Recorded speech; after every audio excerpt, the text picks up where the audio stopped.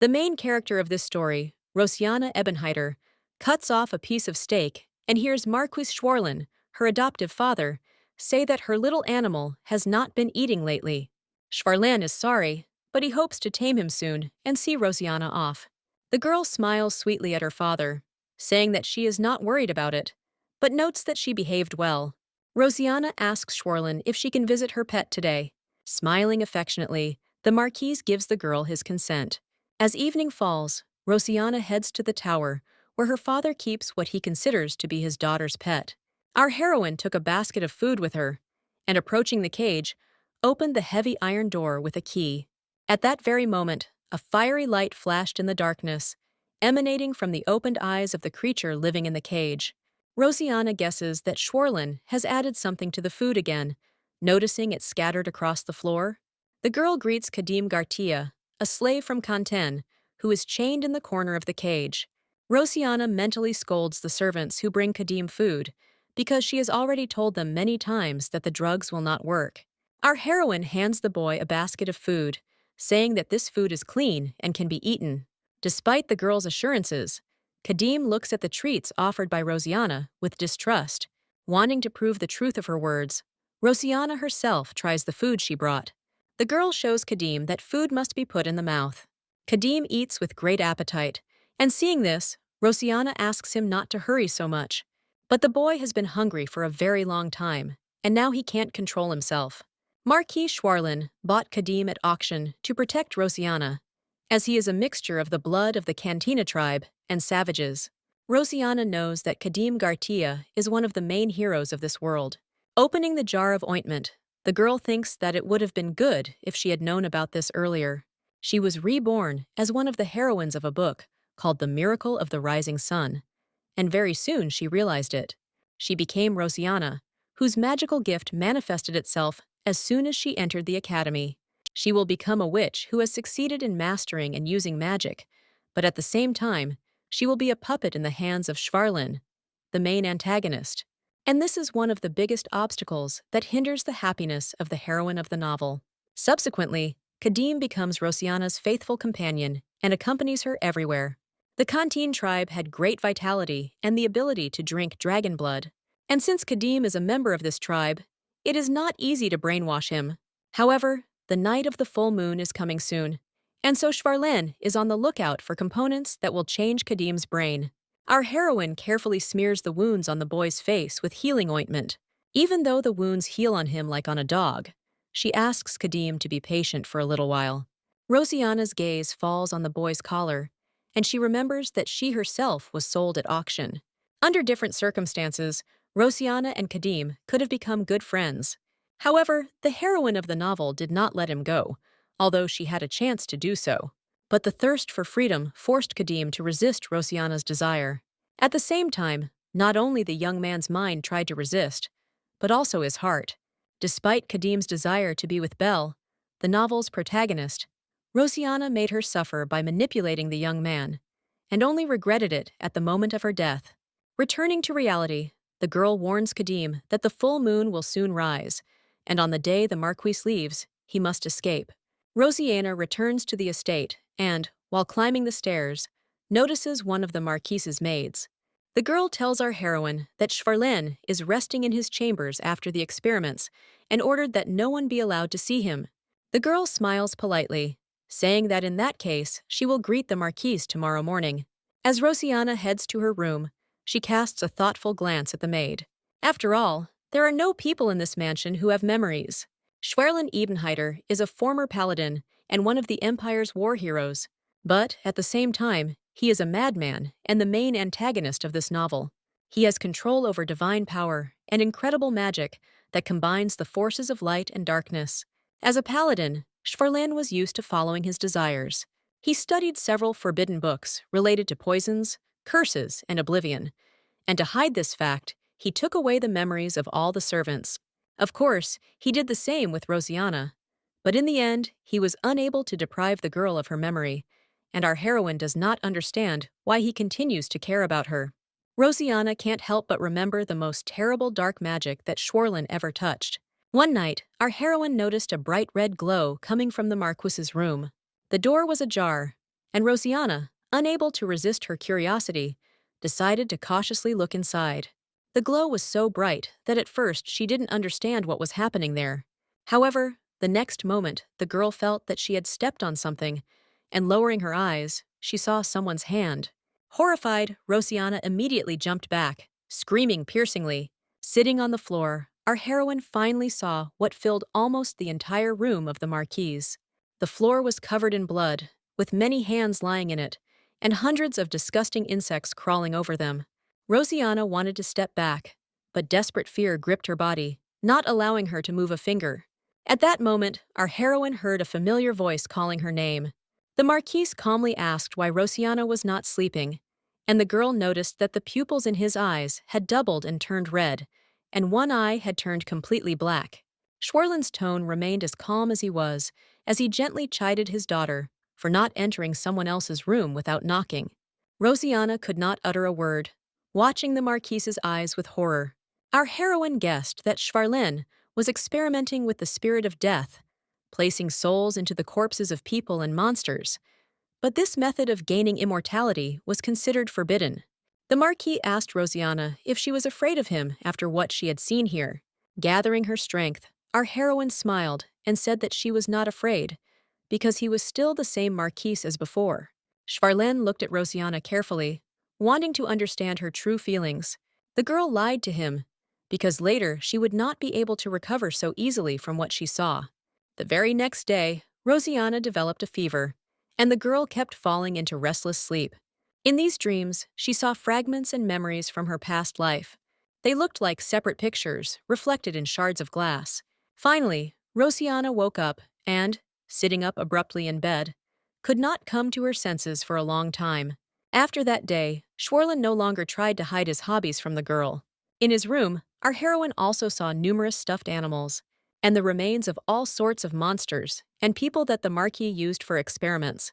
However, Rosiana is forced to pretend that nothing happened, and this tires her out greatly. When Schwerlin let his guard down, our heroine easily got the key to the basement under the pretext of studying. Moreover, her lifestyle had not changed, and by the evening, the surveillance had noticeably weakened. Then Rosiana went to her bed, wanting to take one important ingredient with her. She specially hid under her pillow a plant with blue petals that emitted a mesmerizing magical light. Careful preparation for Kadim's escape took our heroine a lot of time. As night falls, Rosiana goes to the tower where the Marquis is keeping the boy. Hearing a soft metallic creak, Kadim immediately opens his eyes. Holding a bag with necessary things in her hands, Rosiana hurries Kadim, telling him that it is time for him to leave. However, for some reason, the boy does not follow her, and our heroine cannot understand what is going on. Noticing his wary look, Rosiana smiles, saying that everything is fine. She proudly shows Kadim the blue petals of the tartar mushrooms that she managed to steal from the basement. The girl is going to add them to her food, thus wanting to scare off the guards. If these mushrooms are picked and left unattended for a few days, they will bloom, and if such a flower is eaten, a person will fall asleep, mistakenly taking this dream for reality. Rosiana realizes that the boy doesn't trust her, but she manages to convince him to go with her. Our heroes manage to escape from the tower, and they stop only when they reach the edge of the forest. Kadim tries to take off his collar, and noticing this, Rosiana hurries to help him.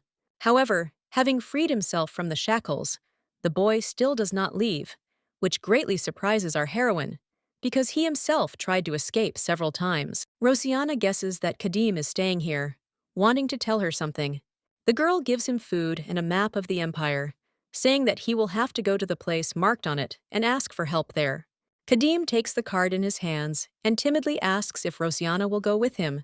After thinking for a moment, our heroine says that she also wants to leave, but not now. Much time will pass, but Rosiana is sure that they will definitely meet again, and asks Kadim to promise that he will wait for her when he returns home. Hearing these words and seeing the girl's outstretched little finger, Kadim freezes for a moment in surprise. However, after a moment's hesitation, he extends his little finger, promising to wait for Rosiana. When Kadim was imprisoned in the tower, he spent most of his time in darkness. He suffered greatly, feeling endless hunger and pain that did not allow him to relax. In addition, Kadim was haunted by the disgusting smell of blood, which drove him crazy. It was during one of these terrible moments that he met Rosianna. Looking up, he could barely make out the silhouette of a black-haired girl in a smart dress. The girl smiled affably, and this smile was calming, concealing compassion, determination, and love.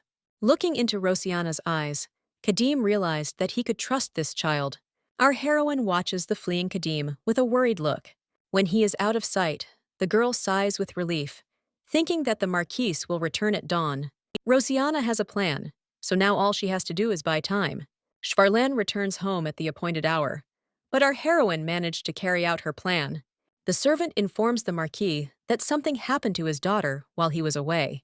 Rosianna cries bitterly, wiping away her tears with her bandaged hands and saying that she is very sorry. Seeing the girl in such a state, Schwarlen tensed up, not understanding what was going on. The servant informs the Marquis that he found Rosianna unconscious near the tower, and at that moment, Schwarlen roughly grabs him by the collar of his vest. With one easy movement, the Marquis throws the young man aside. Rosianna didn't expect such a reaction from her adoptive father, and it makes the girl freeze in fear.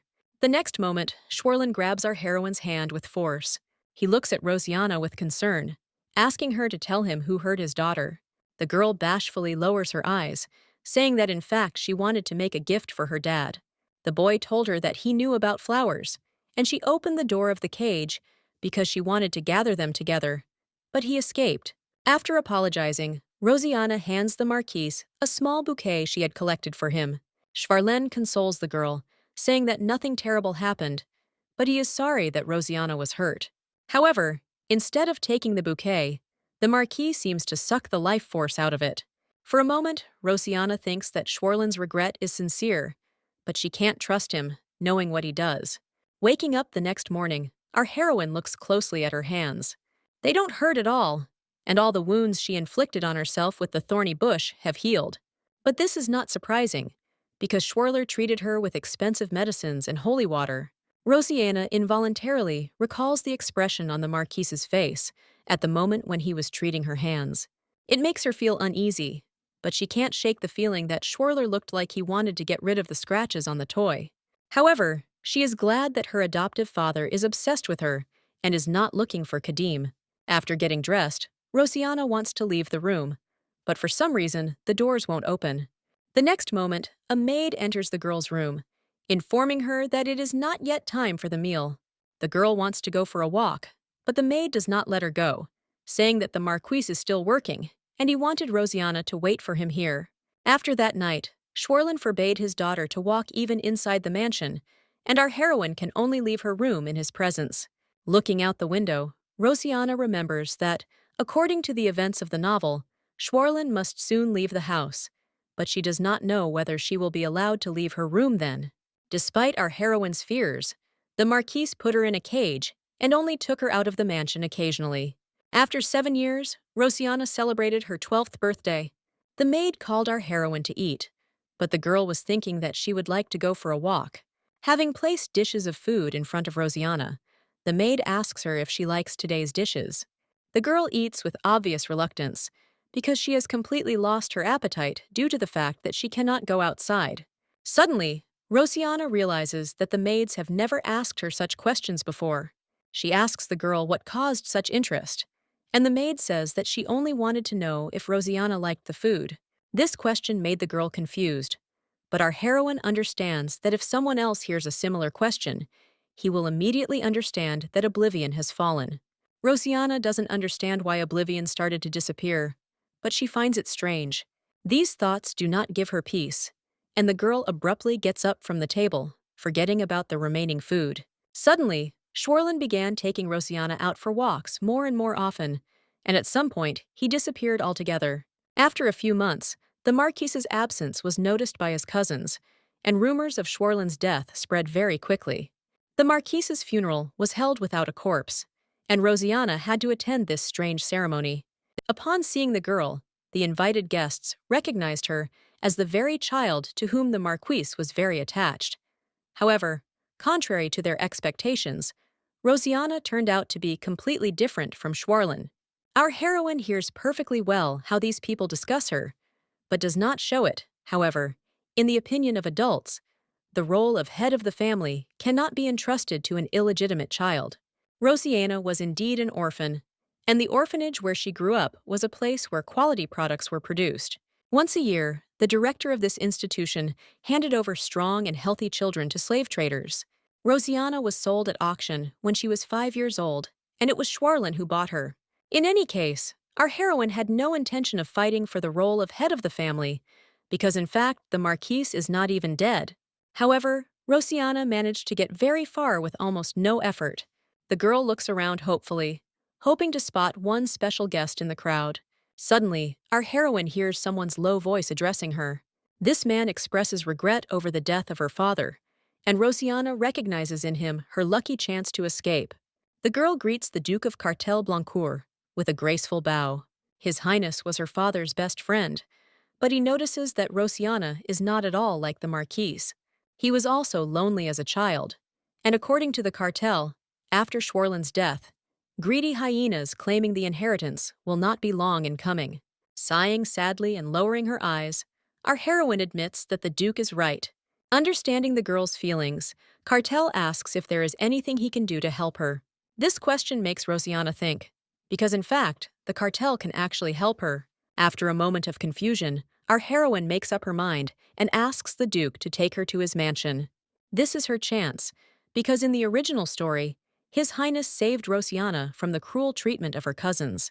Rosiana realizes that such a request sounds shameless, and the Duke asks why she asks him for such a favor. The cartel does not understand why he should take with him a girl he sees for the first time in his life. Rosiana's request probably came too suddenly, and now she found herself in a very awkward situation. However, the girl decides to resort to trickery and offers the Duke a deal, wanting to make it so that he cannot refuse her. Duke Cartel arrives home, where the young man is met on the threshold by Evnia Asher, his sister. The girl looks sad, gently reproaching her brother for his long absence. On the way, she received news that the Duke was at the Marquise's funeral, but Cartel does not hear Evnia's words. Taking Rosiana in his arms, he carefully carries her out of the carriage, because she stumbled when she got into it. Seeing the girl and assessing her brother's behavior, Evnia is very surprised, but quickly pulls herself together and invites them into the house. The first thing the Duke does is ask the butler where his sons, Rachel and Joshua, are now. The butler says that Rachel left for the academy 2 weeks ago, and Joshua is currently training. Hearing these names, Rosiana involuntarily shudders, because the Duke's sons were one of the reasons why she had to come to the cartel's mansion. Rachel and Joshua are the main characters of the original work, and in the future, our heroine is destined to die at the hands of Rachel. However, the cartel itself, of course, does not even suspect this yet. His Highness asks a servant named Tanya to help Rosiana settle in, since she will now be living here. Tanya greets the little miss warmly, wanting to take her to her room. Left alone with her brother, Evnia asks why Cartel brought Schwarlen's daughter to the mansion. She is indignant, not understanding what her brother was thinking when he made such a decision. But the Duke says that otherwise, Rosiana would have been eaten alive by greedy relatives. However, Evnia is not touched by Rosiana's fate, because her brother left, entrusting her to the care of his 2 children, helping his sister only with money. She suspects that the Duke brought the girl only because she looks like Heston. However, seeing how upset her brother was to hear this suggestion, and glancing at Hestana's portrait, Evnia immediately apologizes, saying that she is very sorry. Tanya offers Rosiana some hot tea, and the girl warmly thanks the maid for her care. Tanya asks our heroine to contact her if she has any questions or needs anything. The girl decides to ask her first question and asks the maid to tell her about the Duke's children. According to Tanya, the Duke's eldest son, Rachel, is straightforward but sweet. But Joshua, on the contrary, is very hot-tempered, and therefore Rosiana should be careful with him. Now he is training outside, and Rosiana wants to say hello to him, but Tanya dissuades our heroine, noticing that during training the boy does not let anyone near him. However, the girl still wants to meet Joshua, because up until this point, she had neither friends her age nor freedom of action. Rosiana watches the Duke of Cartel's youngest son from a nearby tree. Joshua swings his sword with concentration, unaware of our heroine's presence, allowing her to get a good look at the boy. Rosiana mentally compares this child to the character described in the original novel. However, at some point, the branch under her hand makes a treacherous crunch, and Joshua immediately looks back. He approaches the tree, and Rosiana freezes in fear, hoping that Joshua will not notice her and pass by. At that moment, the girl's hand slips from the branch, and, unable to hold on, she falls down. Joshua reacts instantly, putting his sword to the little stranger's throat. He looks at Rosiana with bewilderment, not understanding who she is and where she came from. Realizing that her plan has failed, our heroine reveals that her name is Rosie, and Joshua assumes that she is the new servant at their estate. He grabs the girl by the hair with force, and she screams piercingly from the sharp pain. Without losing her composure, Rosiana also pulls the boy's hair, and he threatens to kill her. However, he was the first to pull our heroine by the hair, and besides, she is not a servant at all, and was brought here by the Duke himself. Taking advantage of Joshua's confusion, Rosiana hits him on the arm. Screaming in pain, the boy instantly pulls his hand away and involuntarily leans to the side. Rosie jumps to her feet and runs away, leaving an angry Joshua alone. Watching her go, Joshua wonders why his father brought this girl to the estate. The next morning, Rosiana goes to breakfast, driven by intense hunger. Suddenly, she runs into Joshua, and this meeting does not please our heroine at all. The boy immediately starts screaming, blaming Rosie for what happened last night. However, at that moment, his father appears in the corridor, deciding to find out what Joshua is talking about. The boy immediately falls silent and, breaking into a sweet smile, wishes the Duke good morning. Rosiana eats her first breakfast in this house, in the company of His Highness's family. She looks closely at Joshua, thinking about how she can become friends with him, because following the plot, Rosie must understand the reason for the boy's behavior. The Duke introduces our heroine to his son, saying that she is the daughter of the late Marquis of Ebenheiter, and since he is 2 years older than the girl, he should take care of her. To Rosiana's surprise, Joshua agrees to his father's request with a smile. Also, until Rosie enters the academy, she will need a mentor who will teach her everything. The Duke asks his sister to tell the girl about the rules of etiquette, but Ivinia says that it is not difficult at all, and therefore they are in no hurry. Once the cartel resolves the issue of Rosiana's guardianship papers, he will travel to the Duchy of Hamel, which greatly surprises Ivinia, as she did not know that her brother had found a way to cure Hestena. However, the Duke's expression makes the girl shut up and sigh sadly. Joshua is saddened to hear this news, but does not say a word. Rosie notices the boy's reaction, but the Duke's imminent departure does not surprise her, since this event was described in the original novel. The late Duchess of Heaston was the princess of these lands, although in reality she is not dead, but sealed. Rosiana remembers the day she offered the cartel a deal. She told the Duke that she could lift the curse from the Duchess, and these words struck His Highness to the depths of his soul. Everyone knows that Heston is dead, but Rosiana knows that this is not really true. The cartel asks our heroine to shut up, not understanding who told her this nonsense. Schwarlin knew that Heston was not dead, but cursed, but the Duke found this suspicious, and besides, he found it hard to believe that a little girl could lift such a curse. Rosiana confesses to the cartel that the Marquis practiced black magic, specializing in curses and oblivion. His Highness asks the girl if she knows how dangerous it is for a former paladin to practice such magic. The girl understands that if anyone found out about this, Schwarlin would immediately be stripped of his title of Marquis, and she, in turn, would have been executed as his child. But Rosie convinces the Duke that she can remove curses. That's why she offers such a deal at her own risk, begging the cartel not to leave her here. His Highness thinks hard, but eventually agrees to accept Rosiana's terms. However, our heroine now realizes that the cartel is going to the Duchy of Hamel because they don't trust her. At this point, Rosie notices that Joshua is very unhappy that his father is leaving again. His fist clenches involuntarily, and the girl notices that Joshua's hand is covered with numerous wounds. She doesn't understand where they came from, but she decides to find out at all costs. As Joshua leaves the dining room, Rosiana follows him, wanting to question the boy.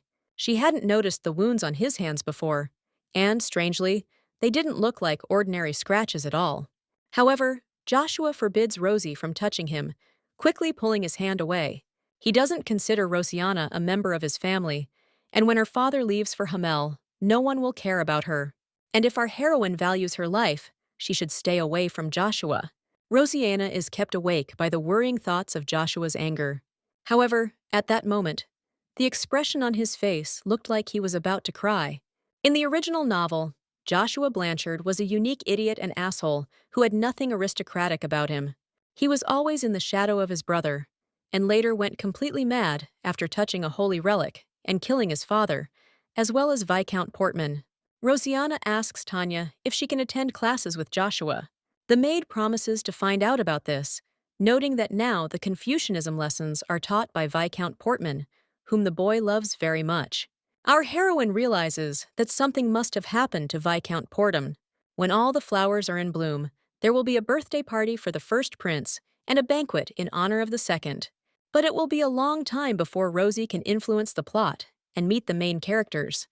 And until then, she has a lot to do. The next morning, the girl comes to the library, wanting to strengthen her knowledge of magical science. She is very sorry for the time she wasted watching Schwarlen. With his artifacts and magic scrolls, she could succeed in a short time.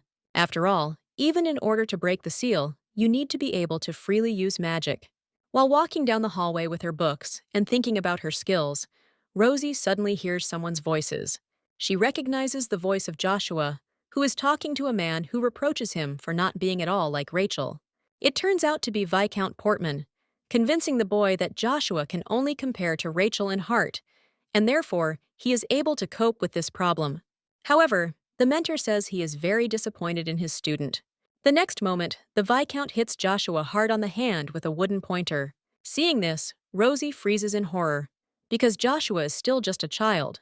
However, the boy only apologizes to his mentor, saying that he will try harder in the future. At this moment, the study room is filled with streams of magical energy. They encircle the Viscount's legs like fetters, preventing him from taking a single step. With a loud gasp, Portman stumbles, dropping the cup of tea he had been drinking during class. The cup and its contents fall onto the fallen Viscount, but he cannot understand how this could have happened. Blushing with shame, the Viscount tells Joshua that their classes are over for the day, and the boy meekly agrees. Stepping out into the corridor, Joshua looks around carefully, because before the Viscount fell, he heard some strange sound. The boy quickly finds Rosie sitting behind a column, clutching her heart. Joshua is not at all happy to see her, and our heroine asks why he didn't tell Portman anything. Rosianna tries to get up, but at that moment she becomes really ill and falls on Joshua. Picking up the girl in his arms, Joshua tries to call for help, but no one hears him. Rosie asks the boy not to scream, saying that she will feel better if she gets a good night's sleep. She only asks to be taken to her room and helped to lie down on the bed. Rosianna falls asleep, and the first thing she dreams of is the Viscount hitting Joshua with a pointer. Crimson abrasions cover not only the boy's arms, but also his legs. But Portman is confident that he is disciplining Joshua for his own good. In this dream, Rosie seems to be observing herself and everything that is happening from the outside. Seeing how the Viscount is crippling Joshua, the girl decides to call one of the maids for help, but no one hears her words. Rosie didn't want to pry into things that weren't her business, and perhaps it was her curiosity that was causing it. Joshua hates her, and our heroine's opinion doesn't matter to anyone. However, this is not the case at all, because her heart strives for a completely different desire. Rosianna chose a different path, because she doesn't want to be hated. At that moment, the girl hears the red-haired woman behind her say that they are no different from each other. Her appearance makes Rosie open her eyes and break out of this disturbing dream. Sitting up on the bed, she tries to understand why her heart sank again, just like the time she first used magic in the Marquise's residence. And suddenly, Rosianna notices Joshua sleeping peacefully next to her bed. He did help her after all, and the girl gently touches Joshua, reminding herself that he is only cute when he is sleeping. Opening his eyes, the boy jumps up in indignation, but Rosie politely thanks him for his help. Joshua was clearly excited, because he did not expect that our heroine would remember this episode. He is very ashamed and tries to convince Rosianna that he will never worry about her. Rosie asks Joshua to give her his hand, but the boy does not understand why she needs it. However, he gives in to her, and our heroine carefully examines the abrasions on his hand. Rosianna takes out a dark blue bottle with some liquid from her box. This bottle contains holy water, known for its healing properties. After carefully treating one hand, Rosie asks Joshua to offer the other. To the girl's surprise, he did not resist, and then timidly asked if Rosianna knew how to use magic. Rosie answers this question in the affirmative, not understanding what is wrong with it. But these words infuriate Joshua. All living things are born with mana, but most of them do not even feel its flow, let alone know how to manage it. This is why Joshua is convinced that having magic is a talent, and Rosie understands that the boy must be very interested in magic. Joshua believes that a person who uses magic can become strong in an instant, just like his brother. However, Rosie says that she thinks Joshua is strong even without magic, because she noticed it on the very first day they met. There wouldn't be calluses on his palms if he hadn't tried hard during training. But according to Joshua, everyone is capable of swinging a sword, and there is nothing special about this skill. But Rosianna disagrees, as she admires hard work and thinks that Joshua's efforts are a great talent in themselves. The boy freezes in surprise, because all his life he has been a complete disappointment to everyone around him. He could never match his brother, and in Portman's opinion, hard work will never beat talent. Joshua always agreed with these words, clenching his fists painfully in resentment. But Rosie's words seemed to him to be healing, just like the holy water with which she had relieved his painful abrasions a few minutes ago. A few days later, our heroine noticed the first positive changes in Joshua's character. All this time, Rosianna supported and praised him during training. Besides, she didn't notice the similarity with the original, because Joshua didn't become a nerd. Yes, he still speaks to our heroine quite rudely, but his actions betray his good intentions. Entering the library with a bag of cookies, Joshua was embarrassed, saying that he had not brought the treat for Rosie at all. The library simply seemed like the perfect place to grab a bite to eat, and upon hearing these words, our heroine smiled warmly, asking Joshua to come here more often. A headache prevents Rosianna from concentrating on studying the next magical work. Noticing a formula for protective magic in the book, Joshua points it out to Rosie. The girl is very surprised, because she had no idea that Joshua knew so much about magic. She suggests that he would like to be a mage rather than a swordsman, and the boy agrees, saying that fencing can never compare to magic. Rosianna strokes Joshua's head affectionately, ignoring his indignation. She asks him not to rush, because everyone learns at a different pace, and by learning more slowly, he will be able to absorb more of the benefits of others. Rosie really wants Joshua's personality to develop and be resilient, so she suggests that he become the best swordsman in the Empire using aura. However, Joshua reminds the girl that he is still a child. He is not a swordmaster and is not fit for such a title.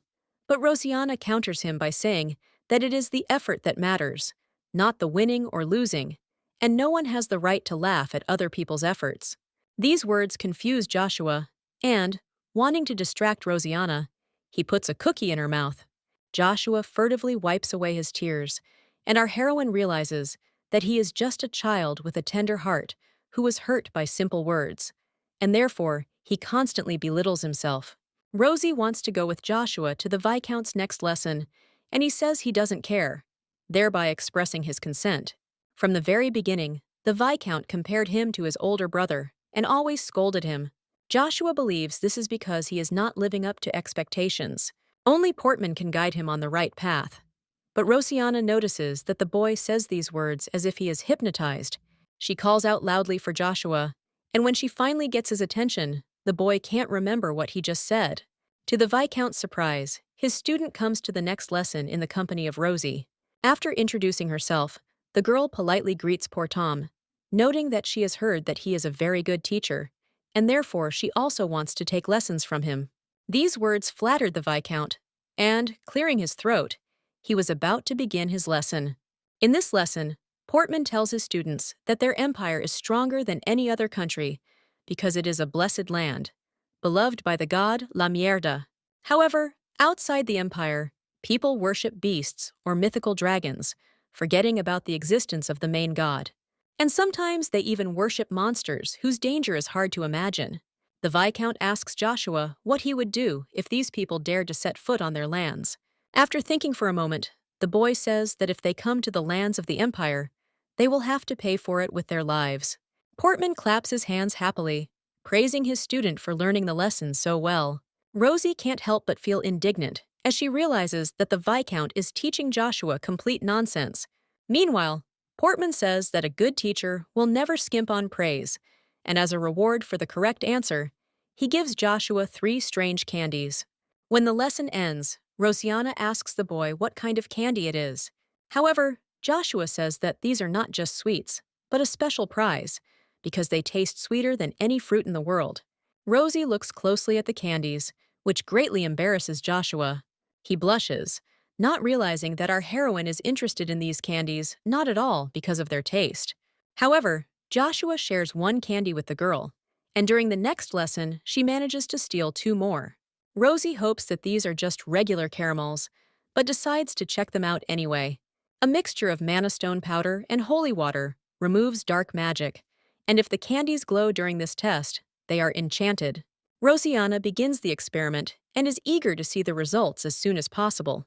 The next moment, to the girl's horror, the candies begin to glow bright red. The girl decides to tell the Duke everything and hurries to his office. Cartel asks how Rosie is doing in the mansion, and our heroine says that thanks to his care, she is comfortable here. After this, His Majesty asks how the lessons with the Viscount are going, and Rosianna speaks with great praise of Joshua's efforts. The Duke is happy with his son's success, but Portman constantly insists that Joshua is not capable of doing what Rachel can do. Rosie takes her handkerchief out of her pocket, noticing that the Viscount gives Joshua a candy for each correct answer. She holds out the handkerchief with the enchanted candies closer to the cartel. The Duke looks closely at one of the candies, and it takes him a few seconds to sense that something is wrong. Wide-eyed in surprise, Cartel asks Rosianna who gave her the candy. Leaving His Highness's office, our heroine is mentally glad that she immediately noticed the enchanted candies. Portman approached Duke Cartel with astonishing fearlessness. If the Viscount got involved with Joshua, it would do more harm than good, so there had to be someone behind all this. The Duke tells his sister that the Viscount is using Joshua, and Ivinia reproaches herself for having so rarely thought about her nephew's welfare. Cartel also blames himself for spending so little time with his son, repeating the same mistake he made with Hestana. Either way, he will have to do further investigation to find out the details. These sweets have almost no smell, but the Duke manages to discern the aroma of nif leaves, which were used several years ago by traders in the slave market. They grow in the lands of ethnic minorities, and the smell or eating of these shoots can make even an adult human become a devoted dog. The Viscount immediately realized that it would be very difficult for him to get close to Rachel, the Duke's eldest son, and so he chose the weaker link, Joshua, deciding to play on his shortcomings. Anyone who can use Joshua to overthrow Blancourt will have a great deal to gain, and the cartel believes the Empress is behind all of these atrocities. Evnia does not understand why her brother suspects the Empress. The cartel says that Her Majesty wants to make the first prince emperor, but Blancourt does not support this position, and that is why she wanted to make Joshua a puppet of the court. Evnia notes that among the emperor's children, there is no one who would dare to stand in the way of the first prince. And perhaps the one she thought was a cat was actually a lion cub. But, be that as it may, Evnia cannot believe that the first prince could touch young Joshua. When an orphanage was discovered trafficking in children, the prince gave subsidies to temples that were enemies of the imperial family and created a home for children who had nowhere to go. Moreover, despite the discrimination against minorities, he was always for the people of the empire. However, the Duke asks his sister not to be influenced by emotions, because, be that as it may, the imperial family forgets that they should not touch the Blancourt family. Viscount Portman is riding in his carriage, thinking that the medicine in the candies seems to be working well, which means that his life will soon get better. After all, it was not for nothing that the Empress entrusted this task to him, noting that the Viscount's intelligence and courage were unmatched. Of course, he always dreamed of becoming famous and taking a higher position. And high-quality performance of this work will provide Portman with a carefree and well-fed life for the rest of his days. The Viscount is thinking about the report he needs to give to the Empress when suddenly his carriage comes to an abrupt stop. Opening the door, Portman looks out of the carriage and, seeing the Duke of Blancourt, realizes with horror that now he will have to forget about a carefree and happy life. Barely containing his rage, Cartel waits for the Viscount to justify his actions. However, Portman tries to convince His Highness that he has misunderstood everything. The Viscount was afraid that sooner or later he might be caught, and shared his concerns with the Empress. He knew that it was quite dangerous to get involved with the Blancourt family, because they were the founding family that overthrew the first tyrant emperor, and each of their descendants was endowed with a magical gift from birth. They are untouchable even for the emperor, and if the Viscount is caught, he will be killed immediately. However, the Empress did not ask Portman to kill young Joshua, and besides, this generation is weaker than its ancestors, and the Duke does not often visit his mansion. And even if the Viscount is caught, the Empress promised that she will not leave him in trouble. She hands her accomplice a special gem that will help the Empress understand exactly when Portman is in danger. Having drawn a magical seal in the air, Duke Blancourt says that he could not even imagine that a rat had appeared in his house. The Viscount's body is paralyzed by unbearable pain, and he groans dully, gritting his teeth. Stepping on Portman's hand, the Duke demands to reveal the name of the person who sent him to spy on the Blancourt family. But the Viscount says he was just doing what he was told and begs the Empress to come to his aid. However, no one responds to these desperate pleas, and Portman understands that this is the end. At this moment, the stone on Empress Sylvia Elassie's ring shines bright blue. She suspects what happened, but is not going to do anything. Sir Robert, who was accompanying Her Majesty, became worried when he noticed that Sylvia had suddenly turned very pale. But the Empress says that everything is fine, and he has nothing to worry about. Having excited all the courtiers gathered around, two small children run up to Her Majesty. Sir Robert doesn't want to let them in, but Sylvia asks him to leave the kids alone. Approaching the Empress, the children say that they wanted to give Her Majesty a gift.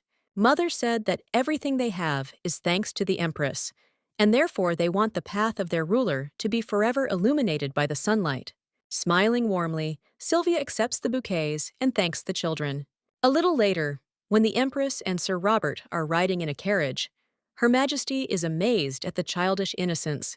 She believes this is because they have pure, transparent, and natural mana. The Empress's gaze falls on the ring with the magic stone, and, as if answering her own thoughts, she notices that it is sad. One way or another, there will be a lavish banquet at the Imperial Palace very soon, and she will be busy. The Duke tells Joshua and Rosianna what Viscount Portman was really up to. Joshua felt very sorry, because he could not even imagine that the Viscount had deliberately gotten close to him. However, Cartel has no intention of scolding his son, although he cannot understand why Joshua tolerated Portman's insults even before he started giving him candy. With his head down, Joshua says that he can't handle mana, and his swordsmanship isn't even comparable to his older brother's little finger. He wanted to become stronger and be a worthy son of his father, and therefore did not contradict the Viscount. Cartel gently strokes his son's head, saying that he is already strong enough. The Duke was rarely home, not to mention he was a poor father, not paying enough attention to Joshua. But now Cartel is asking his son for forgiveness for not letting him be a child. Barely holding back tears, Joshua hugs his father tightly. Rosianna watches this sweet family scene with a joyful smile. After calming Joshua down, Duke Blancourt says that someone else will now be in charge of their education. In addition, from this moment on, he will look after his son and adopted daughter himself, and will not let anyone harm them. The Cartel is willing to find them more teachers if they want to continue studying together, and Joshua says he's fine with that. Our heroine is very surprised by such an answer, and, noticing her look, Joshua immediately becomes embarrassed. The Duke watches the children with a gentle smile, happy that they were able to find a common language.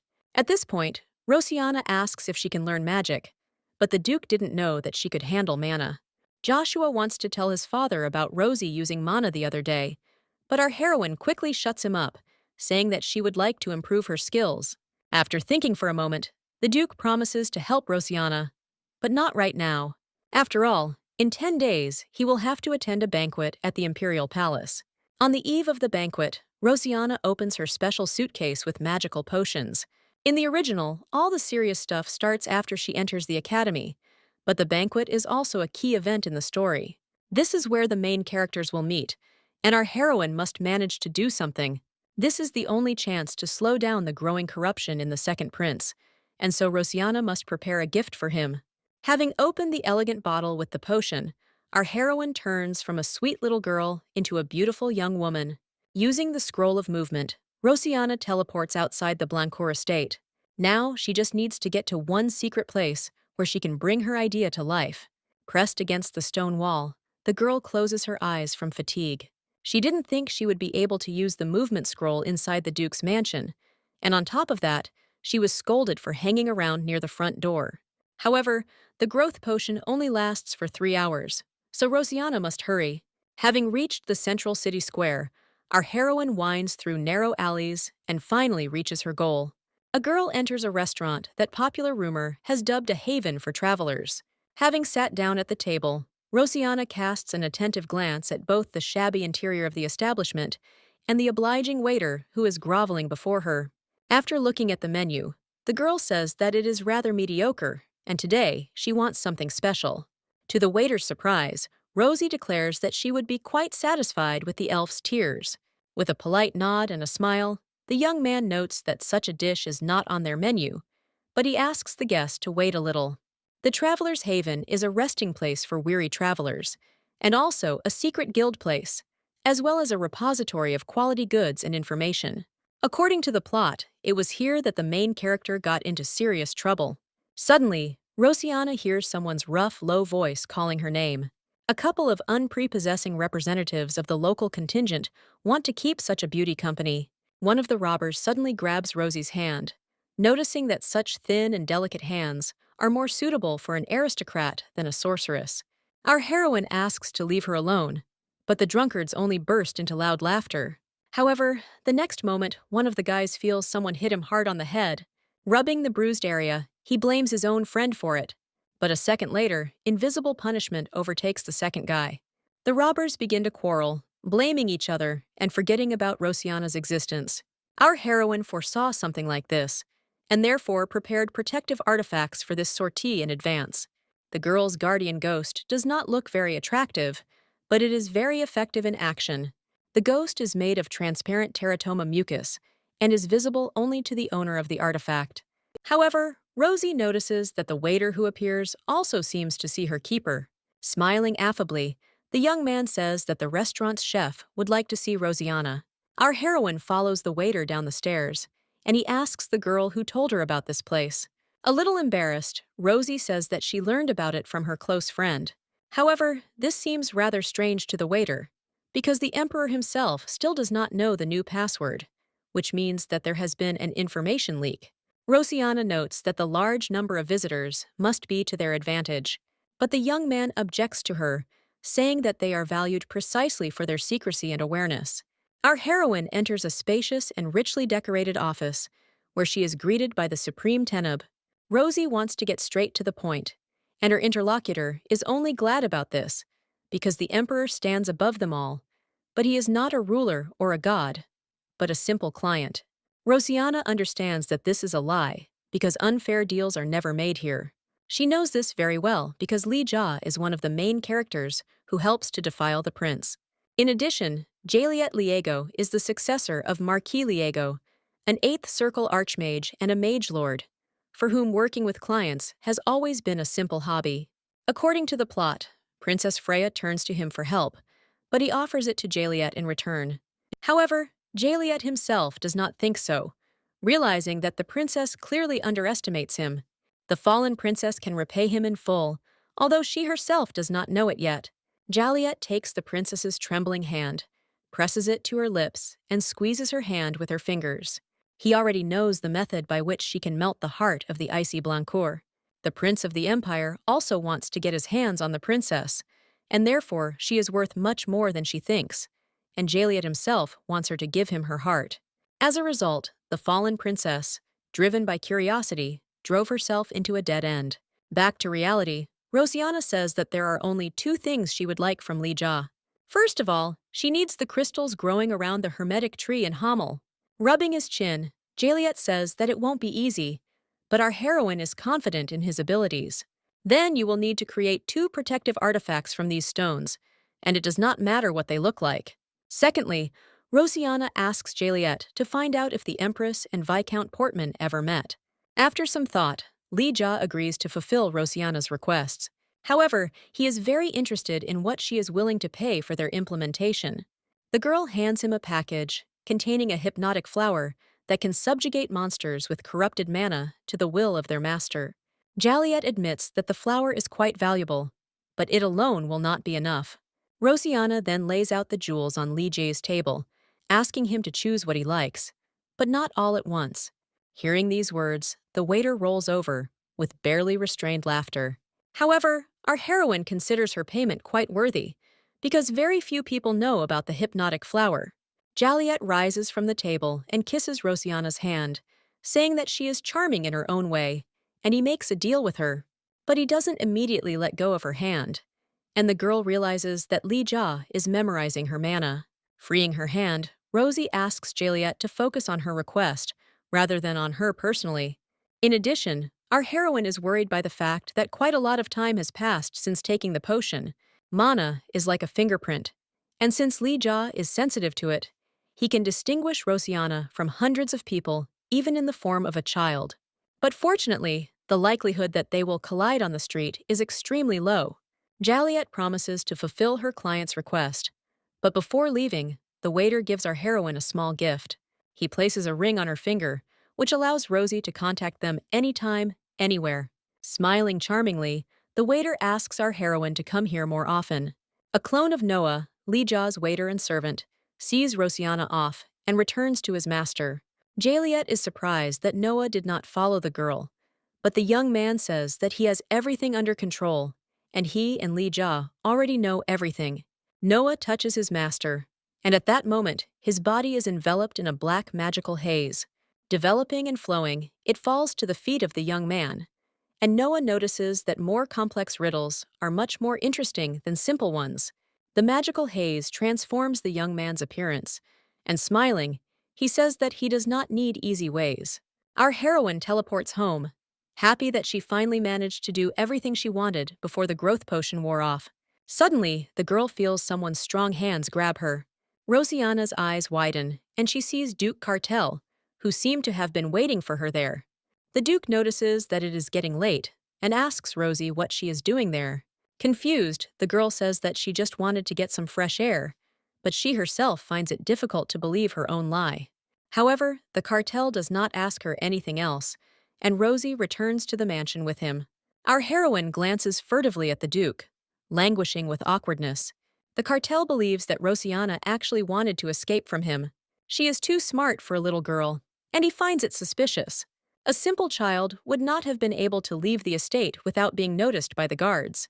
And if she had really been a stupid child, she would have tried the enchanted candies long ago. Rosie freezes in place in surprise, not knowing how to justify herself. However, Cartel says that if he decides to harm the duchy, he will not hesitate to kill her. Our heroine understands that she is in a very disadvantageous position, and she needs to fix it as soon as possible. Collecting her thoughts, Rosiana admits that her behavior may indeed have seemed suspicious, but she would never harm the duchy. The Duke admits that her behavior was indeed sincere when she promised to lift the curse from Histana and took care of Joshua. And Cartel is very grateful to Rosie for what she did for his son. It doesn't matter what secret she's hiding, because the Duke just wanted to thank our heroine. No matter how hard Cartel tried, he couldn't find a way to break the curse, so he wanted to be by Histana's side until the very end. But in pursuit of this desire, he forgot about more important matters. And so Rosiana ended up having to take care of Joshua instead of his own father.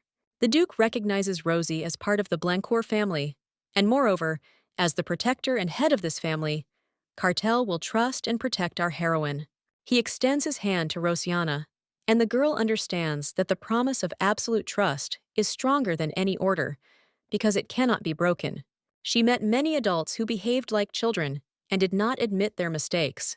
However, the Duke realized his mistake in time and stayed here for Joshua. After shaking Cartel's hand, Rosie says that she is very glad that they met on the day of the Marquise's funeral. At that moment, vague memories of someone from her past life flashed through the girl's head. Rosiana promises the Duke to never betray him, because he is the only adult in this world she can trust. After the ball, she will tell him everything she knows, from the secrets of Schwarlen to the way to remove the curse from Hestana. 10 days later, His Highness the Duke and his family will attend the imperial banquet. The guests greet Her Imperial Majesty Sylvia and her sons, the first and second princes.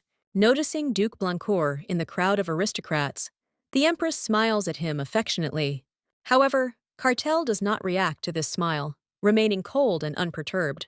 Meanwhile, Rosiana looks with interest at the second prince, Helaos Lafrancia Drago, a boy with golden hair and eyes. Helaos seems depressed to our heroine, despite the lavish reception.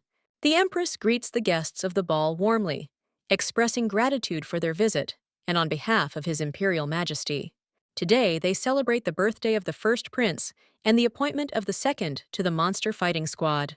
Rosie stares at Helaos's face, wondering if he really has such a good command of mana, as that skill combined with the power of the royal blood should make him very strong. At this moment, the first prince, Alain Lafrance Drago, suddenly breaks his glass of champagne. All this talk has really gotten on his nerves, and he doesn't understand how much longer he can chatter, chewing over this topic. Turning to Helaos, Alain swings and wounds his brother's hand with the broken glass.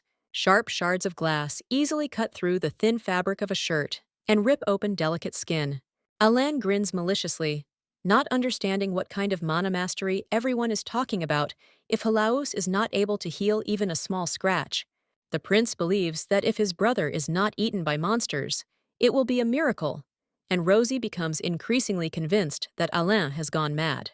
The second prince is wounded, but no one calls for the knights or the doctor, or even says a word. Finally, the Empress gently reproaches Alain, noting that one cannot speak like that about one's own brother. After all, thanks to the courage of the second prince, the inhabitants of the empire will be able to sleep peacefully. Kneeling down, Sylvia kisses Helaos on the forehead, wishing him luck. However, this wish does not seem to encourage the young prince in the least. Alain sits on the throne with a bored look, accepting gifts from the high-ranking guests of the banquet. The guests fawn over the prince, sincerely believing that it is worth it. Usually, balls are held in the small palace, but if the ball is held in the main hall, the emperor himself must open it, which means that he approved of today's ball. That's why everyone thinks that the first prince will soon take the throne, forgetting that this ball is also dedicated to his brother. However, Rosiana notes that the duke is also in the spotlight today, since he is no longer married and is quite young. Besides, his son Joshua doesn't have a fiancé yet. Noticing Rosie's intense gaze, the boy asks if she is worried. After thinking for a moment, Joshua remembers that sweets usually help with stress. He asks Rosiana to wait a little and goes off in search of something tasty. Our heroine realizes how much Joshua has changed since they first met. Rosie's thoughts are interrupted by the Duke, who invites the girl to dance with him. He himself doesn't really like the ball in honor of the princes, but his adopted daughter is attending such an event for the first time. This unexpected proposal makes Rosiana blush softly. She offers Cartel her hand, accepting his invitation. But at that moment, the girl's gaze falls on Helaos. He leaves the dance hall, and our heroine understands that she cannot miss such a chance. Slightly embarrassed, Rosiana says that she is a little nervous before the dance, and therefore she needs to clear her head a little first. Rosie, picking up her fluffy skirts, runs out of the hall after the second prince. The Duke watches the girl's rapidly retreating figure, and Avinia notices that her brother looks upset, although he doesn't even like dancing. His sister's words make Cartel think about his own feelings. However, his thoughts are interrupted by the Empress's servant, calling the Duke to come with him. After all, Her Majesty wishes to meet the head of the Blancourt family in person. The Duke is escorted to luxuriously decorated chambers, where the Empress awaits him. A gentle smile plays on Sylvia's lips, but Cartel came only to find out as quickly as possible what Her Majesty needs from him. The Empress does not answer the Duke's question, and, coming closer, carefully straightens his tie. Frowning, Cartel swats Sylvia's hand away with a sharp movement. Her Majesty continues to smile, noting that even when Histana was alive, she and the Duke had a very good time at balls, and she finds it hard to believe that his feelings have changed. Sylvia reaches out again and gently strokes Cartel's face. Grabbing the Empress by the wrist, the Duke says that Her Majesty gives off a knife, a foul odor. Smiling, Her Majesty states that she does not understand what Cartel is talking about, But even the Blancours are not allowed to communicate with the imperial family in this way. The Duke gives Sylvia her first and last warning, noting that her actions will have consequences. This sudden warning makes the Empress laugh. After all, as far as she knows, the Duke's children are fine, and a lot of time has passed since the Duchess's death. These words infuriate the cartel, and he uses a magic seal, knocking Her Majesty off her feet. Sitting on her knees, the Empress reminds the Duke that her offer still stands. She wants Blancourt to work for her and stop looking back at his deceased wife, because Sylvia has the power to help the Duke meet with Hestana's soul. Turning away from the Empress, Cartel asks her to be silent. The Duke leaves, and Her Majesty looks after him with admiration. Running out into the street, Rosiana looks around in search of Helios. Suddenly, our heroine feels like someone has put a sword blade to her neck. Rosie freezes in fear as she hears the second prince ask who she is. The sharp steel easily leaves a thin cut on the skin, but Rosiana still tells Helios her name. She introduces herself as the adopted daughter of Duke Blancourt, and upon hearing these words, the prince sheathes his sword. Now, Rosiana can formally greet the second prince of the empire with a graceful bow. However, Helios ignores this courtesy, trying to understand why the girl was following him. There are no guards nearby, and if the prince were to kill someone now and throw them into the water, no one would know about it. Our heroine says that she has prepared a gift for Helios, because today's ball is not only in honor of the first prince. Rosiana hands the boy 2 gold ornaments with large, precious stones. She really hopes that Helios will like this gift and will not reject it. The second prince coldly remarks that Rosie is trying to appease the wrong person, and that it would be better to give it all to Hélène. But our heroine objects to him, saying that she just wanted to do something nice for Helios. She especially wanted to give him this decoration with a honey-colored stone, similar to the prince's eyes. And Hélène, who treats Helios so terribly, is not worthy of such valuable gifts. The second prince accepts the gift of jewelry and presses it to his chest. Rosie notes that these ornaments are protective artifacts with hidden powers, as the ice stone has cleansing properties. However, this property is different from the holy healing power and restores health after poisoning or a curse. Our heroine specially made 2 identical gifts so that Helios could give one of them to his mother. She is a nun at the church, and if it weren't for her holy power, the second prince's father wouldn't even pay attention to her. Although he considers the church an eyesore, he still needs sacred magic. And since this magic manifests itself in extremely stressful situations, Helios's father locked him and his mother in the tower until the power awakened. He was busy making preparations in case his expectations were not met, and at that time, Helios's mother, in whose body the imperial mana and holy power had collided, fell ill with an incurable disease. Her health is irreparably damaged, so the jewel will not cure her, but at least it will delay her death. An ordinary person would not be able to cope with 2 types of magic in the body, and therefore everyone thought that Helios would die. But the boy still managed to survive. By surviving, he passed the first test. But now the second prince will need to demonstrate his abilities on the battlefield without dying. Rosie's gaze falls on Helios's wound, and she gently touches it. A few seconds later, a neat bandage appears on the boy's arm, covering the cut. The prince does not understand why our heroine did this, but Rosiana says that she just wanted to relieve Helios of pain, because his wound is quite deep. The girl smiles warmly, hoping that this strange behavior won't make Helios decide to throw away her gift. However, this manifestation of care made the boy remember his unfortunate sick mother and her difficult fate. Rosiana feels awkward and asks permission to take her leave. However, Helios asks the girl to wait, suddenly touching her neck. The second prince uses his magic power, and thanks to this, the cut on Rosiana's neck instantly heals. Our heroine did not expect anything like this, and therefore this sudden manifestation of kindness surprised her very much. She thanks His Highness for his mercy, and after this, the prince allows her to leave. Left alone, Helios immediately removes the bandage from his hand. The boy throws it into the water, but bitter memories associated with his mother are once again resurrected in him. The prince remembered well her alarmed voice, which he heard the moment she noticed the blood on his face.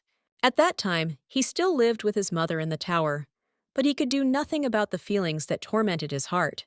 Helios's eyes were too similar to his father's eyes, and the boy found it disgusting. Moreover, The blood of the man who had offended his mother flowed through his veins, and this made the prince very angry. The mother cried bitterly when she heard these words, but asked Helias not to torture himself anymore, assuring the boy that everything was fine with her. However, the prince understood that this was not true, because he increasingly felt the growing strength within him and the desire to kill everyone because of whom he and his mother suffered so much. Later, his mother said that his eyes were not at all like the emperor's eyes. She compared their color to the shining dawn in her homeland, noting that they had nothing in common with this evil and cruel man. And when they finally left this tower, she promised to take her son to one place where there was almost everything that she loved so much, and this love was supposed to drive out hatred and anger from her heart. Rosianna touches her neck, thinking about how unexpected the second prince's kindness seemed to her. Suddenly, someone's cheerful voices are heard nearby, and Rosie involuntarily slows down her pace. Hiding behind a column, our heroine hears a girl telling Milady Freya that she has a very unusual hair color. Milady thanks her interlocutor named Amelie, noting that she also has very beautiful hair. However, Amelie only wanted to say that Milady Freya's hair was the color of faded grass. The young aristocrats mock her, recalling that Milady had recently lived in a village shelter. The girl lowers her head, listening to these caustic remarks, but does not respond to them in any way. At this moment, Rosianna comes to Milady's aid, saying that her brother is looking for her. After hastily apologizing to Amelie and her friends, Rosie leads Milady away. Our heroine wants to move as far away as possible, and finally lets go of her new acquaintance's hand. Having apologized to Milady, Rosianna confesses that she lied to her, but she only intervened because she noticed how awkward the situation was. Rosie apologizes for the inconvenience, and then immediately catches herself, remembering that she forgot to introduce herself. However, Belle Freya does not blame Rosanna for interfering, but, on the contrary, wants to thank her for her concern. According to the plot, Belle was adopted from an ordinary orphanage by Duke Freya, and she is destined to become a saint. She is sensitive, kind, and intelligent, and is the main character of this story that was misunderstood and hated by society. Rosie thought that after all the hardships and trials, Belle would have a happy ending, but she lost her last shrine, and the fire in her eyes went out. Everything in Belle's life had collapsed, and she didn't want to rebuild anything. Her last wish was for the well-being of all mankind, but she did not have time to utter it, because at that moment the world was covered by impenetrable darkness. Apparently, the world is in the middle of an apocalypse, but our heroine can't let it happen again. She can't let the main characters of this story just go with the flow. After all, changes only in her storyline, unfortunately, will not change anything, and so Rosianna must at least try to avoid the ending in which the world is destroyed. Rosie returns to the banquet hall with Belle, who looks around for her brother. At this moment, our heroine notices something very unusual. In the middle of the hall lies a huge monster, caught by the first prince, but the guests are surprised that the second prince has not shown himself. But the throne should rightfully be inherited by the first prince, and to everyone, including Alain himself, this seems like an absolutely obvious fact. Rosie freezes when she sees the monster, but at that moment she hears Joshua's indignant voice. He collected a lot of goodies for Rosianna, and had already managed to search her. Suddenly, the captured monster twitches its long tail. Apparently, the monster wants to break free, and, swinging its tail with renewed vigor, the monster hits one of the walls of the hall. Rosianna and Belle freeze in place in fear, but the guards are in no hurry to subdue the monster. Our heroine remembers that at the moment of the first meeting between Joshua and Belle, the boy must save the future saint. After this, Joshua realizes that he is able to protect himself and his loved ones. Only now it's not Joshua next to Belle, but Rosianna. At the last moment, Rosie manages to use magic, saving both herself and Belle. Using a spell, she holds up the debris from the walls and floor that nearly crushed the girls to death. Milady Freya, although seriously frightened, is safe, which makes Rosie very happy. Belle notices blood on our heroine's face, but Rosianna isn't too bothered. They were both a little hurt, but there was no need to worry about it, because they would probably get help very soon. But Belle continues to worry about her savior, feeling that she now owes her own life to Rosie. At this moment, Rosianna feels a strong pain in the heart area, which occurs when using magical power. However, now she needs to hold on a little longer at all costs. Gathering her strength, the girl lifts up huge pieces of the collapsed floor. Belle is delighted by this, but our heroine understands that she is about to lose consciousness. At this moment, Rosie sees Duke Blancourt and Joshua coming to their aid. Joshua is very glad that Rosianna is alive, although he already knew that she would be fine. Rosie smiles happily, noticing that the boy was able to use his abilities. She thanks Joshua for saving her, and at that moment, her eyes begin to close. Before losing consciousness, Rosianna notices the Duke, but does not have time to thank him. Our heroine has a dream, and she sees that she is in some wonderful place, similar to a fairy tale forest. The next moment, a beautiful girl, who had been waiting for Rosianna to appear, comes out to meet her. Rosie doesn't recognize her interlocutor, but it seems to her that she looks very much like Belle. Suddenly, Rosianna notices that for some reason her long hair is not black, but copper red. This discovery makes the girl open her eyes and break out of this strange dream. Duke Cartel leans over Rosie, and his face seems worried to the girl. Turning her head, Rosianna notices that Joshua is also next to her. Cartel gently strokes the girl's head, saying that she needs to rest some more. Rosie asks how long she was unconscious, and the Duke says that our heroine hasn't woken up in almost a week. Rosianna realizes that the cartel clearly wants to tell her something else. However, now she does not need conversations, but care, and therefore the Duke is going to call a doctor to Rosie. They will still have time to talk when Rosianna is fully recovered. Taking his sleeping son in his arms, Cartel notices that Joshua was very worried, and even refused to eat or sleep, waiting for the girl to wake up. These words make Rosie blush, and she realizes that she and Joshua have become quite close during this time. A few weeks later, Rosianna asks Joshua what she looks like. Our heroine is sure that now she should literally radiate energy, because she feels more alive than anyone else. She certainly recovered, because she was examined by a doctor all this time. And in addition, Rosie was fed meat and fresh vegetables 3 times a day. And for the last 2 weeks, she has been taking expensive medications. The doctor even allowed Rosianna to go for a walk, although before he had not even allowed Belle to see her. Milady Freya was very worried about her savior, and therefore lived in the house of Duke Blancourt for a whole week, looking after Rosie. Belle wanted to see Rosianna immediately after she woke up. However, Belle's brother asked his sister to behave more restrainedly, because Rosie clearly needed rest at that moment. Belle was immediately taken away, but our heroine noticed that Milady's brother was looking at her very strangely. Joshua doesn't understand when Rosianna managed to become friends with Lady Freya. Rosie wants to see her as soon as possible, but Joshua snorts indignantly, not understanding who this girl is. Rosianna doesn't understand why the boy reacts so strangely to Belle, and fears that it is because she ruined their first meeting. Joshua enjoys a strawberry, noting that Rosie needs to eat too, as his father wanted to talk to her later. In addition, the boy hopes that Rosie does not consider herself a burden, since what happened was not her fault. Hearing these words, our heroine blushes, because Joshua has managed to grow up so much. However, Joshua asks her not to make things up, because he has always been like this. He is actually older than Rosianna, and besides, he even managed to reveal his abilities, albeit by accident. Smiling tenderly, Rosie thanks Joshua from the bottom of her heart, calling him her little brother. Such an unexpected address makes the boy involuntarily blush. Joshua turns away in embarrassment, noticing that he actually likes the word. Duke Cartel invites Rosianna into his office, wanting to talk to her. First of all, Blancourt is interested in the girl's well-being, because unfortunately, he could not visit her often due to the abundance of work. Rosie says she feels great and has no pain at all. Even the deep wound on her forehead healed quickly enough.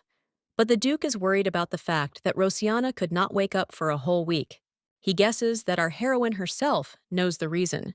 And in addition, the cartel knows that the girl has already fainted after using magic. The Duke has accepted Rosie as a new member of the family, which means he is committed to protecting her and helping her, but he can't do that without knowing the whole truth. Looking down, Rosianna says that she didn't want to cause trouble over something as trivial as fainting. She is completely fine now, but if something similar happens in the future, she will definitely tell the Duke about it. After all, Rosie considers Cartel her guardian and protector. The Duke asks if our heroine knows why she loses consciousness after using magic, but Rosiana knows nothing about it. Blancourt called a mage to the girl while she was unconscious, and he said that Rosie had used up so much strength and mana that a person should not have. Even though she is still a child, she has great power hidden within her, but Rosiana does not know how to control mana, and therefore exhausts her body. When the mage brought his hand to Rosiana to look at the source of her mana, something strange happened. The magic seal under his hand seemed to shatter into pieces, injuring the magician's hand. But he managed to see a barely noticeable crack that appeared in Rosie's mana source. Mana is both the soul and the life force, which means its use can be dangerous to our heroine's life. And so the cartel asks if she really wants to learn magic. Rosiana thanks the Duke for his concern, but she cannot give up everything, believing that she needs to learn magic. The cartel is surprised by this answer and assumes that such zeal is driven by a desire to help Hestaena. Rosie smiles sadly, noting that she was the one who suggested this deal and wants to keep her word. But she has other reasons as well. She promised the Duke to tell him everything she knew after the ball. But after the visit of the magician, Cartel already knows that something is wrong with Rosiana's body, and so the girl touches her shoulder with her hand, wanting to show him something. Our heroine bears the seal of mind control, a gift from Marquis Schwarlen. Rosie tells Cartel that she actually grew up in an orphanage and that the Marquis practiced dark magic. Rosiana apologizes for deceiving the Duke, but she really hoped that he would take her in as a memory of his friend. One way or another, Schwarlen is still alive, and the ever-present seal on her body is irrefutable proof of this. In the Marquis's secret office, Rosie saw many books and magic scrolls. Among them were several sheets of paper with information about relics called divine shards. The relic consists of 8 crystals, which, according to legend, God gave to people. Schwarlen has found the location of one wish-fulfilling crystal, and therefore it alone is enough to gain great power. If all 8 crystals are collected, the apocalypse can be triggered, and if such power is wielded by a villain, it will be a real catastrophe. However, if the legend is to be believed, the power of the relic can lift the curse from Hestaena, but here too, the problem lies with Schwarlen. Rosiana doesn't dare say it out loud, but the Duke already knows that the Marquis was in love with his wife, and therefore he will not stop at just breaking the curse. After the spell is lifted, Schwarlen will likely want to bend Heston to his will, and if the curse is not broken, he will simply kill her, because with his power, the Marquis can imprison the soul of the deceased in another body. Our heroine looks down guiltily, apologizing to Cartel for telling him about all this only now. However, Blancourt does not understand why she is asking for forgiveness, since none of these events are Rosiana's fault. No one could have known that the Duke's greed would lead to such consequences, nor that Schwarlen would come into play. But Rosie worries that she is under the mind control spell and that she might one day harm her loved ones, which she doesn't want to do. So our heroine needs to become stronger and destroy the stigma before Schwarlen returns, and she knows who could help her. Following Rosiana's plan, our heroes head into the gloomy forest. Suddenly, the Duke notices a strange magical creature that looks like a black dog and tells the children to hide behind his back. Growling menacingly and opening its mouth full of large, sharp fangs, the demonic dog rushes at the travelers. However, the next moment he screamed loudly from sharp and unexpected pain. A yellow-eyed red and white wolf, which seemed familiar to Rosiana, grabbed the demonic dog's throat. When she went into this forest, she really hoped that her old friend would keep the promise he had once made. But Rosie certainly didn't expect it to be that simple.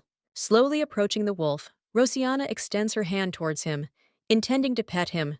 The wolf willingly offers her his muzzle, closing his eyes with pleasure. Smiling happily, Rosie is finally convinced that she was not mistaken. At that very moment, the wolf's fur begins to sparkle and shine with a reddish light, and Rosiana sees that instead of a wolf's head, she is now stroking a boy's head. Kadim kept his word and waited for our heroine, and now she is counting on his help. The gloomy forest borders the icy mountains of the Hamel Duchy and is like a labyrinth teeming with terrible monsters, so it is unlikely that an ordinary person will be able to leave it alive. Kadim leads our heroes to a small house where he lives with his teacher. However, he is in no hurry to go inside, frozen in place and thinking about the situation. Joshua asks irritably why Kadim stopped, The boy confesses that his teacher doesn't like meeting people, and Joshua reproaches him for not telling him about it earlier. However, Rosianna really needs to meet the teacher, and she asks Kadim to at least ask if he would agree to talk to her. Kadim agrees to fulfill this request and asks our heroes to wait outside for a while. At that moment, the doors of the house swing open, and Rosianna sees that the teacher has decided to come out to them himself. Asil Lustarif, the wizard of the gloomy forest, looks at the newcomers with obvious alarm. However, he comes closer, as if realizing that it was Rosie who was looking for a meeting with him. However, the Duke does not trust Asil, and therefore asks his adopted daughter to hide behind him. Asil calmly looks into Rosianna's eyes, and the girl understands that he will not harm her.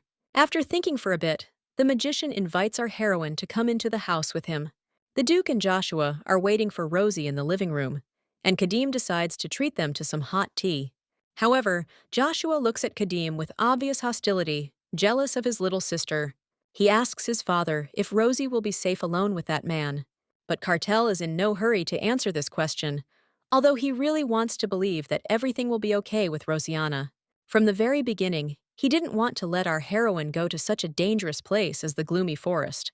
However, Rosie insisted on her own, noting that a powerful magician lived there, famous for helping people free themselves from the spell of the forest and find their way home. In fact, the girl knew that Asil had incredible power thanks to the original book. The Duke objected to Rosianna, saying that this mage might be powerful, but he might not agree to teach her. But Rosie was sure that now was her only chance to remove the seal, and this was only the first step necessary for the further path. Rosianna's second step will be to enter the academy, which is the best place to search for information from ancient scriptures of different countries. After entering the academy, the girl will continue to search for information about other shrines, as well as learn magic in order to break the curse of Hestana. Left alone with Rosie, Asil says that he already knows a lot about her thanks to Kadim. However, the magician cannot understand how she managed to find him, because he has been living in the forest for decades. Many wizards tried to find Asil, but they failed. But Rosianna knew for sure that he was here and contacted him through Kadim. Our heroine knew that the magician was looking for the key to the world tree and reported this in her note, which puzzled him even more. Bowing to the great magician, Rosianna says that she has seen the future. Because of the global split, terrible natural cataclysms began in it, and the monsters began to destroy people, and this sight was simply terrible. Rosie knows that Asil is looking for the key to the world tree because she also senses this split. The magician guesses that this girl probably knows the reason for his presence in the forest. Rosanna does know that Asil believes that the world tree is hidden deep within this forest. The gloomy forest is considered the most dangerous forest in the entire country, but in reality, its depths are filled with many spirits and natural mana. However, now monsters that have appeared out of nowhere are devouring the forest's guardian monsters. And because of this, the local spirits are gradually disappearing, and the dark force is luring more and more people into the forest. Asil decided that something had happened to the world tree, and so he came here to protect it. But he still doesn't understand what Rosianna wants from him. He is amazed that she knows so much, but he cannot trust our heroine just like that. The magician wants to test whether he can really trust Rosie, and she readily agrees. Asil knows that only this girl's mana is capable of telling the true truth. Closing his eyes, the wizard tries to concentrate on his sensations. Mana never lies, and Asil wants to touch its source. Finally, he realizes that this child is telling the pure truth, and suddenly sees someone's long hair of a bright copper color. Feeling a sharp pain in his palm, the magician opens his eyes in surprise. This feeling seems strangely familiar to Asil, and he looks at his injured hand in confusion. Seeing the magician's palm, Rosianna expresses great concern. However, Asil says that everything is fine with him, because what is more important is that she was telling the truth, and therefore he is ready to listen to her. A little later, Rosianna says goodbye to the Duke and Joshua because she has to stay here for 3 years. She needs to learn magic to enter the academy, and even though time is short, she should at least try. However, Joshua believes that 3 years is quite a long time. Tears stream down the boy's cheeks, and Rosie tries to console him, saying that they are not saying goodbye forever, and that she will write him letters often. Wiping away his tears, Joshua asks Rosie to stop comforting him and take care of herself. Even if she doesn't learn magic, she shouldn't worry, because Joshua plans to become even stronger and protect her so that the events of that ball don't happen again. Hearing these words, Rosianna tenderly thanks her brother Joshua and pats his head. Over the next 3 years, our heroine managed to learn a lot from Aesel. By concentrating the required amount of mana in one point, Rosie holds it, preventing it from dissipating. Now, all that's left for Rosianna to do is strike, and she releases the accumulated mana into space. The girl smiles happily, because this time she succeeded. Only Rosie seemed to have overdone it a bit and used up too much power. Her legs are giving way, and Rosianna is sure that in a few seconds she will fall to the ground. However, at that moment, someone's strong arms grab her from behind. Gently supporting Rosie, Kadim gently reproaches her for once again disobeying the teacher and overworking herself. This year, Rosina turned 16, and preparing to leave for the academy, the girl says goodbye to her teacher. Asil is very worried about her ward and wants to equip her with as many useful things as possible. But Kadim notes that Rosie will not be able to take all this ballast with her. The wizard sighs sadly, because these 3 years have flown by so quickly. Asil asks Rosianna to turn to him for help at any time, because he, as a teacher, always sincerely cares about his students. He asks Kadim to take care of our heroine, and the young man nods in agreement in response to this request. Leaving the house, Rosianna waves goodbye to Asil. The magician sees off his students, smiling sadly and slowly returning to his empty home. Kadim is carrying 2 heavy suitcases, and Rosie, worried about him, offers the young man her help, but he politely refuses. Rosie decides to ask why Kadim is going to the academy, since he doesn't like being in society and would probably like to return to his homeland. She is worried that the young man is going with her only because of the teacher's instructions, but Kadim says that he is entering the academy of his own free will. He hasn't had a strong attachment to home for a long time, and so he can go there later. But if the issue is that Rosie doesn't want him to go to the academy with her, that changes things. This question makes Rosianna feel embarrassed, and she says that this is not true at all. In the original, Rosianna and Kadim had a mistress and servant relationship, but now this is not the case, and our heroine is confident that everything will be fine. Rosie is glad that her faithful friend will be there because she can rely on him. Using the scroll of movement, our heroes find themselves on the territory of the academy. Rosianna is transfixed by the stunning architecture and grandeur of the Lucarian Academy. This educational institution is intended for all those who are drawn to knowledge and is a boarding school, and therefore you can only enter here from the age of 16. Rosie suggests that Kadim take the things to the rooms and then meet in the central building. While waiting for her friend, the girl looks through the list of students. Suddenly, Rosie hears a familiar soft voice calling her name. Our heroine is very happy to see Lady Freya, who clearly stands out from the crowd of other students. Belle doesn't know if Rosianna remembers this young man, but she wants to introduce the girl to her older brother. Roxiane Freya bows politely and thanks Rosie for helping his sister at the ball that night. Rosianna politely returns his greeting, remarking that she is very pleased to meet him. Roxane stares at our heroine, making her feel rather awkward. At that moment, someone calls out to Rosie again, and looking back, the girl sees her brother Joshua. She is happy to see him, noticing that over these 3 years, Joshua has turned into a real man. The young man gently chides his little sister for not writing to him for 10 whole days, and he is already beginning to worry. Rosianna smiles and says that Joshua has grown a lot since she used to ruffle his hair instead of the other way around. With a smug chuckle, Joshua says that Rosie has grown up too. At this moment, our heroine realizes that she has already met almost all the key characters of the original work. However, looking at Kadim, Rosianna cannot say that he fell in love with Belle at first sight. Just like Joshua, who didn't even deign to look at Lady Freya. Belle doesn't interest him at all, and he asks if his sister has had time to inspect the academy. Hearing the ringing of the school bell, Joshua notices that the ceremony for freshmen is about to take place. He ruffles Rosianna's hair again, telling her that they will see each other very soon. Lutra Kobel, the academy's vice principal, gives a welcoming speech to first-year students. However, Rosie's thoughts are occupied with completely different things, because she is trying to understand why Kadim and Joshua, contrary to the plot, treat Belle with such indifference. One way or another, The main plot events will begin at the academy, and Lady Freya still has 3 more main characters to meet. The first hero is Helios, but now he is fighting monsters and is still far from being admitted. Belle must then meet Jaliet, but this is an undesirable meeting, and so she should stay away from the church and the Mage's Tower. And finally, Belle will meet Rachel, but he will not appear at the academy anytime soon. At this moment, Rosianna hears Mr. Lutra announce the name of the next student. This is Rachel Blancourt, and he will be the first year's mentor. Our heroine freezes in surprise, not understanding what Rachel is doing at the academy. In the original, he should have already graduated from the academy, and upon his return, be preparing to inherit the House of Blancourt. While Rachel is at home, a crack in the world must appear, and then, in the midst of all this chaos, he will receive God's blessing and gain true strength. The church will receive a prophecy and learn that the one destined to wield the power of the goddess is studying at the academy, and that she will eventually be the one to restore the church to its former power for the first time in hundreds of years.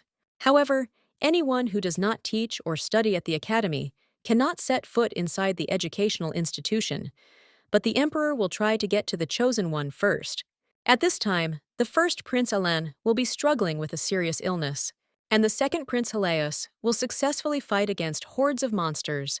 The emperor, for lack of a better option, will send Rachel back to the academy, but this time as a teacher, ordering him to find the owner of the goddess's power. However, Rachel was a man of high morals, valuing the good of humanity above the orders of the emperor, and, moreover, he was a son of the House of Blancourt, who did not change his principles. He wanted to find the cause of the world's crack and save humanity by uniting with the goddess. But first of all, he had to protect the chosen one from the emperor, who was thirsty for personal gain.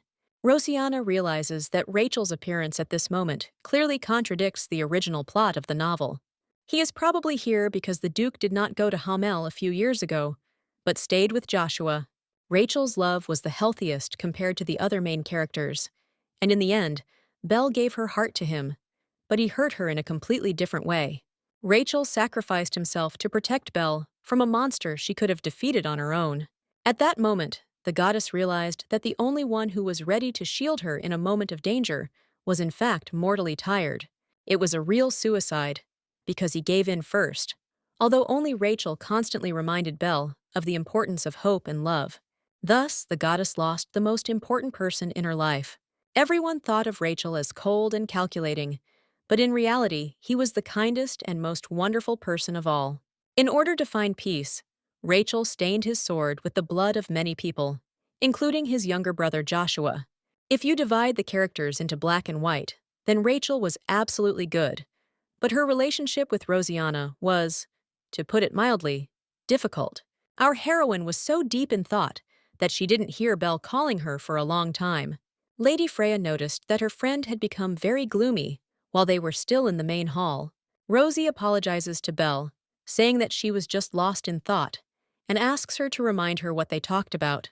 Belle wants to know which dorm Rosianna lives in, and when the girl looks at her report card, it becomes clear that she and Lady Freya were placed in the same room. Rosie already knew about this in advance, but this news made Belle really happy. Rosianna asked Belle to call her by her first name, since everyone is equal at the academy, regardless of status, and Lady Freya happily agrees, expressing hope that their life together will be fun. Rosianna, Kadim, Belle, and Joshua are having a snack in the park after class. Our heroine feels very calm, and she would like it to always be this way, but she fears that this is only the calm before the storm. Kadim feeds Rosie ripe strawberries, and their sweet taste distracts the girl from her dark thoughts. She asks Kadim where these berries came from, and the young man says that the teacher bought them. Noticing this display of concern, Joshua lets out an indignant cry. He doesn't understand how his sister can just eat from Kadim's hands. However, Rosianna doesn't see anything wrong with this, because Joshua himself once fed her delicious things in exactly the same way. These words make Joshua confused, because he actually did that. At that moment, Kadim's hand squeezes hard, and the delicate berries fly apart into many small pieces. Rosie looks at his stained palm with regret, not understanding why Kadim did this. But the young man himself does not know why this happened, and what made him so angry at that moment. Taking a clean towel, Rosianna wants to wipe Kadim's hand. However, she is prevented from doing this by Joshua's loud cry. He himself wants to wipe Kadim's hand, because his sister's friend is also his friend, and therefore he will gladly take care of him. Belle asks Rosie if she has chosen any courses, adding that she is thinking about a course on nature and life. However, Joshua unceremoniously interrupts the conversation, noting that this is not a very good course, because it is taught by a stupid teacher. Confused, Belle still wants to know Rosianna's opinion, because she likes herbology and medicine so much. But Joshua interrupts the girl again, stating that he does not understand what could be useful in growing grass. Our heroine quickly shuts her brother's mouth with a strawberry, asking him to stop talking nonsense. Rosianna knew that Belle would be interested in alchemy and herbology, since they are related to medicine. Belle is very concerned about the fact that people from ordinary families have a much harder time taking care of their health, as they often do not have money for treatment, and therefore she would like to research herbs from which affordable medicines can be made. Rosie believes with all her heart that Lady Freya will definitely succeed. It is Belle who later discovers the Tatari mushroom flowers, and Rosianna says that she will enroll in the same course, because then they can help each other. Lady Freya is deeply touched by our heroine's support, and tears come to her eyes.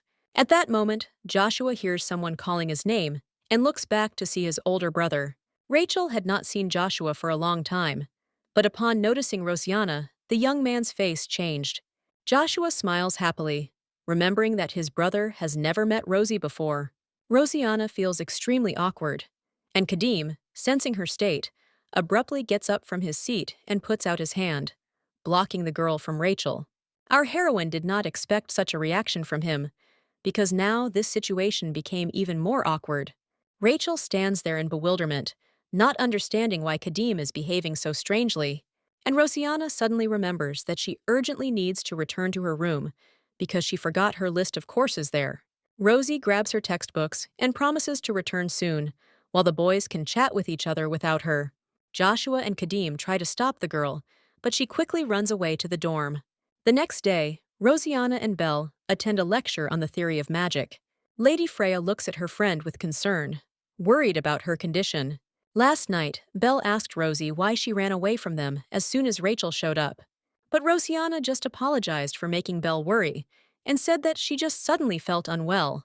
Looking closely at her friend, Lady Freya calms down a little, noticing that today Rosianna really does look better. After the end of the lesson, the girls leave the classroom and go outside and discuss the upcoming classes. Suddenly, their conversation was interrupted by a terrible roar, after which a column of dust rose into the air.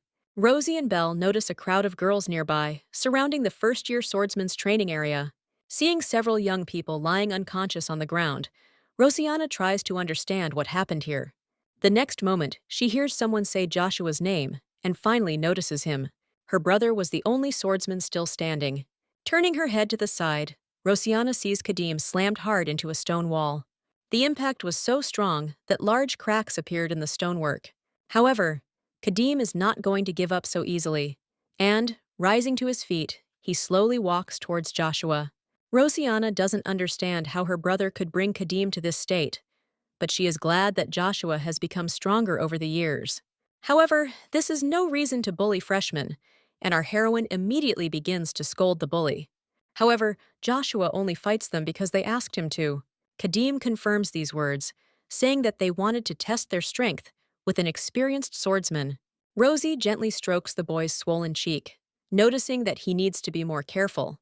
At this moment, our heroes hear a loud bell ringing, and Kadim leaves the training area, wanting to change for lunch. As Rosianna watches the young man leave, she notices that his ear is scratched and assumes that Joshua injured him. Our heroine enjoys lunch with her friends and brother. Each of the children has fresh strawberries on their saucers, and Rosie is very happy about it. She eats fresh berries with great pleasure, considering them very tasty. However, to Rosianna's surprise, everyone else treats the strawberries with obvious indifference. Joshua has already managed to gorge himself on it, and Belle prefers fruit, but Rosie still persuades her to eat just one berry. Noticing his sister spoon-feeding her friend, Joshua says he wouldn't mind some strawberries too, At which point, someone else joins our heroes. Pulling out his chair, Rachel asks if he can sit next to Rosianna, and the girl shyly agrees. Of all the available seats, Rachel chose this one, and Rosie is so worried about it that she loses her appetite. Lost in sad thoughts, Rosianna mechanically picks at the strawberries with a fork, and Kadim immediately notices this. He says that she shouldn't force herself if she doesn't feel like eating anymore. Kadim suggests that Rosie leave the cafeteria, reminding her that she still has classes left. Belle leaves with them, and Joshua and Rachel are left alone, wondering where everyone is going in such a hurry, since there is still half an hour left before the end of lunch. Throughout this day, Rosianna carefully avoids meeting Rachel. She does everything to avoid running into him again, and this seems very strange to the young man. Rachel doesn't understand why his half-sister is behaving this way, because he hasn't done anything bad to her. Our heroine comes to a lesson on practicing magical seals. However, the girl's thoughts are not occupied by the teacher's instructions, but by the excitement associated with Rachel. At this point, the teacher says that today, a talented graduate of their academy will help the class with practice. Seeing her stepbrother, Rosianna freezes in surprise, realizing that this time she won't be able to get out of this so easily. The teacher points to the board and asks the students to redraw the seal shown there. This seal will help them protect themselves from the attack of the fandrake vines, a magical plant that irritates everyone around with its jokes. Rosianna remembers that she has seen similar seals in books many times before. Rachel offers to help the girl, but she quickly redraws the seal on a piece of paper, ignoring the young man. When she finishes, Rosie jumps up from her seat, hurrying to get in line. Rosianna is ready to demonstrate her abilities, because she is confident in her powers. Fandrake waves a semblance of a hand at the girl, smiling annoyingly. Holding a piece of paper between her fingers, our heroine materializes the seal drawn on it. Using magic seals is a basic skill, and is the first step to using artifacts and magic items. The seals are all the same, but if the mage doesn't put enough mana into them or loses concentration, they won't work or won't have the desired effect. This is exactly what happened to Rosianna, although she was sure that everything would go well. Her seal shatters into hundreds of pieces, and Fandrake takes advantage of this to stretch out vines and grab the girl by the leg.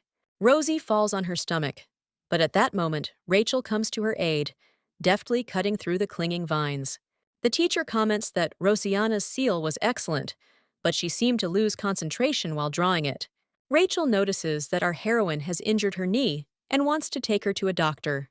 However, the doctor is not there, and Rosie is left feeling awkward while Rachel bandages her leg. As soon as the young man finishes treating the wound, Rosianna says that it is time for her to go. However, first, Rachel wants to know the reason why Rosie is so diligently avoiding him.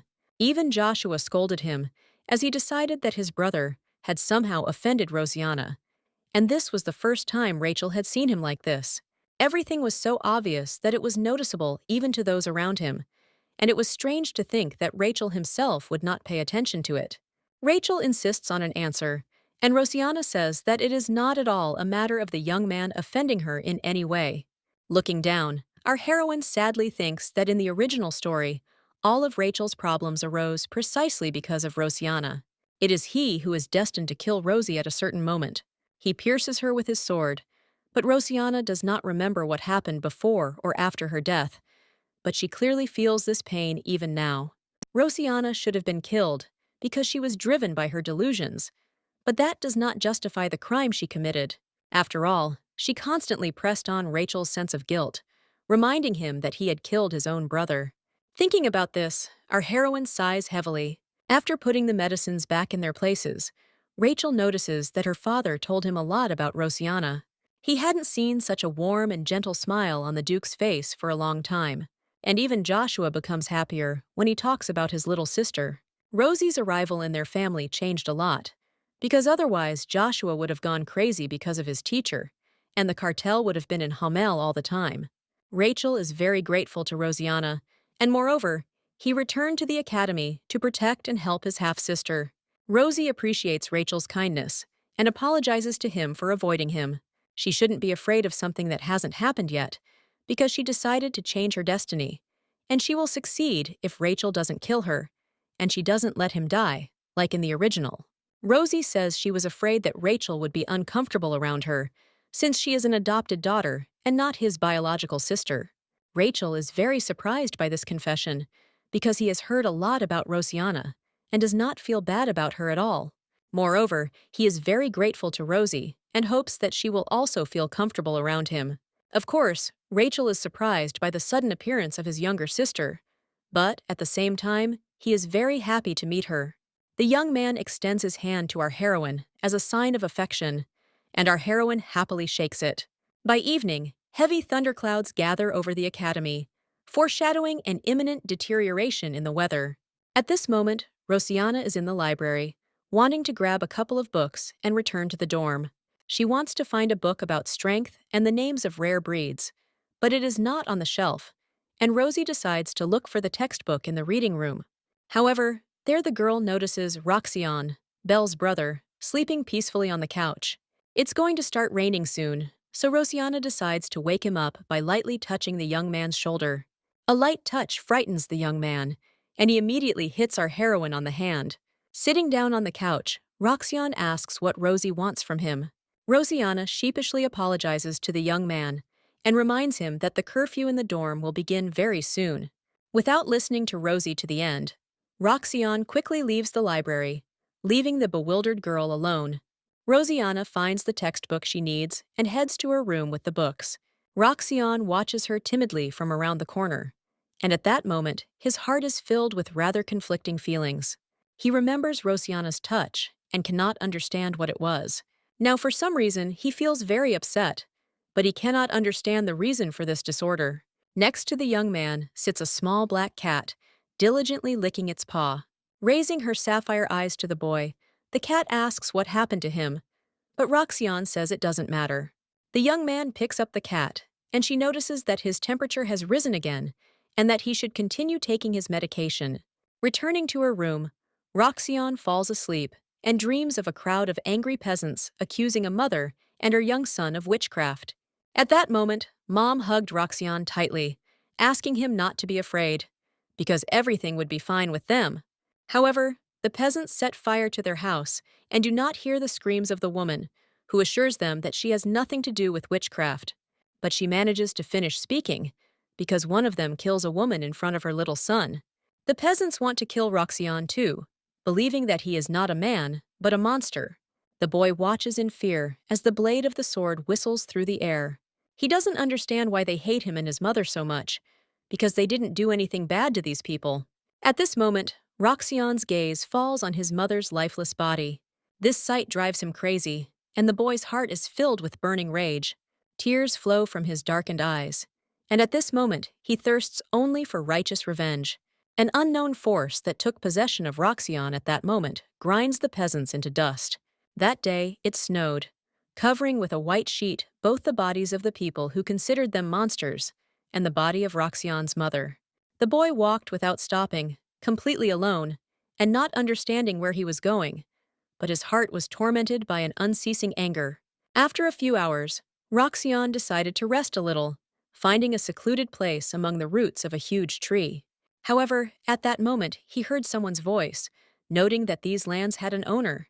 Looking up and seeing the man standing next to him, Roxion took out a small blade and clutched it in his trembling hand. Having carefully examined the boy, the stranger gasped in surprise, noticing that a half-werewolf was sitting in front of him. The sapphire-eyed man's lips stretched into a smile, and he asked Roxion not to worry, promising not to harm him and inviting the boy to come with him. Roxion stirred restlessly in his sleep, almost disturbing the cat sleeping peacefully next to him. Opening his eyes, the young man sighed heavily, trying not to think about the fragments of these heavy memories. The next day, Rosianna noticed that Belle looked very worried. Looking down, Lady Freya admits that she is very worried about her sick brother. Our heroine says that if she meets Roxion, she will ask him to visit Belle, and the girl happily thanks her. As she steps outside, Rosianna reflects on Roxion Freya and his role in this story. He is the heir of Duke Freya and the older brother of the main character, but Rosie knows nothing else about him. Even though he is a member of Belle's family, he remains a very mysterious character. In the original novel, the second Prince Helios brutally murders Roxion and his family, due to their connections with magical creatures. While the Mad Prince would hardly have slaughtered an entire family of aristocrats without evidence of their connection to werewolves, Rosie doesn't know if Belle's brother used this connection for evil purposes. After Belle became the bearer of the goddess's power, Roxane did not use her abilities, but tried to protect his sister at all costs. For Belle, what was worse was the imperial family and the church, who wanted to use her power for their own interests. Lost in thought, Rosiana doesn't notice where she's going, but suddenly she hears a quiet voice lamenting the fact that someone's body has begun to resist the medicine. Turning the corner of the building, our heroine sees Roxane sitting on the ground. He is clearly not feeling well, and Rosie wants to call someone for help right now. He is getting worse with each passing minute, but the young man asks her not to do this, because he cannot go to a doctor or to the hostel. Rosiana can't leave her friend's brother in trouble, and with great difficulty she manages to drag Roxane to the library. Our heroine sits the young man down on the couch, and at that very moment, a black cat sits down next to him. Rosie picks her up, saying that her friend is feeling very bad now, and that it would be better for the cat to stay with her for now. Roxane breathes heavily, and upon closer inspection, Rosiana notices that his aura is turning dark purple. In addition, the young man's eye turns black, and his ears stretch out, taking on a pointed shape. Roxane covers the girl's eyes with his hand, demanding that she not look at him. He won't touch Rosiana if she sits quietly, and our heroine asks Roxane not to worry, saying that she didn't see anything. Touching the half-werewolf's hand, Rosie asks him to relax and breathe as calmly as possible. Roxane must be over-nervous, but now he needed to calm down by concentrating on his breathing. After a few minutes, the young man feels a little better and falls asleep. Now Rosiana realizes that in the original, Helios destroyed Freya's house after learning that Roxane was a werewolf. However, now she must figure out how to help her friend's brother without revealing her secret. At this moment, Rosie hears someone offering her a solution to this problem, but she does not understand who is talking to her. Finally, our heroine realizes that a little black cat is talking to her. She looks up at the girl with her shining sapphire eyes and, as if reading her thoughts, declares that she really can talk. Touching Roxane's forehead with her paw, the cat says that there is power raging within him, and, since he is a half-werewolf, he needs to go through something like this to harness his inner power. Rosie wants to know if the cat is a monster or a guardian spirit, but the cat herself doesn't know who she is. But it doesn't matter, because now they have to help Roxane. She asks Rosie to extend her hand, and the girl readily complies with this request. The cat bites Rosiana's finger hard, and our heroine lets out a soft scream. Now she must feed the werewolf her blood, and then he will feel much better. After thinking for a moment, Rosie brings her bloody finger to Roxane's lips. The young man really likes the taste of her blood, and the next moment, his eyes open wide. Roxane grabs the stunned Rosiana's arm forcefully and pulls her towards her. His heightened senses cloud his consciousness, and he only occasionally hears the quiet pleas of his victim. Rosie asks Roxane to let her go, but he is too hungry to pass up the opportunity to satisfy his hunger. He feels a warm and pleasant force spreading through his body, and the excruciating heat slowly subsides. Waking up sometime later, Roxane cannot understand how he ended up in the library. However, the next moment he notices Rosiana lying next to him, unconscious. There are even more questions, but the cat tells Roxane that this girl shared her blood with him. The young man does not understand what this means, although his health has indeed noticeably improved. The cat explains to him that the beast calms down only when it is saturated with human blood, but Roxane drank enough blood from Rosiana, and now he owes her. She shared her blood with him to stop the attack, and now they won't be chasing Roxane for the rest of the semester. Coming up to Rosiana's hand, the cat rubs against it with pleasure, saying that our heroine seems like an amazing girl to her. It would be a shame to erase her memory, but there's nothing to be done, because no one should know about the Freya family's connection with werewolves. The cat agrees with Roxane, and, gently touching her nose to Rosie's fingers, she materializes a magical seal above her forehead. However, the cat is confident that Rosiana can learn about Roxane's secret again if fate wills it. The whole next day, our heroine feels sleepy and tired. Belle is worried about her friend because she didn't return to the dorm before curfew yesterday. Smiling guiltily, Rosianna confesses to Belle that she doesn't remember last night. It seems she was in the library, but the memory of it is hazy, as if in a fog. Rosie notices that Belle looks happier today, and Lady Freya says that her brother is finally doing much better. She and Rosianna were also able to get out to the market, and Belle really enjoys walking with her friend. The girls are walking through a busy market square when suddenly a familiar, uneasy feeling makes Rosie look back. Belle immediately notices this, but our heroine reassures her that everything is fine. At that moment, Rosie did not notice the suspicious stranger in a robe hiding in the shadows. The girlfriends are having a great time in the city, enjoying the freedom and a beautiful warm day. However, at some point, the girls' path is blocked by armed robbers. They order Rosianna and Belle to follow them, and it seems our heroines have no choice. Half an hour ago, the friends were called out by the grandfather merchant, who noticed that the girls had dropped something.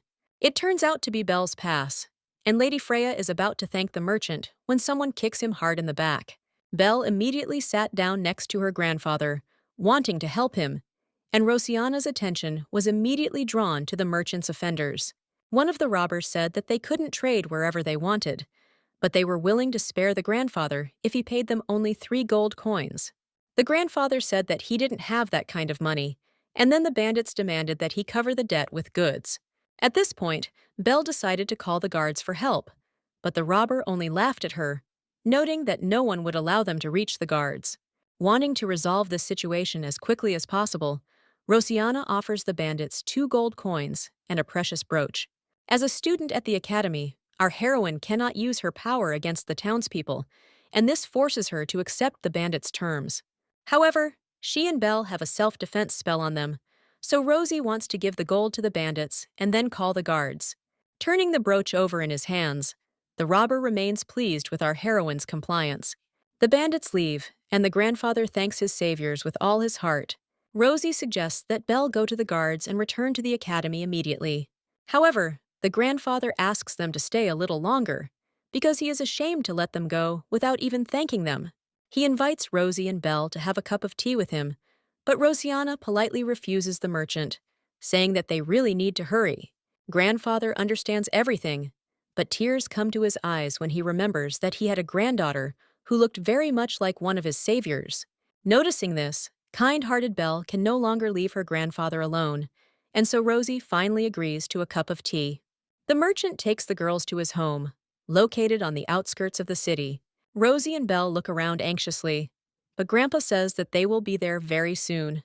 However, at this moment, Rosianna notices a blade hidden under her grandfather's clothes. He deliberately lured them into a trap where the girls were captured by robbers. Belle blames herself for what happened, because it was she who agreed to go to visit the merchant. Rosie consoles her, noting that she herself realized everything too late, and that the only real culprits here are the bandits. At this moment, one of the robbers enters the room with the captives, and, touching Belle's hair, he says that he is sorry to let them go for a simple ransom. They are very beautiful, and would definitely fetch a premium at a slave auction. Rosianna demands that the bandit take his dirty hands off Belle immediately. Enraged, the robber roughly grabs our heroine, calling her a creature. Looking the bandit in the eyes, Rosie suggests that he stop doing stupid things and surrender to the guards right now. However, to Belle's horror, the robber hits Rosianna in the face, saying that she should have been gagged. He left them whole only because girls from good families fetch a good ransom, but now the bandit has changed his mind. Realizing that the robber attacked her first, our heroine decides to stand up for herself. However, she does not have time to use magic, because at that moment, the door to the room with the captives swings open with a bang. Joshua rushes to help Rosie and Belle, and upon seeing his sister's mutilated face, the young man becomes enraged. With a swing of his sword, Joshua instantly cuts off the bandit's hand. The robber screams loudly in pain, but Joshua does not hear him, saying that he should not have touched his sister. Having dealt with the villain, Joshua hurries to Rosianna and Belle, but at that moment, the door of the room swings open again. Frozen in surprise, our heroine sees Kadim and Roxanne. Noticing that Rosie is injured, Kadim freezes in place, gritting his teeth. He touches Rosianna gently, looking closely at her frightened face. Barely containing his anger, Kadim asks who dared to hurt Rosianna. However, Rosie only smiles guiltily, saying that she is fine, and that she was waiting for the first blow from the bandits, since students are forbidden to use force outside the academy. Squeezing the girl's hands tightly, Kadim says that Rosiana is simply something. Our heroine realizes that her hands are shaking, although she was not afraid before. On neutral territory, very different people live side by side, and this often leads to conflicts. Public order is maintained by academy graduates and mercenaries, but students who have not yet completed their studies but are already skilled with a sword often join the ranks of volunteers. The academy is a safe area for students, and each student is given a special protective spell upon entering.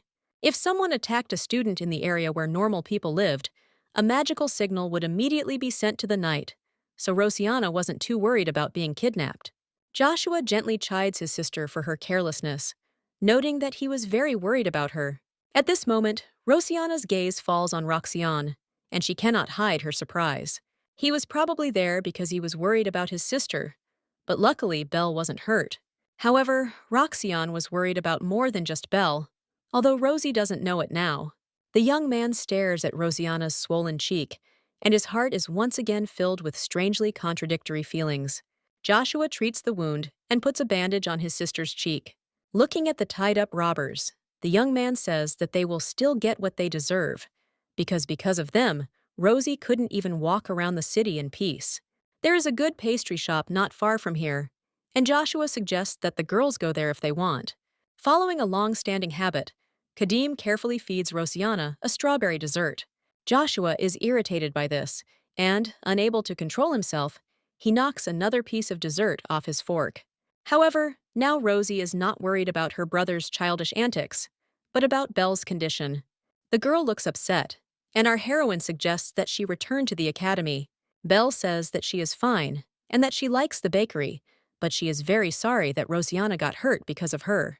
Rosie didn't want to cause her friend so much grief, because it wasn't her fault that what happened. In the original, Belle always missed her days at the orphanage, although her life became much more fulfilling once she had a family.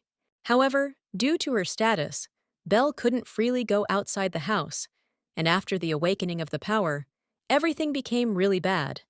But now, Rosiana just wanted to help her friend relax. Smiling, Rosie says that she was very happy to walk with Belle, and the meeting with the bandits was an unfortunate accident, but next time they will definitely have a good time. These words console Belle a little, and, smiling warmly, she thanks our heroine for her support. A few days later, the girls come to another lecture, enjoying the wonderful weather. However, instead of starting the lesson, the teacher wants to introduce someone to the students. Rosie is very surprised by this unexpected statement. All graduates of the academy are very talented people, and therefore it has many sponsors, and students receive scholarships from the referral program. In other words, the academy supports young talents, and this is very important for future students. Commoners and nobles who have lost their titles are usually accepted into the academy at an early age, and although accommodation is not free, it can be paid for with a stipend. After the start of training, the academy often accepts new students, mostly nobles, but aristocrats up to the age of 16 are mainly taught at home. They don't chase recognition, because it's much more important for them to establish connections, and as a result, they not only receive a diploma, but also make useful contacts. Therefore, it is easier to accept into the academy someone who can pay than someone who needs to be paid a stipend. There is no point in accepting a new student now, and Rosie understands that this is a special case. The teacher asks the new boy to greet his classmates, and taking a step forward, the boy says that he has come from the kingdom of Iter, and his name is Jaliet Liego. At the sight of Jaliet, Rosie's mouth falls open, unable to contain her emotions. He wasn't supposed to be there, but the boy approaches Rosie and asks if the seat next to her is free. Smiling sheepishly, Rosiana says that this place is not interesting, wondering what Jaliet is doing at the academy. He was supposed to appear only in the wizard's tower, but not now, when Belle was still a first year. Staring at the young man, Rosiana tries to figure out if his premature appearance is a coincidence. There is no logic in Jaliet's appearance now, because he is a genius who is destined to lead the magical community, and in the original, he did not enter the academy at all, considering it a waste of time. During the break, Jaliet offers Rosie a jelly bean, and Rosie accepts it only out of politeness, without intending to eat it. The young man offers the treat to Belle, and the unsuspecting girl happily takes the marmalade. Belle brings the candy to her mouth. But Rosianna doesn't want her friend to eat the marmalade. Rosie snapped her fingers, sending out a magical pulse that knocked the candy out of Belle's hands. Belle laments her own confusion, but Juliet is very curious as to why Rosianna hasn't tried the marmalade yet. Rosie says she doesn't feel like having anything sweet right now, and Juliet has to settle for that answer. But he asks Belle and Rosie to give him a tour of the academy. The young man says that he has a bad memory, but Rosianna knows perfectly well that this is a lie. However, our heroine cannot refuse Juliet, because otherwise he would ask for Belle's excursion, and Rosie did not want this at all. First, Rosianna shows the new student a greenhouse for growing plants, which Juliet is delighted with. Then, it's the turn of the medical office, and the young man once again expresses his admiration. The alchemy room amazes Juliet with the number of potions, and Rosianna mentally wonders how long this circus will continue. Finally, our heroine shows Juliet a fencing class, and at that moment, someone calls her name. Turning around, Rosie sees Kadim in front of her, who has just finished his class. Kadim senses that something is wrong with Rosianna and looks around carefully. Noticing Juliet, the young man realizes that it is his presence that is bothering Rosie. Frowning, Kadim calls Rosie into the greenhouse to admire the blossoming flowers. Rosianna is eager to leave with him, and Belle offers to finish the tour for Juliet instead of her. But our heroine does not want to leave them alone. At this point, Juliet says that he already has a rough idea of the layout of the offices, and besides, they can continue the tour tomorrow. The next day, the girls meet Juliet in various places. Wherever they go, the young man, as if on purpose, ends up there too. Juliet is delighted with these lovely coincidences, but Rosianna is not at all pleased with them. Contrary to Rosie's hopes, the unsuspecting Belle is also pleasantly surprised by these amazing coincidences. Now Juliet is having lunch with them, and this depresses not only our heroine, but also Joshua. After classes are over, Rosianna comes to the library, thinking about the strange behavior associated with Juliet. The young man does not seem interested in Belle, but he constantly pursues Rosie. Our heroine tries to reach one of the books, but it is too high. Sighing heavily, the girl doesn't notice how someone quietly approaches her from behind. Juliet wants to help Rosianna, but for some reason, Rosie feels like she's trapped. The young man hands Rosianna the book she needs, and she thanks him discreetly. Only now she really wished that Juliet would move away a little. Smiling, the young man says that it is quite difficult, because Rosie is so strict with him, and he is afraid of something that she does not like at all. Gently touching Rosianna's hand, Juliet asks what he can do to make her fall in love with him. Turning around abruptly, our heroine asks what Juliet is even talking about. Continuing to grin, the young man transforms into Belle, noting that it is indeed difficult, but very fun. Maybe if he looked like Rosianna's close friend, she wouldn't be so indifferent anymore. Rosie doesn't understand how Juliet managed to do this, but he is clearly trying to get something out of her. Taking Rosianna's hand, Juliet says that he never forgets people he meets by chance. Rosie asks him to stop this masquerade, noting that otherwise she will not talk to him. Realizing that Rosianna is bored with pretense, the young man once again transforms into himself. Juliet snaps her fingers, creating a protective dome around herself and our heroine. The dome instantly fills the library space, illuminating it with a dim greenish light. Although there is no one here, caution certainly does not hurt, because Juliet has something to discuss with Rosianna. Rosie decides to ask the young man directly what he wants from her. After thinking for a moment, Juliet asks our heroine what could be more important than a client's trust.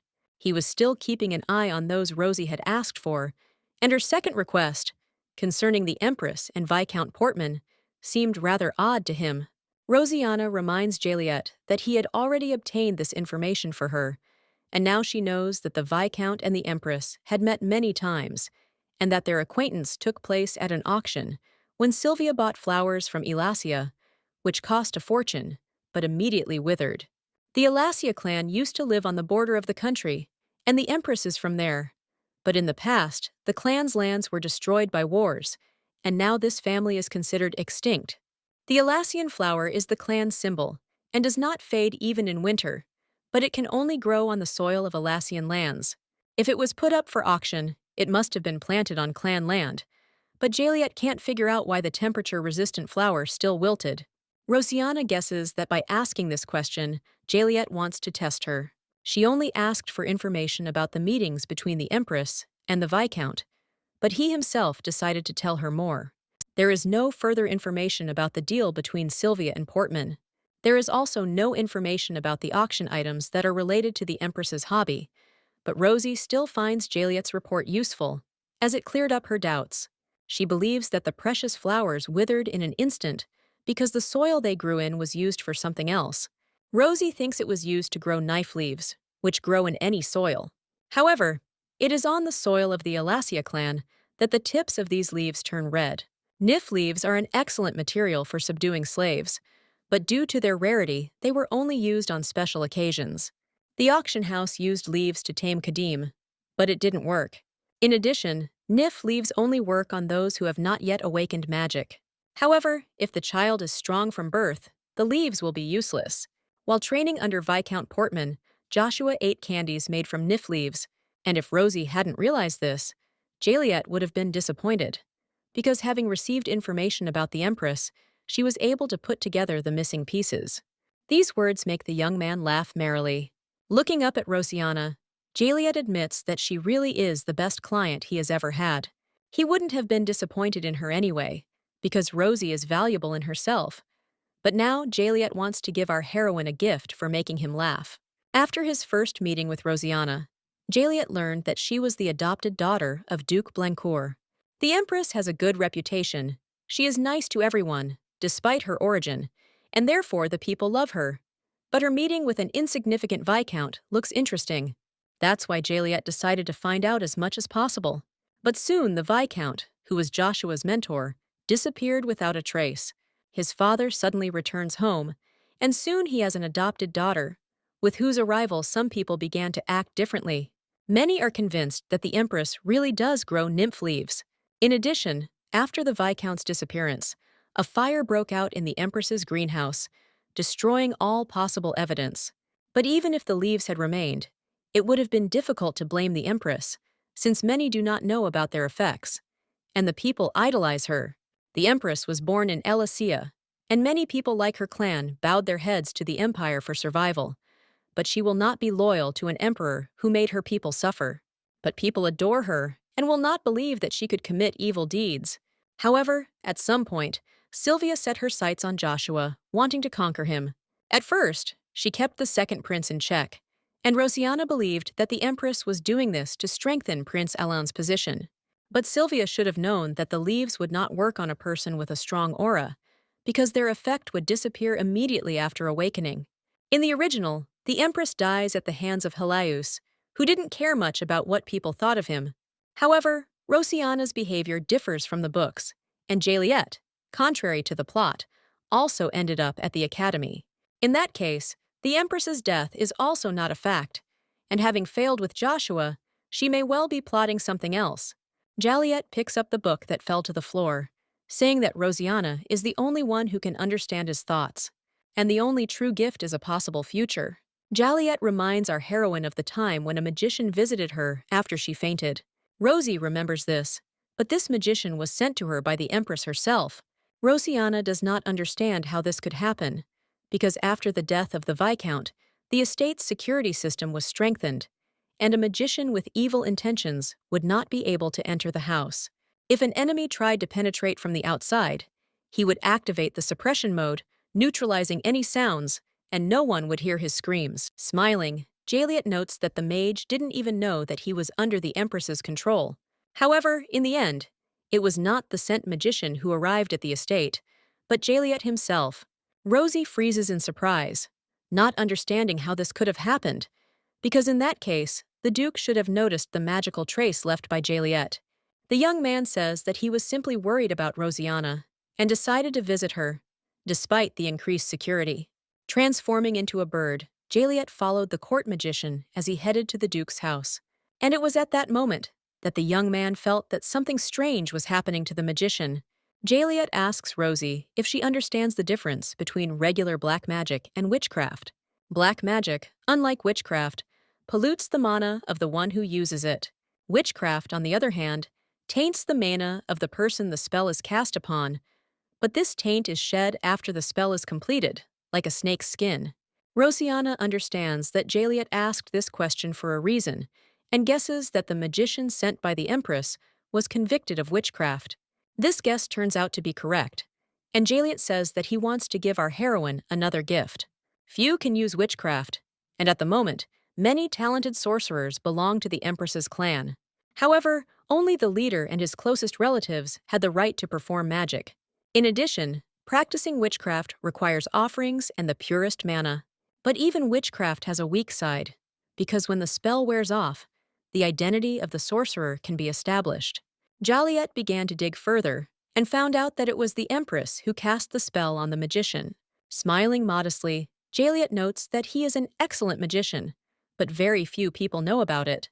The flowers given to him by Rosie were of great help to him, as they react to the contaminated mana of not only demons, but also humans. The bewitched mage was not supposed to say anything, so the Empress limited his memories while he was under the spell, but Jaliet tried to get around them. The youth gave the mage the purified essence of the Tatari mushroom flowers, and the flowers reacted to the corrupted mana, showing the dreams of the Empress herself. The magician himself, of course, could not understand that he was under the influence of a spell. If I may say so, the polluted mana had a dream where a mage was investigating the Duke's estate on the orders of the Empress, and in order for Sylvia to receive false information, Jaliet corrected some things in this dream. He made the Empress believe that the Duke's adopted daughter had not woken up, but her condition was returning to normal, and although Cartel was doing his duty, he did not particularly care for his adopted daughter. Rosie doesn't understand how he managed to do this, because although the flowers do work on people affected by the taint, the memory change wasn't even in the original plot. Rosiana wants to understand why Jaliet told her about this, and what the real reason for his kindness is. The young man says that he is only acting according to the take-and-return principle, but our heroine has not given him anything yet. Jaliet smirks, noting that he has no hidden intentions, and only decided to share information with Rosie. But Rosiana knows that nothing in this world comes easy, and the easier it is to obtain information, the more doubts arise about its veracity. Jaliet says that his gift is not a lie, but rather a bribe, and suddenly asks if Rosiana knows that there are bald spots in her mana. That day, he told the Duke the pure truth, but he still kept silent about one thing. These words make Rosie angry, and she hits Jaliet on the hand, because when it comes to illness, it is absolutely necessary to tell the truth. But he hid something. Jaliet smiled, finding the girl's behavior cruel, but he himself was not happy about having to hide the information about her contaminated mana. These words make Rosiana freeze in surprise, and she involuntarily remembers her first conversation with the teacher. That day, Assel told her that the first step in learning magic is accepting and understanding yourself. Only then can the mage understand how much mana he can hold and how to use it. However, he noticed that there is a gap in our heroine's mana vessel. Mana is the sum of spiritual and vital force, and if there is a crack in its vessel, then there is something wrong with the soul. There are many diseases in the world, but Aseel has never heard of a disease that destroys mana, and there is only one study similar to Rosiana's case. Long ago, a mage experimented on animals, extracting mana from young test subjects and transplanting it into old ones. The teacher asked Rosie what happened to the old animals when they were transplanted with mana filled with life force. Thinking about it, Rosiana suggested that two completely different mana should repel each other, like water and oil. Aseel found this answer interesting and said that as a result, the strong mana absorbed the weak one, and in the process, something similar to a crack appeared. However, Rosie's case is a little different, because despite the crack, the mana, like a wound, heals and becomes one whole. But half of the girl's mana is contaminated. The corruption does not spread, but the teacher cannot understand why Rosiana's mana became like this, and the girl believes that it is due to the imprint of the brainwashing. However, Assel believes that this is not the reason at all. In the original, Rosiana's mana was also polluted, indicating a corrupted soul, And this effect usually appears after making a deal with a sorcerer. But due to the crack in the mana vessel, this pollution does not spread. Our heroine knows that in the future, this phenomenon will happen more and more often, and it will mainly affect ordinary people who lost their homes after the demons attacked. Due to the polluted mana, they will be unable to control themselves and will go mad, becoming like real monsters. There will come an era of chaos, where people either died or killed, and according to the plot, Belle will want to stop the spread of filth. But even the priestess's healing power is not enough to cleanse the polluted mana. There will be no salvation for the infected, and there is nothing Belle can do to fix it. However, a little later, she learns about the purifying power of the ice ore from the Hamel Duchy and the branches of the harem tree. But even this information will be useless, because the ore will already begin to become contaminated by that time. Trying to remain calm, Rosiana says that she doesn't know whether her mana is contaminated or not, and Jaliet, not being a sorcerer, can't be sure either. However, the young man is convinced that he is right, noting that their cases are different, but nevertheless somewhat similar. Rosie remembers that Jaliet was a secretive character in the original, but she can't figure out how they could be similar. The young man does not want to reveal the whole truth to Rosiana, but says that even without this vile power, he is strong enough. Jaliet doesn't want to touch on the subject any further, returning to what he wants from our heroine in exchange for the information he receives. First of all, he wants to know how Rosie learned the guild's password, which is known only to its members. In addition, she somehow understood that Jaliet Liego was the head of the organization, without being able to distinguish mana. Looking into Jaliet's eyes, Rosiana feels as if she is standing in front of an insurmountable wall. Jaliet thinks Rosie is quite a curious lady, and he is sure that the future will be very eventful, and therefore he wants to stay close to her. The young man asks Rosiana to treat him as if he were her old friend. Jaliet will leave when his interest wanes, but it will be useful for her to have such a talented man as a friend. Rosie fears that Jaliet's talent could backfire on her, because keeping him close would lead her to engage in a completely reckless adventure. But if she can still hold on to him, Jaliet could become Rosiana's best ally and support. The Empress enters the bedroom of her son, who is suffering from terrible pain. Alain feels like his skin is peeling off his body, and that something is crawling in his head, and he asks his mother to kill him.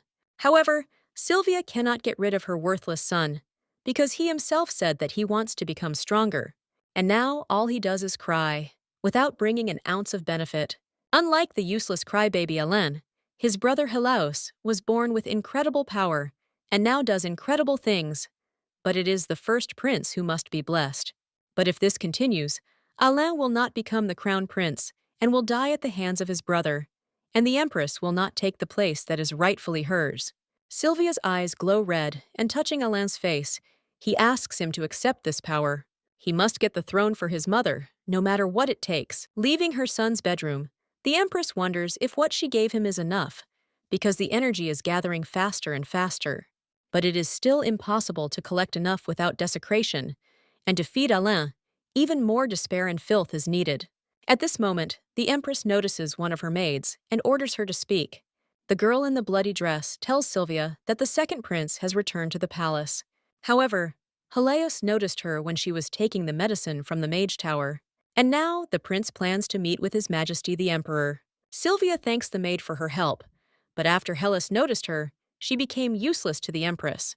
The Empress orders the girl to take a dagger and cut off her tongue, then gouge out her eyes, return to her room and hang herself, and when she stops breathing, the spell will dissipate. Sylvia enters the palace, where the Emperor himself is already waiting to meet his son.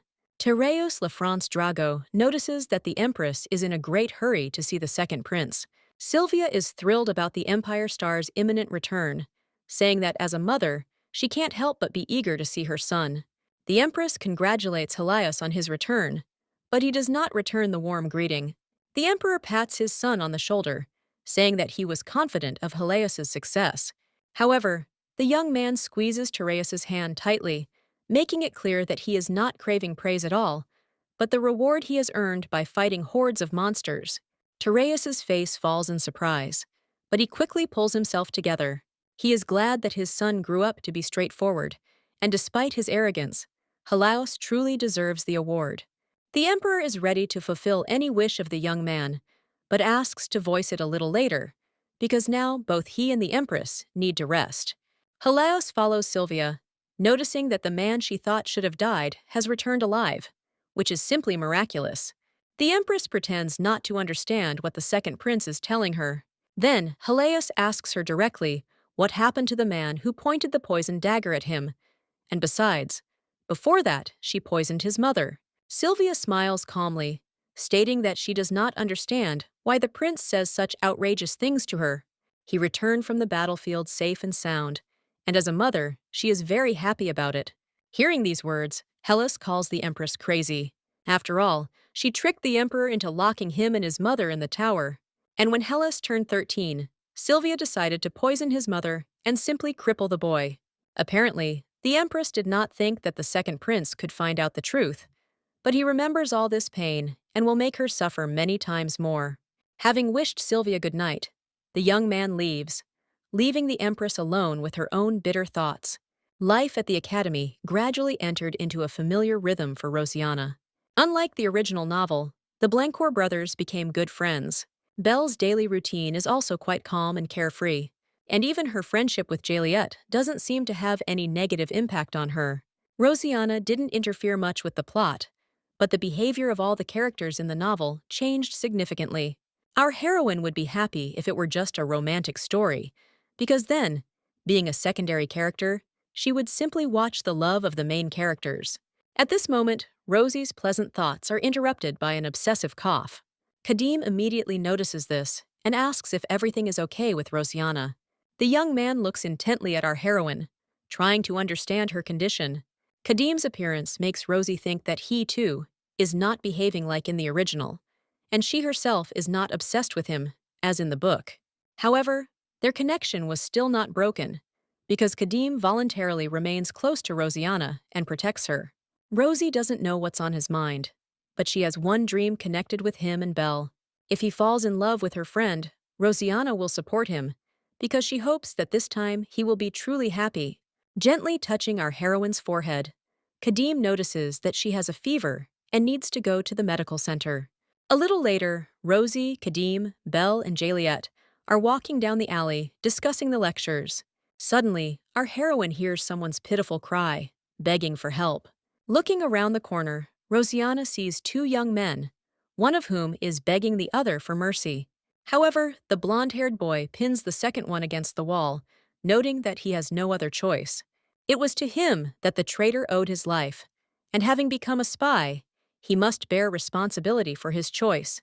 The blonde boy's hand tightened around the spy's neck, trying to say that Her Majesty was simply worried about her son. At this moment, Rosiana recognizes the second prince, and, hearing the voice of our heroine, Halaus immediately turns around. Not knowing what to do, our heroes freeze in place in amazement. The prince's hand reluctantly unclenches, and he leaves the spy alone. One glance at Rosiana instantly calms Halaus, but Rosiana herself does not understand what the second prince is doing here, because he was supposed to hunt monsters. Coming closer to Rosie, Halaus says that he did not try to kill the traitor even after he learned the truth. He does not bear evil like the rest of the imperial family, because he did not kill the spy immediately. The next moment, Halaus tightly hugs Rosiana, who is speechless with surprise. Rosie has no idea how much the second prince wanted to see her. Wanting to be alone, Rosiana goes to the library. Ever since she came to the academy, there have been many inconsistencies with the original, and Halaus and Juliet have given Rosie a headache. Hugging her, the second prince said that Rosie's gift had been very useful. Rosiana realized that he was talking about the ice ore artifact, and it was probably because of it that he ended his monster hunt so early. From the day Rosie gave him the gift until now, the desire for this embrace had been languishing in Hellas's heart, and although he must leave now, he would return very soon. Rosiana doesn't understand how the prince could say such things to her without a shred of shame, and she suspects that Halaus must have misunderstood something. One way or another, now our heroine must focus on preparing for exams. In the original story, Rosiana showed her magical talent in her very first exam. Rosie isn't worried about the written assignment, but for the practical test, she'll need a lot of mana and self-control. Thinking about this, our heroine slowly falls into a deep sleep. After some time, Kadim discovers the girl sleeping peacefully in the library. Taking Rosiana in his arms, the young man carefully carries her out of the library. The fresh evening breeze makes our heroine wake up, and she reluctantly opens her eyes. Rosie is very surprised to see Kadim, but the young man is very worried about her condition. She looks unwell, but completely forgot to go to the medical center. Besides, Kadim really wants to know who the blonde man was who hugged her. However, at the last moment, he holds back, deciding that this question would sound tactless. Kadim gives Rosiana the medicine that he took specially for her from the medical center. Rosie thanks him and asks how he knew where to find her. But Kadim knows very well that when Rosiana is restless, she finds a quiet place and reads abstruse books. Our heroine smiles cheerfully, noting that Kadim knows her even better than she does. The young man smiles kindly back at Rosie, telling her that she needs to take a pill and have a good rest. She worked hard, and Kadim is confident that Rosiana will pass all her exams with flying colors. But now her temperature is rising, and realizing that arguing is useless, Rosie thanks her friend for his care and kindness. 3 days later, the day of the exam arrives, and our heroine passes the written part without much difficulty. Belle is concerned about her friend's ill health and advises Rosie to ask the professor for time off. However, Rosiana says that she is fine, although in fact she is really not well. The professor warns students that those who abandon the exam midway will not be able to proceed to the second semester, and violators will not receive a grade and will have to attend classes during the holidays. Students going to the forest test will be provided with personal assistance, and there are 30 minutes left before the main task begins. While waiting for the exam, Rosiana sits down on a bench, thinking about how bad she feels. At that moment, our heroine feels someone poking her in the cheek, noticing that her face has turned the color of strawberries. Smiling warmly, Jaliet says that Rosie can count on him if things get tough. But Rosiana refuses Jaliet's offer, saying that she must pass this test herself. The young man is not eager to go into the forest, but he is offended by such a firm refusal. Jaliet wants to take Rosie's hand, but she remarks that she doesn't care whether he's offended or not. Intertwining Rosiana's fingers with his own, the young man reproaches our heroine for cruelty. However, he guesses that Rosie seems to have already made a promise to someone else.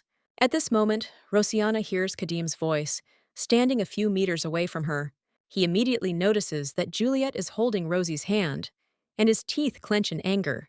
With a playful grin, Jaliet brings Rosina's hand to her lips, kissing it tenderly. Looking our heroine in the eyes, the young man wishes her to pass the exam with flying colors. Jaliet acts like he's in love with Rosiana, and it really pisses Kadim off. However, when left alone with Rosie, the young man quickly calms down and asks how she feels. Rosiana thanks Kadim for his concern and says that she feels much better than yesterday. However, our heroine's forehead is still burning, and it seems to Kadim that this heat is only getting stronger. He reminds Rosie that it is supposed to rain this afternoon and asks her to take care of herself. Soon the professor announces the start of the exam, and the students anxiously await their turn. Finally, it's Rosiana's turn, and gathering her courage, the girl takes a step forward. Our heroine needs to go through a labyrinth of forest, but her path is shrouded in thick fog. Rosie wanders along the same paths and feels like she is wandering in circles, lost. After all, she had already seen these trees, these stones, and these flowers. However, there is no need to panic, because this exam was planned in advance. The maze is the first stage of the task, and it is designed to exhaust the students. The thick fog will not disappear until the trial is over, and Rosiana does not want to disperse it with magic, so as not to waste mana. However, if she stays in the forest for a long time in this state, she will simply collapse.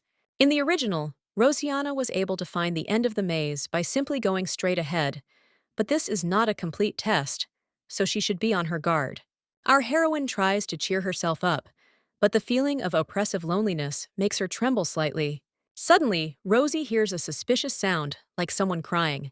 She heads towards the source of the sound, hoping it is a person and not a ghost. A few seconds later, our heroine sees a young man sitting on the ground. The young man is crying bitterly, and judging by his folded hands, he is offering up prayers. Rosie quietly calls out to him, but the young man gets seriously scared and runs into the forest. Hiding behind the nearest tree, the young man clasps his head in his hands and closes his eyes. However, noticing that there is a man standing in front of him, he quickly comes to his senses. Having calmed down, the student thanks Rosianna for her help, because up until this moment, he had been walking in circles for a long time. And then this fog appeared, and he completely panicked. However, after talking with our heroine, he felt much better. After a short silence, the young man says that he can't do anything anyway, since he escaped from the custody of the priests. Rosianna doesn't understand what he's talking about, but she doesn't have time to properly question her new acquaintance. Rosie looks up and notices a glowing blue crystal hanging in the air. Crystal congratulated the students on completing the Shadow Labyrinth, but now they must complete their first task. Students must carve their name into a tree using magic, demonstrating their ability to manipulate mana. For successfully completing this task, the student will receive 100 points, and only the student whose name is engraved on the tree will be able to move on to the second task. Rosie knows that this task only seems easy because the students lose a lot of mana due to the fog, and some even spend mana on spells, panicking. This is exactly what happened to her new acquaintance when he got lost in the forest. Rosie wants to engrave her name as high as possible, and since she didn't spend any mana, it won't be difficult. With the staff, it will be easier for her to gather mana together, and therefore easier to use. Raising her staff up, Rosianna concentrates and sends out a magical pulse.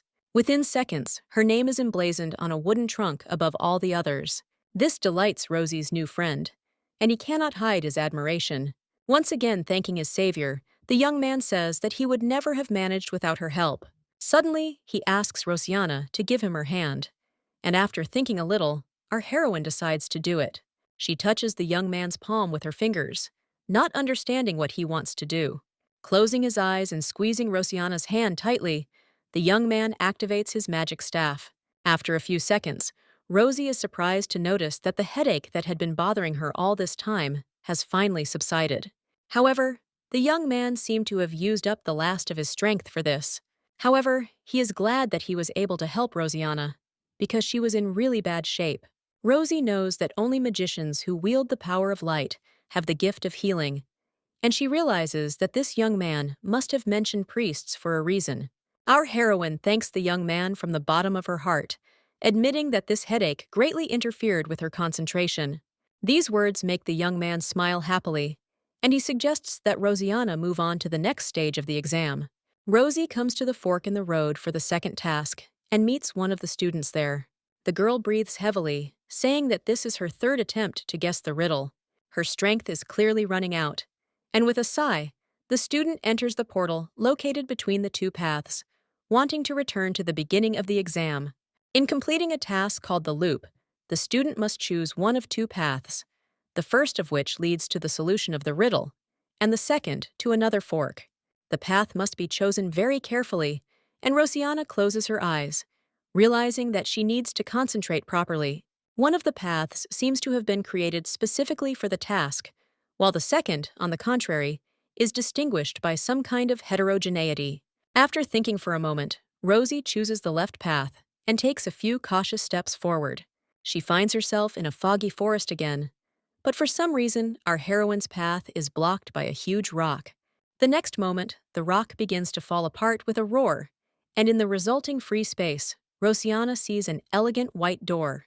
The crystal hovering above the door congratulates Rosie on completing the second task, saying that she must now open the door and enter it. In the next task, students must use a magic staff and not cast more than 3 spells. The third stage tests the students' observation skills and their ability to control the quality of the magic they use. After passing through the passage, Rosianna finds herself in a small garden with sleeping students. They failed to complete this task as they fell under the spell of the Sleepy Fairy, a gentle and beautiful creature who wielded wind magic. Rosie has seen this creature in textbooks, so she knows what the Sleepy Fairy is capable of and how to avoid its attack. In the original novel, Rosianna easily accomplished this task by using force to overpower the monster, but our heroine is currently not feeling well. So Rosie decides to get through this stage with a little trick. The girl swings her staff and casts her first spell. Rosianna uses transformation magic that doesn't require much power and turns into a small flower pot. Rosie, in plant form, moves towards the fairy, moving her tiny legs. But at some point, she accidentally steps on a branch. The sleepy fairy immediately wakes up, looking around in bewilderment. Rosiana freezes in place, hoping that she will be able to trick the fairy. Not noticing anything suspicious, the fairy yawns sweetly and falls asleep again. Rosie continues on her way and finally reaches her destination, coming right up to the fairy's sofa. In order to complete this task, our heroine needs to leave the garden through the back door. However, the door is locked, and the key to it is the decoration from the head of the sleepy fairy. Rosiana tries to carefully pull out the key in the form of a purple crystal, but at some point her movements become too hasty. The sleepy fairy wakes up again, but this time she fails to catch Rosie off guard. Yawning, the fairy happily returns to her favorite activity. Rosiana had to use a second spell and invisibility magic, but it was worth it. Rosie pulls the key out of the fairy's hair and quietly walks towards the door. Now all she can do is run away. But at that moment, our heroine is suddenly overcome by a strong cough. The sleepy fairy immediately wakes up, wanting to punish the student who prevented her from resting. The fairy uses wind magic, but Rosiana remembers that she has one more spell left in reserve. She knew that something like this could happen, and so she was ready to withstand the powerful wind flow of the sleepy fairy. Using her staff, Rosie creates a magical shield that reflects the wind blast. Desperately defending herself, Rosiana tries to open the door with the crystal. Finally, she succeeds, and the girl quickly enters the opened passage. Rosie slams the door behind her, and it immediately merges with the rock, preventing the fairy from opening it from the other side. Rosiana sighs tiredly, thinking about how many points she managed to score on the exam. She is glad that she managed to get out of the garden, but at that moment, it starts to rain in the forest. Kadim warned Rosie about the coming bad weather, but she didn't think the rain would be so heavy. Our heroine returns to the crystal hovering above the ground, which congratulates her on passing the room of the sleepy fairy. To complete the third task, the student must take the magic stone in his hands and feel its magic. After this, the student must go to the forest, where a huge number of similar stones are hidden, and find a crystal of the same power as this one, and the found stone can be taken as a reward. Rosiana completed 2 tasks, and this is enough to get into the student council. On the one hand, Rosie understands that she should go back and rest, but on the other hand, she knows that such stones are endowed with special powers. Now that Kadim is not around like in the original, this stone could be very useful to her. This task seems quite simple, but Rosiana understands that it will be quite difficult to complete. Such a task requires a great deal of concentration, and only a powerful mage like Jaliet could easily handle it. Rosiana senses a huge amount of magic around her, but she only needs to find one true path. After concentrating hard, Rosie notices a curious magical flow, which she decides to follow. The stream leads our heroine across a flimsy wooden bridge, and Rosiana clearly feels that the stone is on the opposite bank. The bridge sways dangerously in the wind, but Rosie tries to calm herself by grabbing the rope railing. Rosiana crosses the bridge with caution and slowness. However, at that moment, a huge stone falls from the cliff towering above the bridge. The boulder easily tears off the base of the rope bridge, and Rosie realizes that now she can only hope for a miracle. She almost manages to reach the other bank, but she lacks just a split second before the last jump. Wooden fragments of the bridge and small stones fall into the turbulent mountain river. At the last moment, our heroine manages to grab hold of a wet, rocky ledge with her hand. However, Rosie feels that her strength is running out, and she cannot hold out for long. It becomes difficult for her to control the mana that keeps her in the air. And at that moment, Rosiana feels someone grab her hand with force. Her strength leaves her, but Rosie still hears Kadim's loud cry calling her name. Our heroine falls into a restless sleep and dreams of her first meeting with Kadim. Then Schwarlin said that this boy would have to become her protector. However, at that moment, Kadim was more of a danger to little Rosie. However, his anger was held in check by a magical collar that prevented the boy from breaking the metal chain that bound him to the wall. Schwarlin knew that as long as Kadim had this collar on, he would not be able to hurt his daughter. But Rosie wasn't afraid of Kadim, but rather worried about him, because at that moment he looked sick and exhausted.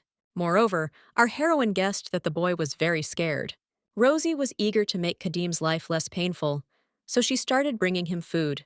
At first, the boy did not want to eat the food brought by Rosianna, but Rosie didn't insist and simply left baskets of food next to his cage.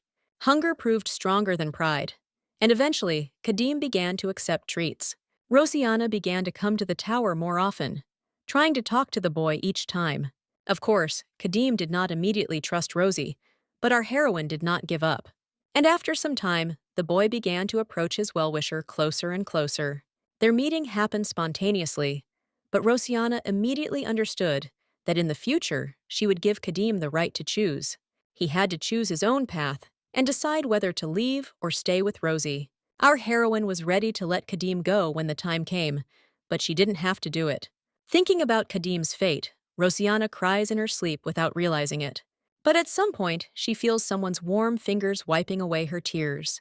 Rosie's eyes widen, and she realizes that she is in the arms of Kadim, who for some reason is naked to the waist. The young man is worried about Rosianna's condition and immediately asks how she feels. Our heroine does not immediately come to her senses and has difficulty remembering what happened to her. Kadim had asked her not to overwork herself, and now Rosie guiltily apologizes to him, noting that she must have been overexcited. Kadim is glad that Rosianna is okay, and besides, the cave he found seems to be restoring mana, and soon Rosie should feel much better from the herbs that Kadim gave her.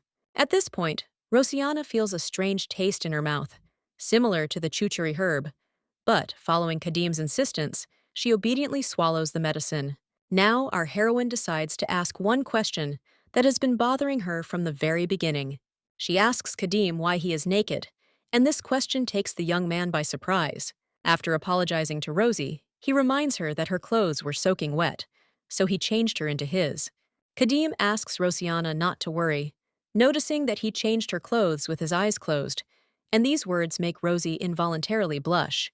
The young man believes that Rosianna should rest a little more, and, hugging our heroine to himself, Kadim reminds her that she has enough time to complete the third task.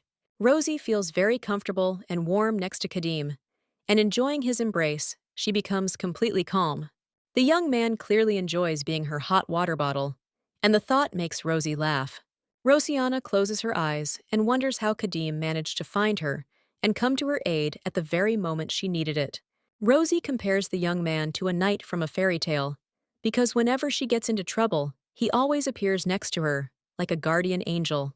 Looking at the bright tongues of hot flame, Kadim indulges in memories. He clearly understood all of Rosianna's feelings from the moment they first met. And when they met for the second time, the young man again realized that he still felt Rosie and did not want to let her go. After the exam, Rosianna is taken to the infirmary, and a few days later, Joshua scolds his sister severely for not taking care of herself at all. However, Rachel asks her younger brother to calm down and stop swearing. Rosie had slept for 2 whole days and had only recently woken up, so his lectures could wait. Rachel is sure that Rosianna had a good reason for doing what she did, but she really should take better care of her health. Belle supports Rachel's opinion, remembering how Rosie fainted on the day they first met. Then, Belle was in fear the whole time, until Rosianna came to consciousness. Rosie sheepishly reminds her friend that she is okay now and asks her to stop crying. But Belle asks our heroine to promise her that she will take better care of herself in the future. Wanting to reassure her loved ones, Rosianna makes this promise to her friend. Sighing, Joshua asks Rosie why she is trying so hard and ruining herself. She was already the best in the class, but this announcement comes as unexpected news to Rosianna. Although it was an accident, our heroine thought that she would be reprimanded for Kadim's interference, but she still managed to find the magic stone in the cave where they were hiding. Rosie suddenly felt a pulsation of power very close to her, the trace of which she had found in the forest. A strong aura led the girl deeper into the cave, and Rosianna boldly followed this path. In the end, she managed to find the magic stone and complete the third exam task. This helped Rosianna gain even more confidence in the reality of what was happening. According to the plot, Rosianna also found a stone before the end of the exam, but the stone found by our heroine amazed her with its enormous size. Rosie tries to figure out if this is the same stone as the original, but at that moment, Kadim calls out to her. Pinching the girl on the cheek, Kadim reminds his friend that it is time for her to get ready to go home, because the academy has started its holidays. Rosianna, Joshua, and Rachel go to the estate with Kadim, as he is worried that Rosie might get sick again. However, our heroine has not been home for a long time and does not know whether she can invite a friend without warning the Duke about it. Rachel reassures her sister, noting that their father would certainly be only happy to see his daughter saved. At this moment, our heroes notice Duke Blancourt himself, who wished to meet his children in person. Rosie is very happy to see her adoptive father, and this joy is absolutely mutual. However, Rosianna never imagined that the cartel would decide to meet her in person. The Duke notes that all this time he has communicated with his daughter only through letters, but it is much more pleasant to talk in real life. Cartel asks his children what life is like at the academy, and Joshua immediately complains to his father that Rosie is overworked as usual. However, the Duke already knows about everything thanks to Rachel, and considers this case quite serious. The academy needs to do a better job of monitoring student safety, and the bridge incident was a case in point, and the cartel intends to make an official statement about it. But right now, he is most worried about Rosie's condition, because the Duke heard that she had a strong fever, and he would rush immediately if the parents were allowed to come to the academy.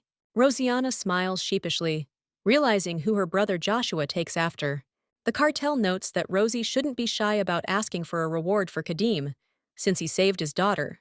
Rosianna thanks the Duke for his kindness, realizing that she was wrong to worry that the cartel would be unhappy with the appearance of an uninvited guest. After returning home, the Duke wants to listen to the stories of his children. Rosie smiles happily, wanting to tell the cartel what she promised to find out. Before doing so, however, she asks Joshua to leave the room for a moment. Joshua is confused by this request, because he does not understand what his sister could possibly say. Rosianna understands his feelings and explains that her story will touch on some of Joshua's most unpleasant memories. She's referring to Viscount Portman, the teacher who bullied him as a child. Joshua's hand clenches involuntarily, but he notices that he is no longer a small child who would tremble with fear. And even if something happens again, he has a father he can rely on, and a sister who will always help with advice, and a brother who will always get Joshua out of any trouble. Rosianna tells the Duke everything she has managed to find out about the Empress's clan, but it seems that he himself guessed all this.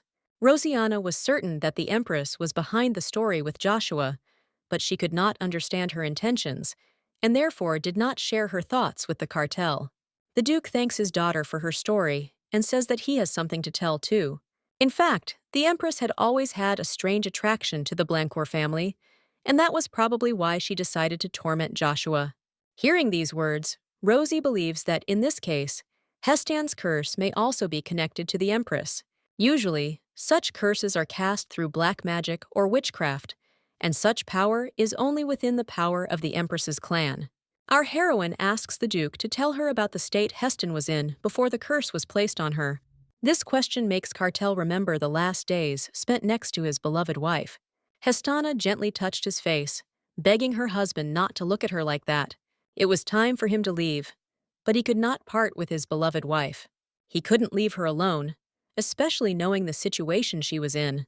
However, Heston would be very sad, because if the cartel had stayed with her, many people would have died at the hands of demons. Then the Duke asked if she was afraid of being left alone, and Heston said that she was afraid, because this had happened twice already. But she regretted much more that she could not cover his back, since now she had to stay in Hamel. Cartel promised his wife that he would return very soon, but on the day of his return, Hestana did not come out to meet him. Someone sealed it before the Duke had time to return from the battle with the demons, and when Cartel touched it, he felt an ominous aura emanating from that ice. Inside him, time seemed to have stopped moving, and mana was gradually evaporating, and nothing would change until the curse was lifted. Rosianna remembers that Hamel is considered a place with a strong cleansing aura, and if the sinister aura there never disappears, sooner or later the duchy will be filled with filth. But if you try to unravel this ball, you can find a solution to both the curse and the pollution, and so Rosie decides to go to Hamel. That same evening, Rosianna hears someone knocking on the door of her room. Seeing Kadim on the threshold, our heroine invites him inside. Rosie pours tea and sits down at the table, but Kadim gently chides her for not even asking who was standing behind her door. However, Rosianna was waiting for Kadim, because she had one important request for him. Rosie hands the young man a small box, inside which is the magic stone she found. Rosianna cannot figure out what type it is, so she asks Kadim to give the stone to the master. The young man is ready to do this, but, in his opinion, it would be better if Rosie handed over the stone herself. Rosianna really wanted to visit the teacher, but this visit will have to be postponed, because tomorrow our heroine is leaving for Hamel. Rosie feels bad about bothering Kadim, but the young man takes the box and asks her not to worry about anything. However, in return, he asks Rosianna to remember to take care of herself during this trip. Smiling sheepishly, Rosie thanks Kadim for his help and concern. The magic stone found by Rosianna has the ability to weaken control. Our heroine remembers that the original Rosianna accidentally grasped the power of this stone, but without really understanding it, Rosianna decided that he would completely save her from control, and later regretted it.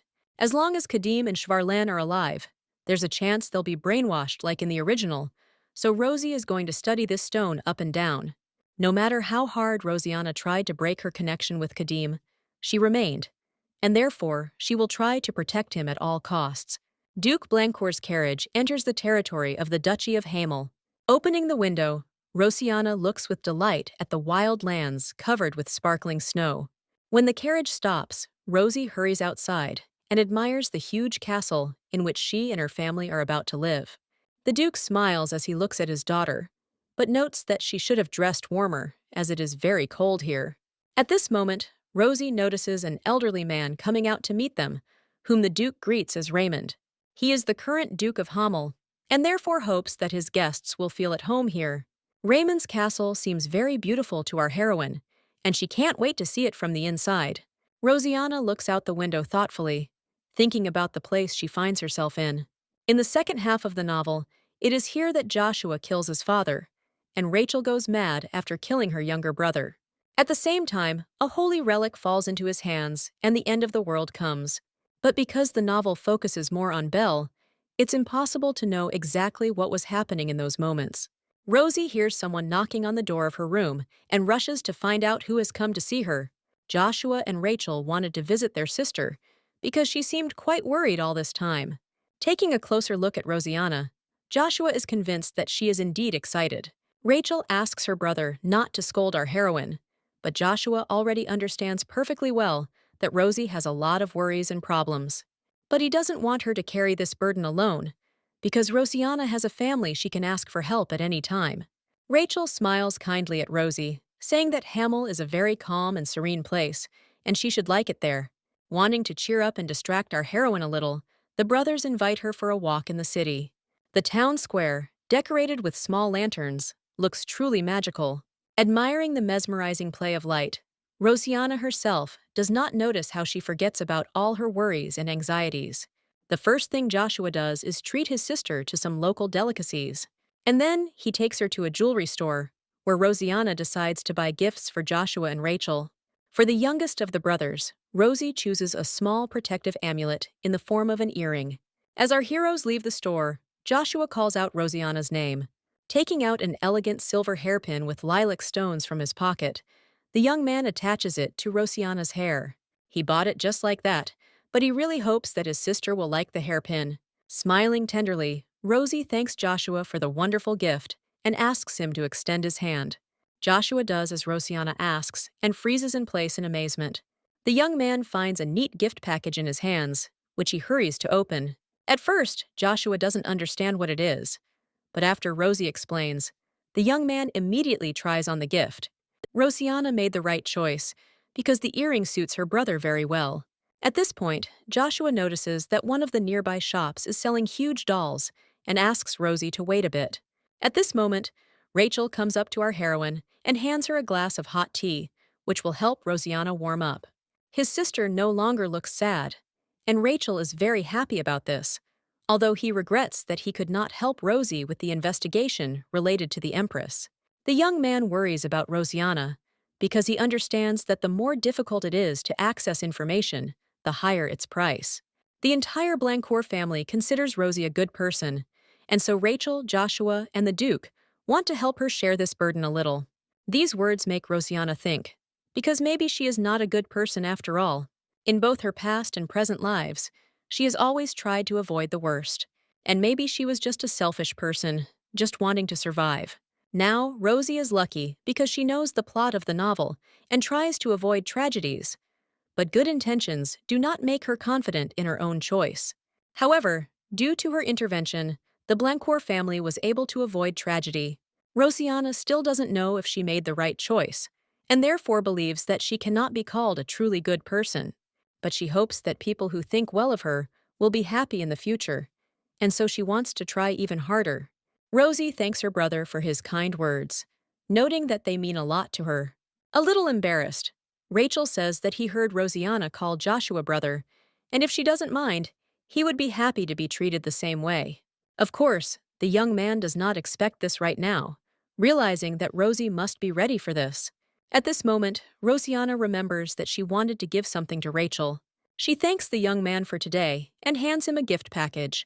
And, calling him his brother, he expresses a desire to walk with him again. That night, Rosiana can't sleep and decides to do something useful. Perhaps a book from the library will help her fall asleep faster. Rachel handed our heroine the key to the library so that they could begin their investigation early in the morning. But Rosie can't wait to get started right now, because Hestana's life is on the line. Rosiana walks into the library, not noticing two pairs of blue eyes watching her in the darkness. Having found the book she needed, Rosie hurriedly headed to her room. However, the animals, quietly moving their soft paws, continue to follow her unnoticed. The longer they follow Rosiana, the heavier and more ragged their breathing becomes.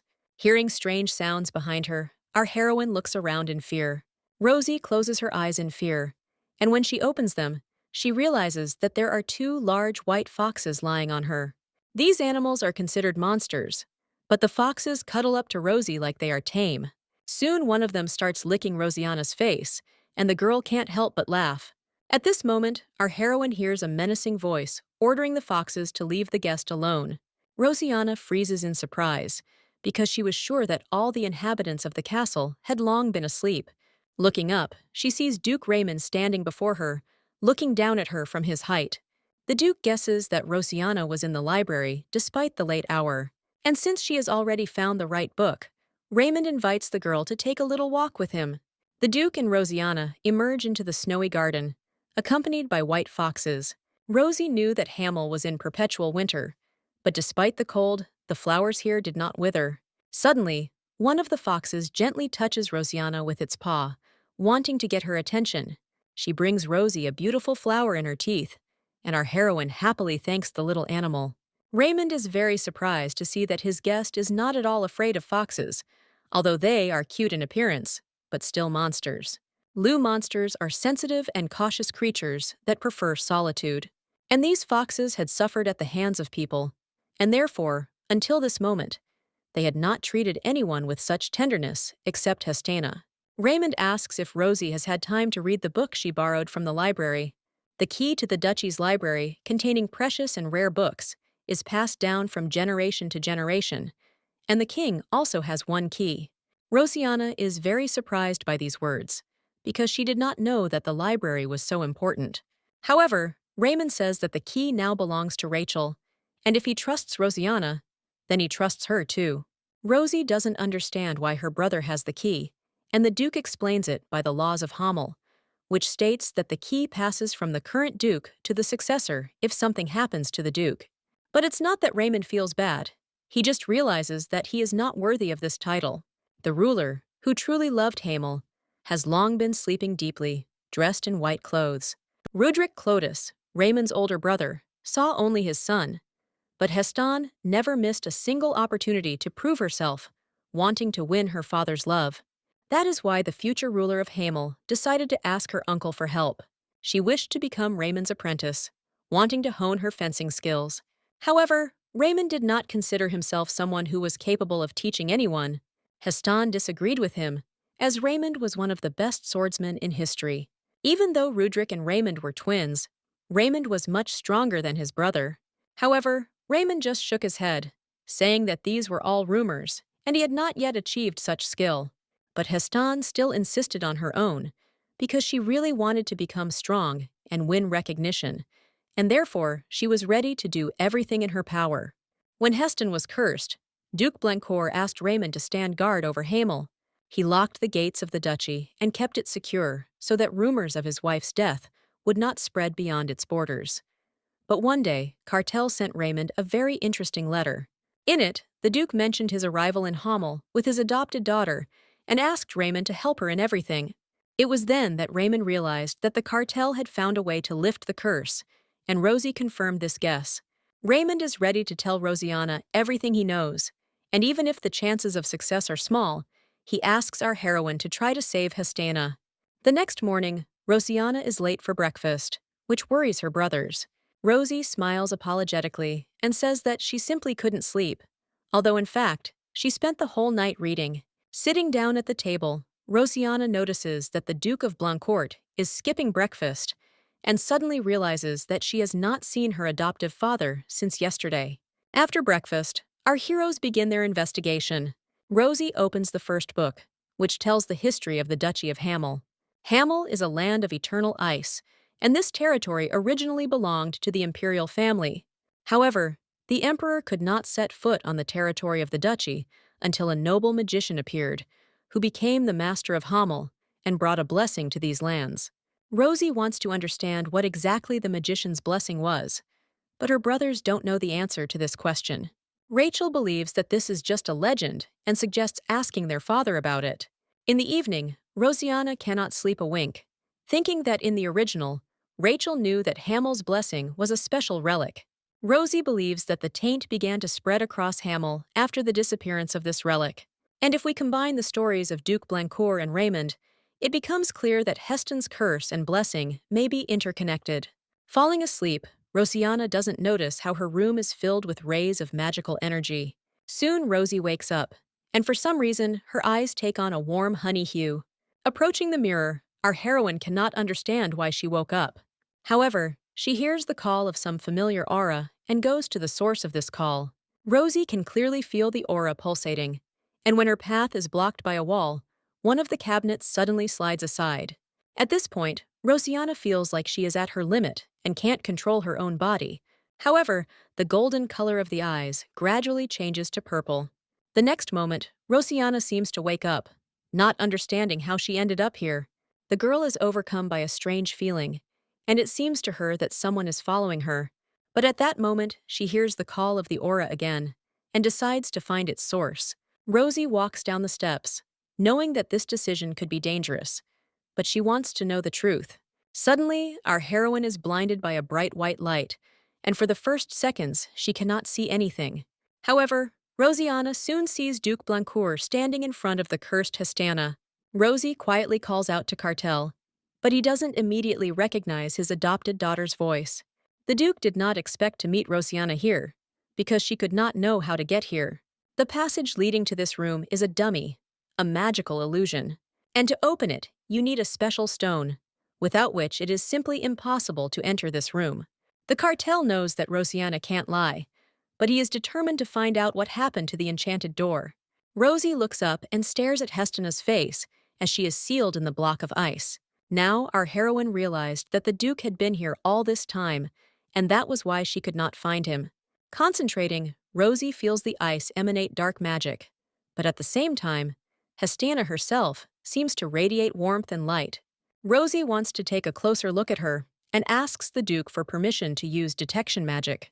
Rosianna carefully touches the ice and suddenly feels something strange. The ice becomes soft and slowly sucks the frightened Rosie inside. Catel asks the girl to step aside as quickly as possible, but Rosianna cannot resist this force. The magic consumes her, and at the last moment, Cartel manages to grab his adopted daughter by the shoulders. But now the enchanted ice absorbs both our heroine and the Duke. Rosianna finds herself in a strange place with furniture scattered across the floor. In addition, there are servants lying around everywhere, showing no signs of life. The place is permeated with dark magic, and turning her head, our heroine notices Mr. Raymond on the floor. During a conversation in the garden, the Duke told Rosianna about what happened on the day Heston was cursed. The dark magic came from one of the maids, but when she entered, Raymond couldn't do anything because everyone in the castle suddenly lost consciousness at that moment. Raymond was very weak, but he was aware of everything and saw everything. Before he fell asleep, he saw how dark magic seemed to consume his mistress's child. At this moment, Rosianna hears someone's voice saying that the curse is spreading further and further, covering the entire territory of Hamel. The being addressing Hestana notes that through her, ill-wishers want to defile everything around, and therefore she must make a choice. It cannot cleanse Heston with its power, but this curse can be lifted. Now Hestane faces a difficult decision, but she fears that the taint will come out and destroy the duchy. However, the creature says that they can seal the curse, thereby slowing its spread. And if so, Heston is ready to sacrifice herself, because this will save the life of her child and all the inhabitants of Hamel. If she disappears, the curse will go with her, so the girl asks the creature called Lara to destroy her. Long ago, Hestana asked Lara to be her friend, and although it seemed like a joke at the time, Hestana is now very glad that they met. Lara realizes that Hestana's soul remains the same, and as always, she tries to protect everyone. Lara also considers their friendship priceless, and therefore wants to tell Hestane about one way. The destiny of every person depends on his choice, because there are thousands of roads leading to the future. But even when choosing one of them, a person does not know what will happen in the end. Lara wants to offer Heston one way, but she can't say what the ending will be. Clutching her little daughter tighter to her chest, Hestana asks Lara to tell her about this method. Lara remarks that someone like her should not interfere in human lives. The moment people like her try to change someone's destiny, the scales tip in one direction. But even so, creatures like Lara always interfere in people's lives to some extent. Luckily, this time, Lara has an excuse, because being a divine dragon of air and a contemplator of destinies, she saw the fate of this child. This girl is destined to become a savior, a light that will save the world from destruction. The curse placed on Hestane is tied to dark magic, and the power of the air dragon is precisely what brings purification. However, Lara has lost her shell and cannot fully use the power, but many years ago she managed to create a vessel using sacred relics. But it takes hundreds of years for hatching, and during this time, the source of the curse can destroy not only Hamel, but the entire world. There is a way to buy time, but to do so, Lara will have to send Hestana's child to a remote location so that she can live as fate wishes. She will be separated from her family, but Lara will be able to stop the curse. Lara promises Heston that her daughter will be safe, as the curse will be sealed with her. Heston ponders the divine dragon's words, holding back tears. Finally, she makes a decision and asks Lara to do everything as she says. Holding the baby close, Hestana apologizes to her for the fact that she will grow up without the love that she so dreamed of giving her daughter. Our heroine watches this scene from the sidelines, and at some point she hears Heston call her daughter by her name. She decided to name her beloved daughter Rosianna, but she hasn't yet told anyone about it. Hearing these words and realizing what was happening, Rosie froze in place in amazement. At that moment, she hears Lara's voice, saying that it was a magical recording of her promise. Rosianna has gone through her destiny, and now Lara wants to ask her one question. In a conversation with Hestana, Lara had already mentioned a new vessel for her birth. All this time, Lara observed all the obstacles that fate gave Rosianna. Now, Lara knows for sure that Rosie has the power to speed up the hatching of a dragon egg. The seal that holds back Hestana's curse is weakening, and before its power is lost, Lara must return to this world. Rosianna agrees to help, but she asks Lara to lend her her power even after saving Hestana. Lara is confident that our heroine can handle this power, and therefore grants it to Rosianna. The divine dragon makes a promise to Rosie and entrusts his vessel into her hands. In addition, Lara grants our heroine her power, as evidenced by the mark that appears on Rosianna's wrist. A few days later, Rosie looks closely at her hand, remembering what happened. The dragon egg came as a very unexpected surprise to our heroine, but if she can master this power, she can change everything. Rosie remembers what happened immediately after she and the Duke returned to reality. All this time, Cartel was sure that his daughter died on that terrible day. But now everything has fallen into place, and the Duke cannot believe his own happiness. He had seen Hestana's handmaiden disappear into ashes, and so Cartel thought that his child had suffered the same fate. Rosianna freezes in surprise, realizing that the Duke saw the same thing that she saw. Cartel holds Rosie tightly to him, tears continuing to stream down his cheeks. He had been waiting for this moment for a long time, and now he apologizes to his daughter for not recognizing her right away. At that moment, our heroine was confused, because according to the original plot, Rosiana could not possibly be the daughter of Hestena and Cartel. However, the moment her father hugged her, Rosie realized that she had finally found the family she had been missing so much. A loving family was also missing from the original novel for the real Rosiana. However, Rosie believes that she was only able to change the plot because she knows what a reckless choice the original Rosiana made. And this choice ultimately led to a completely logical end. These thoughts make our heroine suffer, but she remembers in time that she did not become Rosiana by her own will. Either way, she needs to wait for the egg to hatch and contact Kadim as soon as possible. At this moment, Tanya enters Rosiana's room, saying that the lady received a letter and a gift. Taking the letter in her hands, Rosie cannot hide her surprise, because it bears the seal of Duke Frey. Rosiana rides in a carriage with Joshua and Rachel, wanting to visit Belle. Smiling guiltily, our heroine tells her brothers that she could have easily gone alone.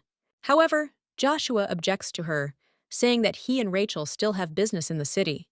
Rosie is planning to spend the night at Belle's, as she really misses her friend and hasn't had time to properly say goodbye to her brother since the end of the semester.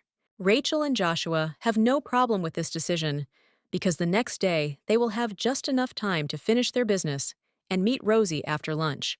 Rosiana sincerely thanks the brothers for their concern, knowing full well that they actually have no business in the city. When Rachel and Joshua learned that Rosiana was their sister, our heroine was unconscious. What happened left the girl very tired, but she woke up earlier than her loved ones expected. When Joshua learned that Rosie was his real sister, he was over the moon. Rosiana had been telling him since she was a child that she would leave home as soon as she grew up, and Joshua did not go against her, because he thought he had no right to stop her. Now he is very ashamed of his behavior. But now the Duke has a reason to stop Rosie. Rachel was also happy about this news, but he was worried about Rosiana's feelings, because having learned about everything, she must have been in shock. So the father and brothers decided to behave as usual, so as not to put pressure on Rosie, and our heroine heard their words. Noticing the outline of Freya's estate in the distance, Joshua informs Rosiana that they are almost there. The estate turns out to be very beautiful and spacious, but Rosiana really wants to see its inhabitant as soon as possible.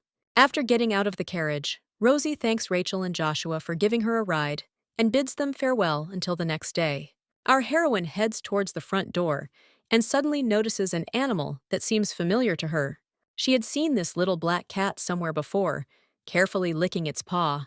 At that moment, Rosie hears the excited voice of her friend calling her name. Belle blames herself for being late and not being able to greet Rosiana properly, but our heroine says that she arrived literally a minute ago. Suddenly, Rosie notices something on Belle's cheek that looks very much like pastry cream. Belle immediately comes to her senses, remembering that she baked a cake for her friend's arrival, and her soul is filled with joy, because she has been waiting for so long to meet Rosiana. Lady Freya invites Rosie to a table laden with all sorts of sweets. The strawberry cake baked by Belle turns out to be absolutely delicious. Rosiana is overcome with pleasure, enjoying the sweet and sour taste of strawberries and cream made from fresh whipped cream, in harmony with the tender and soft sponge cake. Belle is very happy that the cake turned out well, and thanks Rosie again for coming. Belle always just accepted her help, and this made the girl feel both gratitude and regret at the same time. And before the start of the holidays, she didn't even have time to properly say goodbye to her friend. Rosiana rushes to console Belle, noting that when she was unconscious, her friend looked after her all week, and on the eve of the holidays she had to leave because of her brother's illness. But now Rosie has a cake made by Belle and feels quite happy.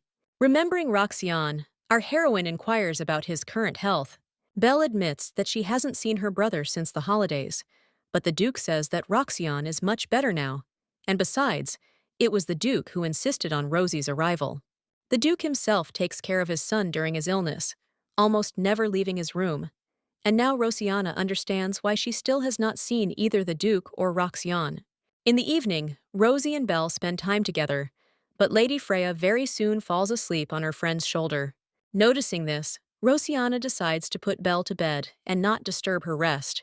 After covering Belle with a blanket and turning off the light, Rosie quietly leaves her bedroom. Finding herself in a dark corridor, our heroine looks around in confusion. She also wants to sleep, but she ate sweets all day, and now she feels heaviness in her stomach. Rosie decides to wait until she feels a little better and whiles away the time by walking around the house. Rosiana only now notices that during the day, Freya's estate is as quiet as it is at night, and this seems rather strange to her. Rosie also wants to understand why Duke Freya adopted Belle. She was an ordinary girl from a village orphanage, but Belle did not look after the young Duke and did not become his bride. Rosiana suspects that the Duke somehow learned that Belle was destined to become a saint, but this idea seems too incredible. In addition, Rosie remembers that the reason for the disappearance of this family will be werewolves. This thought makes Rosiana remember something she shouldn't remember. Vague fragments of memories associated with Roxanne flash before her eyes. At this moment, Rosie feels a severe headache and closes her eyes. The pain is so intense that Rosiana doesn't notice how someone comes up to her from behind and grabs her hand. With his other hand, the young man covers his victim's mouth, preventing her from making a sound. However, at some point his grip weakens, and looking back, Rosie sees Roxanne behind her. The young man is breathing heavily, his eyes closed, and Rosiana understands that something is clearly wrong with him. He continues to hold our heroine close to him, despite Rosie asking Roxanne to let her go. However, the young man does not hear her, and the next moment he reaches for her neck, opening his mouth.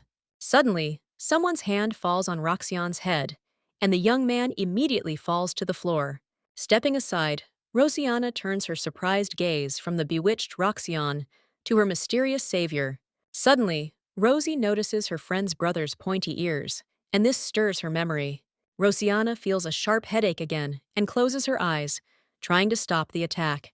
Sighing wearily, Rosie's savior gently chides Roxanne for not being able to leave him unattended for a minute. Rosie wants to know who she owes her debt to, and the stranger introduces himself to her as Duke Raphael Freya. This isn't quite how he planned his first meeting with Rosiana, so he'll have to erase her memory. At this moment, Rosie's already erased memories of the evening when she helped Roxanne return. She remembers how she carried the young man into the library, not understanding what was happening to him. After this, a black cat appeared in the library and helped Rosiana save Belle's brother. And at that moment, our heroine learned that Roxanne was a half-werewolf. The return of memory breaks the Duke's magical seal, preventing him from casting a new spell on Rosiana. However, this did not upset him, but rather pleasantly surprised and impressed him. Having invited Rosie to the table, Raphael continues to be amazed that she managed to remember everything. He apologizes for today's incident and hands Rosiana a cup of tea, hoping that the hot drink will make her feel better. Rosie wants to ask the Duke about the most important thing, but is afraid of seeming too curious. However, Raphael guesses her thoughts and says that Roxanne and his family are both related and not related to werewolves, since his adopted son is only half a werewolf. It's quite an important secret, but our heroine has already encountered it several times, and Duke Freya considers it a will of fate. Wanting to dispel her suspicions, Rosiana asks why Raphael adopted Belle. After all, the Duke himself and Roxanne are connected to werewolves, but Belle is an ordinary person. Anyone associated with werewolves in this country is under threat. However, despite this danger, the Duke still involved Belle, who had nothing in common with werewolves in this matter. The Duke is touched by such concern for Belle's welfare, and he says that he will answer all of Rosiana's questions if she fulfills his request. However, at that moment, an angry Roxanne bursts into the room. Noticing Rosiana, he asks Raphael what she is doing here. But the Duke does not answer his question, and extending his hand to our heroine, invites her to follow him. Roxanne also goes with them, and Rosie tries to guess what exactly Raphael's request will be.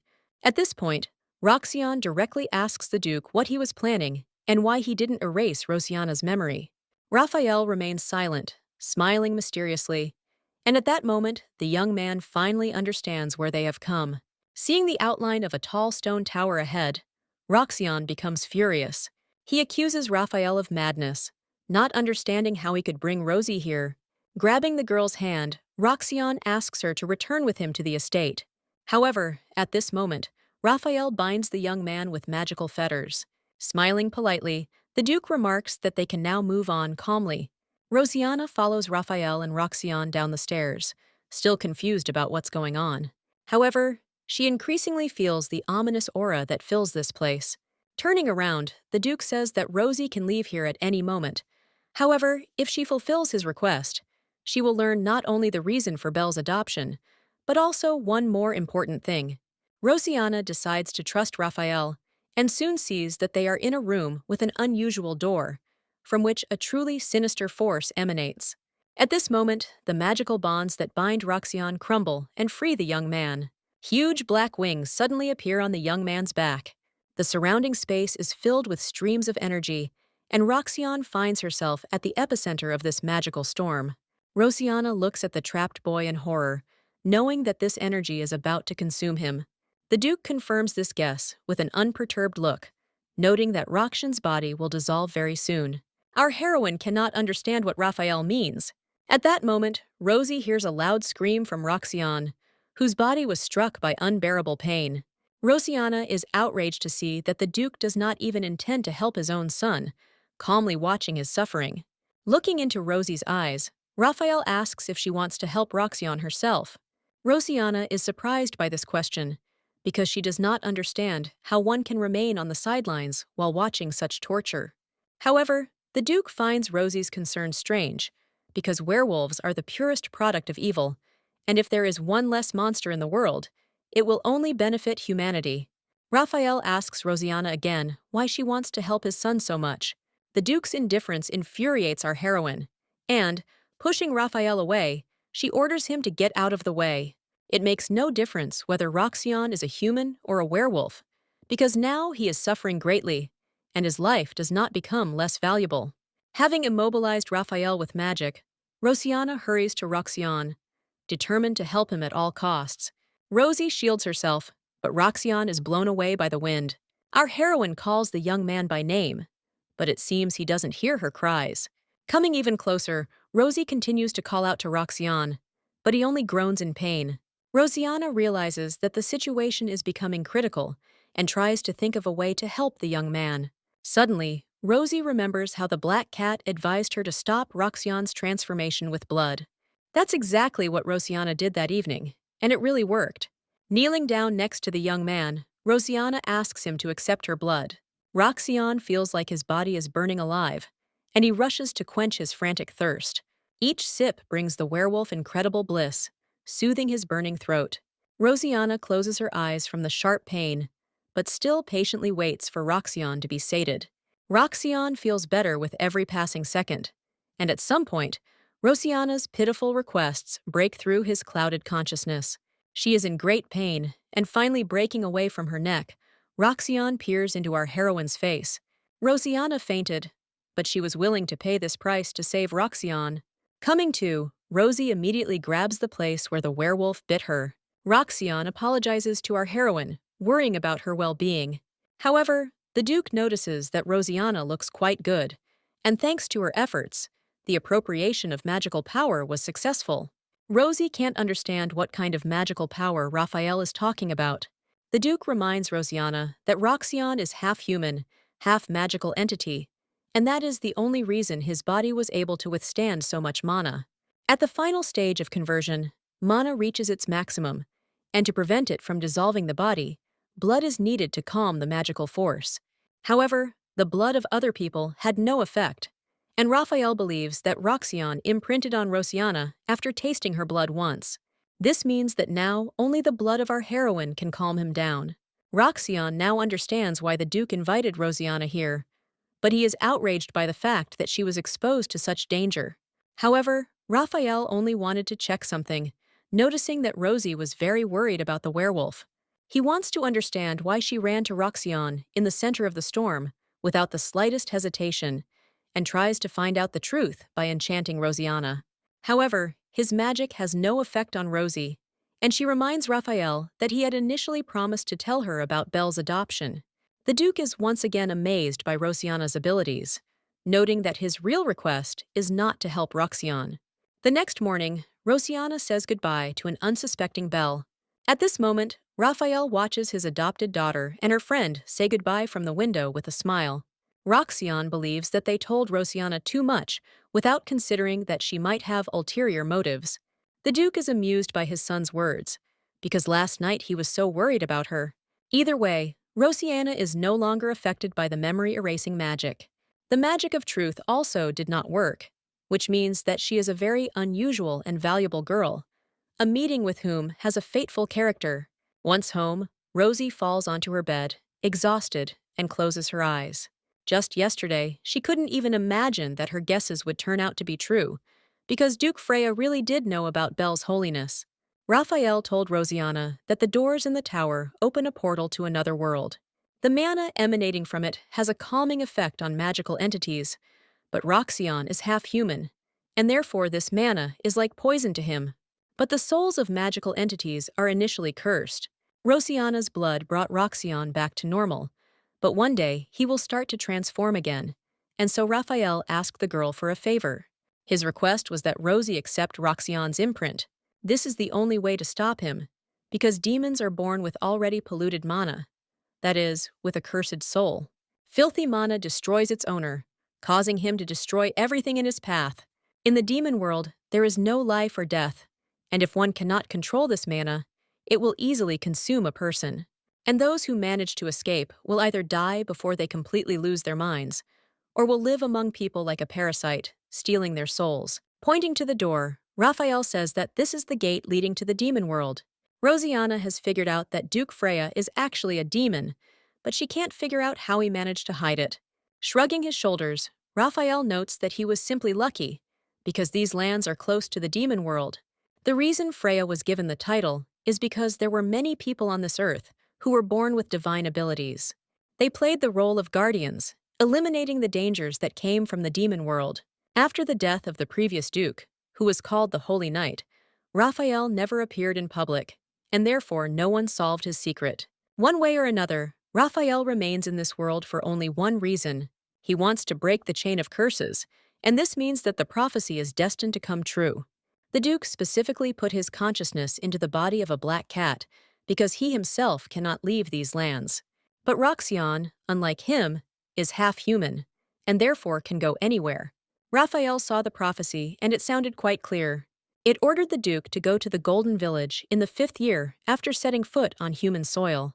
The child he was to meet there in front of the old willow tree was destined to one day awaken divine power. And when the one who was half demon gains divine power, the hated will be burned. That is why Raphael must protect this child at all costs. And Roxion, in turn, must protect and master divine power.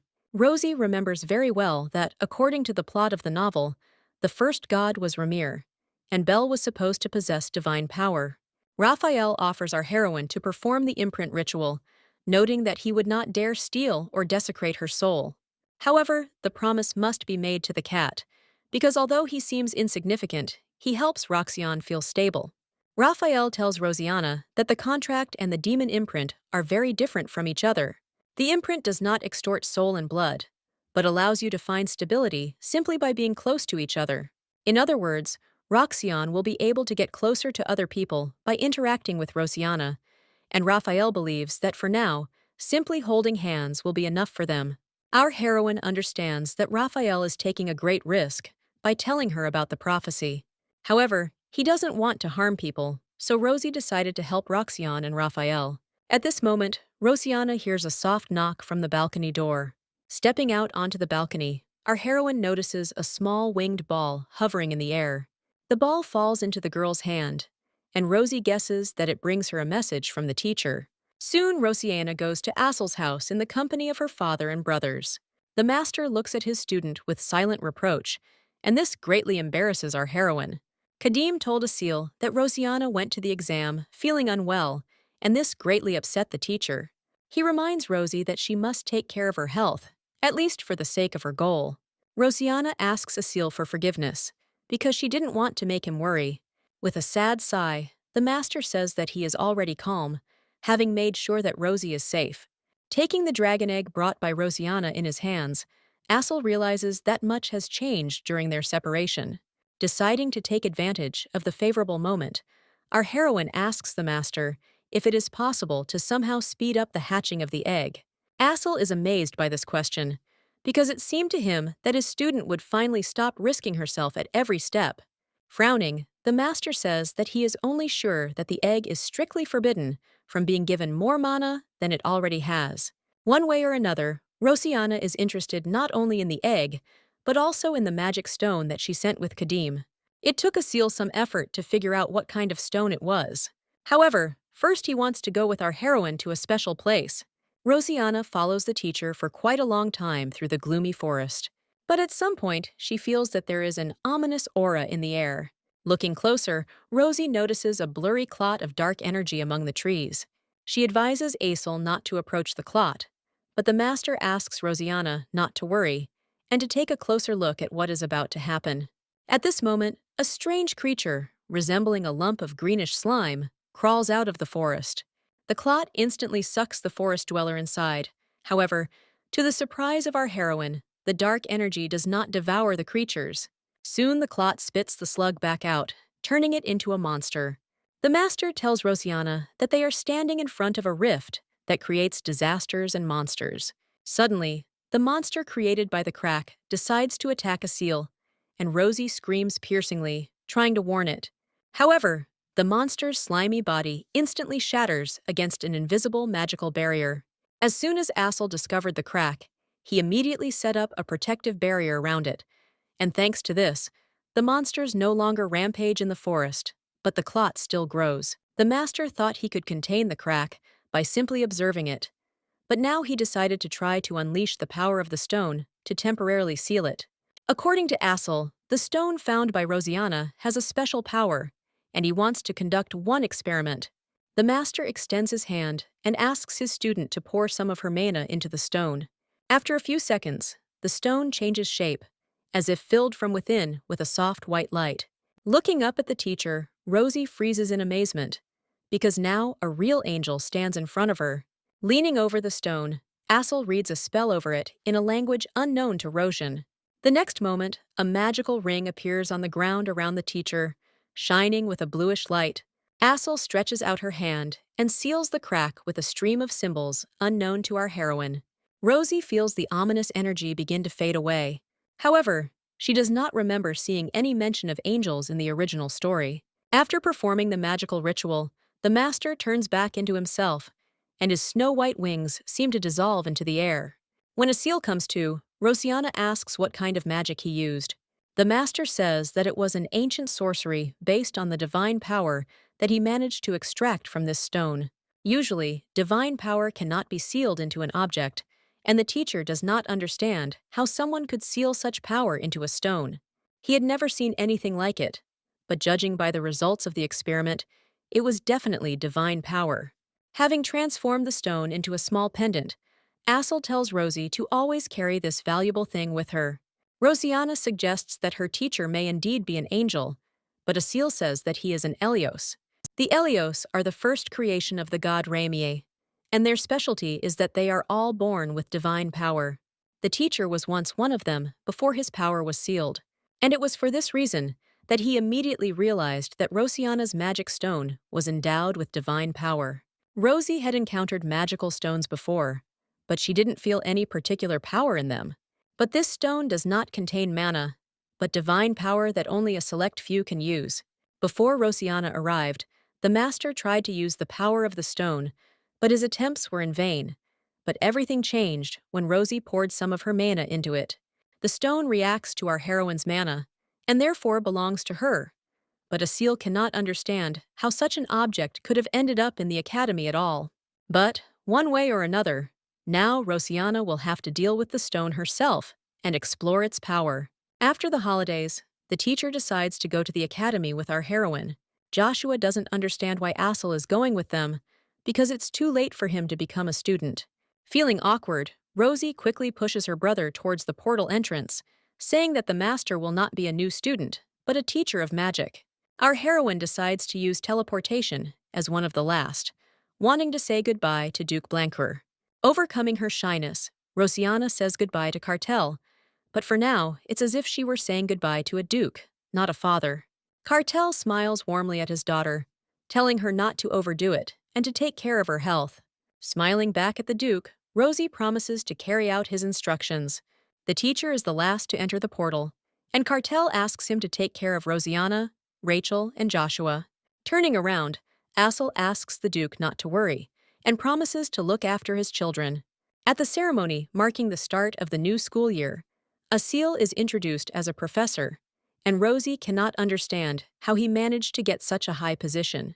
Smiling affably, the master tells the students that he will now teach at the Faculty of Magic. This news delights the students, and Rosianna can't help but smile, knowing that every magician dreams of meeting the master of the magic tower.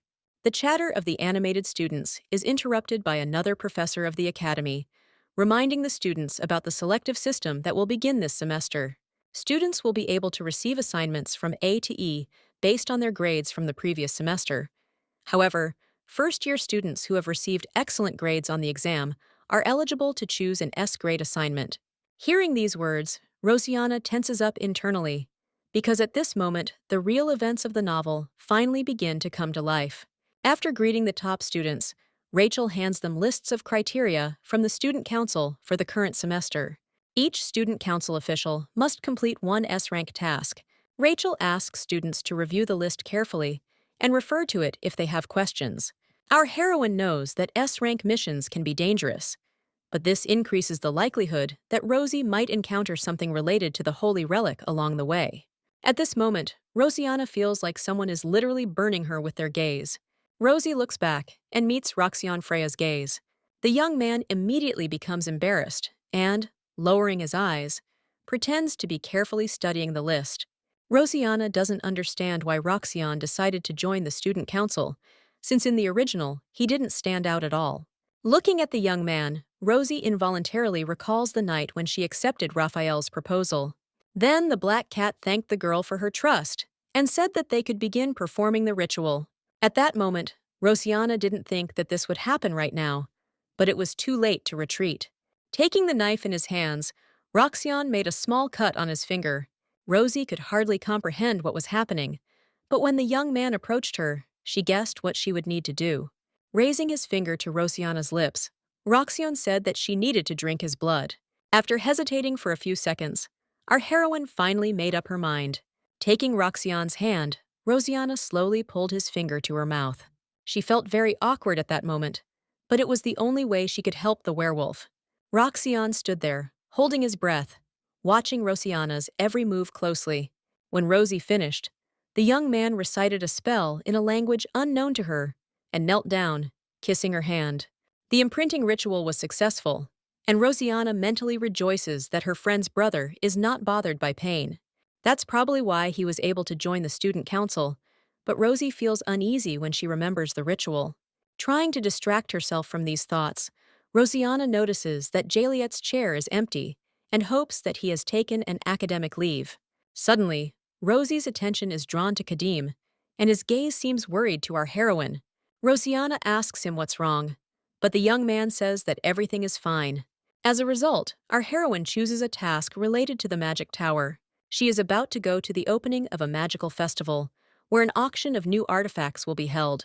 This task may seem simple at first glance, but only wizards with the appropriate level of mana can attend this festival. Moreover, you will have to pay a lot of money to attend the auction. But Rosianna chose this task for a reason.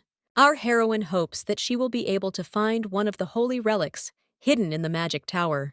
In the original, Belle asked for help from Jaliet, but this led to her being imprisoned in a magical tower, and thanks to this, she was able to accidentally find the tower's treasure. According to the plot of the novel, after the collapse of the tower, Jaliet became its new lord. That's why Rosie wants to get the relic before he does, before the tower falls. The miracle happens when the priestess Belle goes in search of a holy relic, and our heroine would be glad if this were a story about a journey, because then Rosie could find out where and how to find the relic. In the original, most of the holy artifacts were found by the villains or the main characters, but this time, Rosianna will have to deal with it herself. Lost in thought, our heroine does not notice the sudden appearance of Jaliet. Hearing the young man's voice, Rosie screams in surprise. Jaliet smiles kindly at the girl, clearly pleased with the effect produced. Without blinking an eye, the young man studies the sheet of paper with the description of the task chosen by Rosiana. This is a paired task, and Jaliet suggests her candidacy to Rosie, noting that he is the only student at the academy with the appropriate mana level. Smiling sheepishly, Rosiana says that only student council members can perform this task. However, Jaliet is very pleased with this remark, because to Rosie's surprise, he has also already joined the student council. Walking down the academy corridor, our heroine looks for a way to refuse Jaliet. She would like to complete this task with Belle, but Rosie doesn't want to put her friend in danger, and besides, her mana level doesn't meet the specified criteria. Suddenly, Rosiana notices Master Asil, clearly hiding from someone. He looks scared, and when Rosie calls out to the teacher, he involuntarily flinches. Rosiana asks why the teacher is acting so strangely, but Asil doesn't have time to answer her. At this moment, voices of students looking for the master are heard nearby. They would like to ask Professor Lusterif many things, and, realizing the reason for the teacher's fear, Rosie quickly takes him to a quieter place. Rosie brings the master into the reception room and asks him to explain what is going on. But the teacher only sighs heavily, and, guessing that popularity is not to his liking, Rosie suggests that Asil use an invisibility spell. The master really likes this idea, because he hasn't been in crowded places for a long time, and therefore feels awkward. After the ceremony, Asil was attacked by a whole crowd of students, and he was so shocked that he didn't even notice how he ran away from there.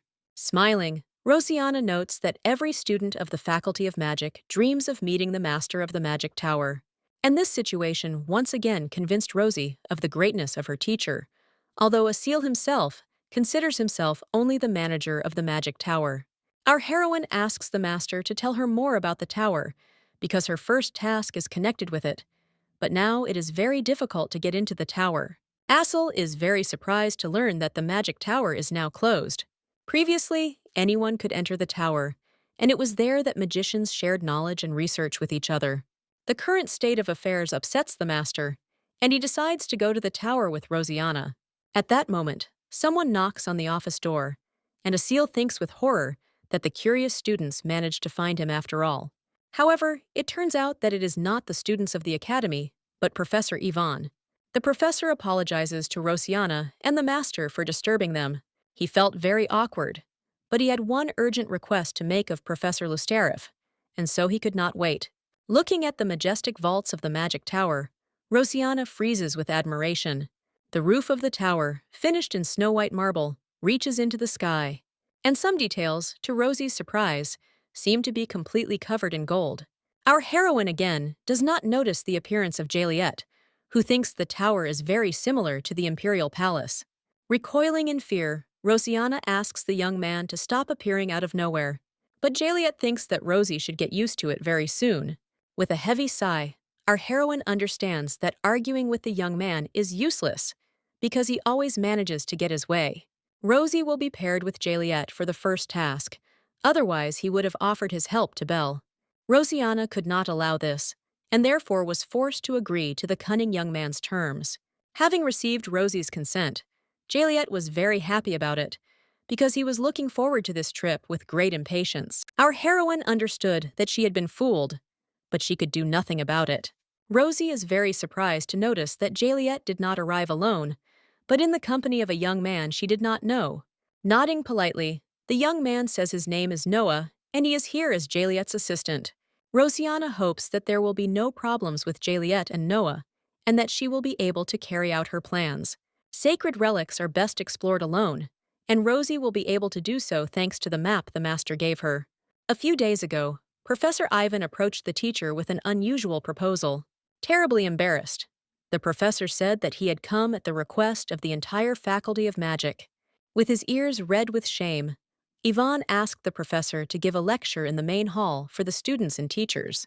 Asil could not refuse the professor, but he was very sad that he could not go with Rosiana. Although in return, he gave his student a map containing all the information about the Magic Tower. However, the professor could not go on a mission with a student in any case, since this would be a violation of the Academy's rules. Rosie notices that Jaliet doesn't look well, but the boy says he just has a headache. Our heroine advises Jaliet to have a good rest, deciding for now to take a walk around the city. Left alone with his owner, Noah expresses concern about his well-being. The festival has brought a lot of people to the city, and Noah knows that Juliet doesn't like crowded places. However, the owner got along very well with Rosianna, and, smiling, Juliet remarks that their client is a very interesting person. Each person has only one unique color of mana, but our heroine has two. And besides, Juliet can't see anything except that Rosie is hiding something. Juliet does not understand what is happening with the magic tower, clearly feeling the accumulation of some unpleasant energy there. The more he looks at her, the worse he feels, and Noah advises his master to rest quickly. After seeing Noah off, Juliet lies down on the couch and closes her eyes, hoping that the headache will soon subside. The young man is overcome by a strange fatigue, and soon he falls asleep. Julieta is pulled into the dark and cold water, but he does not resist, obediently sinking to the bottom. The young man had seen this dream many times, and it irritates him immensely. Blinking, Juliet felt like he was a little boy again. And besides, he again sees before him his own brother with a dagger in his chest. The boy calls Juliet's name pitifully, saying that he is in great pain. He doesn't want to die. And at that moment, his eye sockets fill with blood, and many eyes appear on his face. The next moment, the boy finds himself on top of Juliet and has his hands tightly around his throat. The brother accuses Juliet that all this is happening to him because of him. The boy's face turns into a thick black liquid, flowing down and filling the entire surrounding space. Juliet feels like he's about to choke, and suddenly hears a familiar voice calling his name. The young man opens his eyes and sees Rosianna leaning over him. Juliet tries to catch his breath, and Rosie asks if he's okay. Our heroine noticed that Juliet suddenly stopped breathing, and cold sweat appeared on his face. The young man understands that Rosianna was worried about him, and this pleasantly surprises him. Rosie admits that she was truly frightened by Juliet's condition, and would not have just stood by and watched him suffer.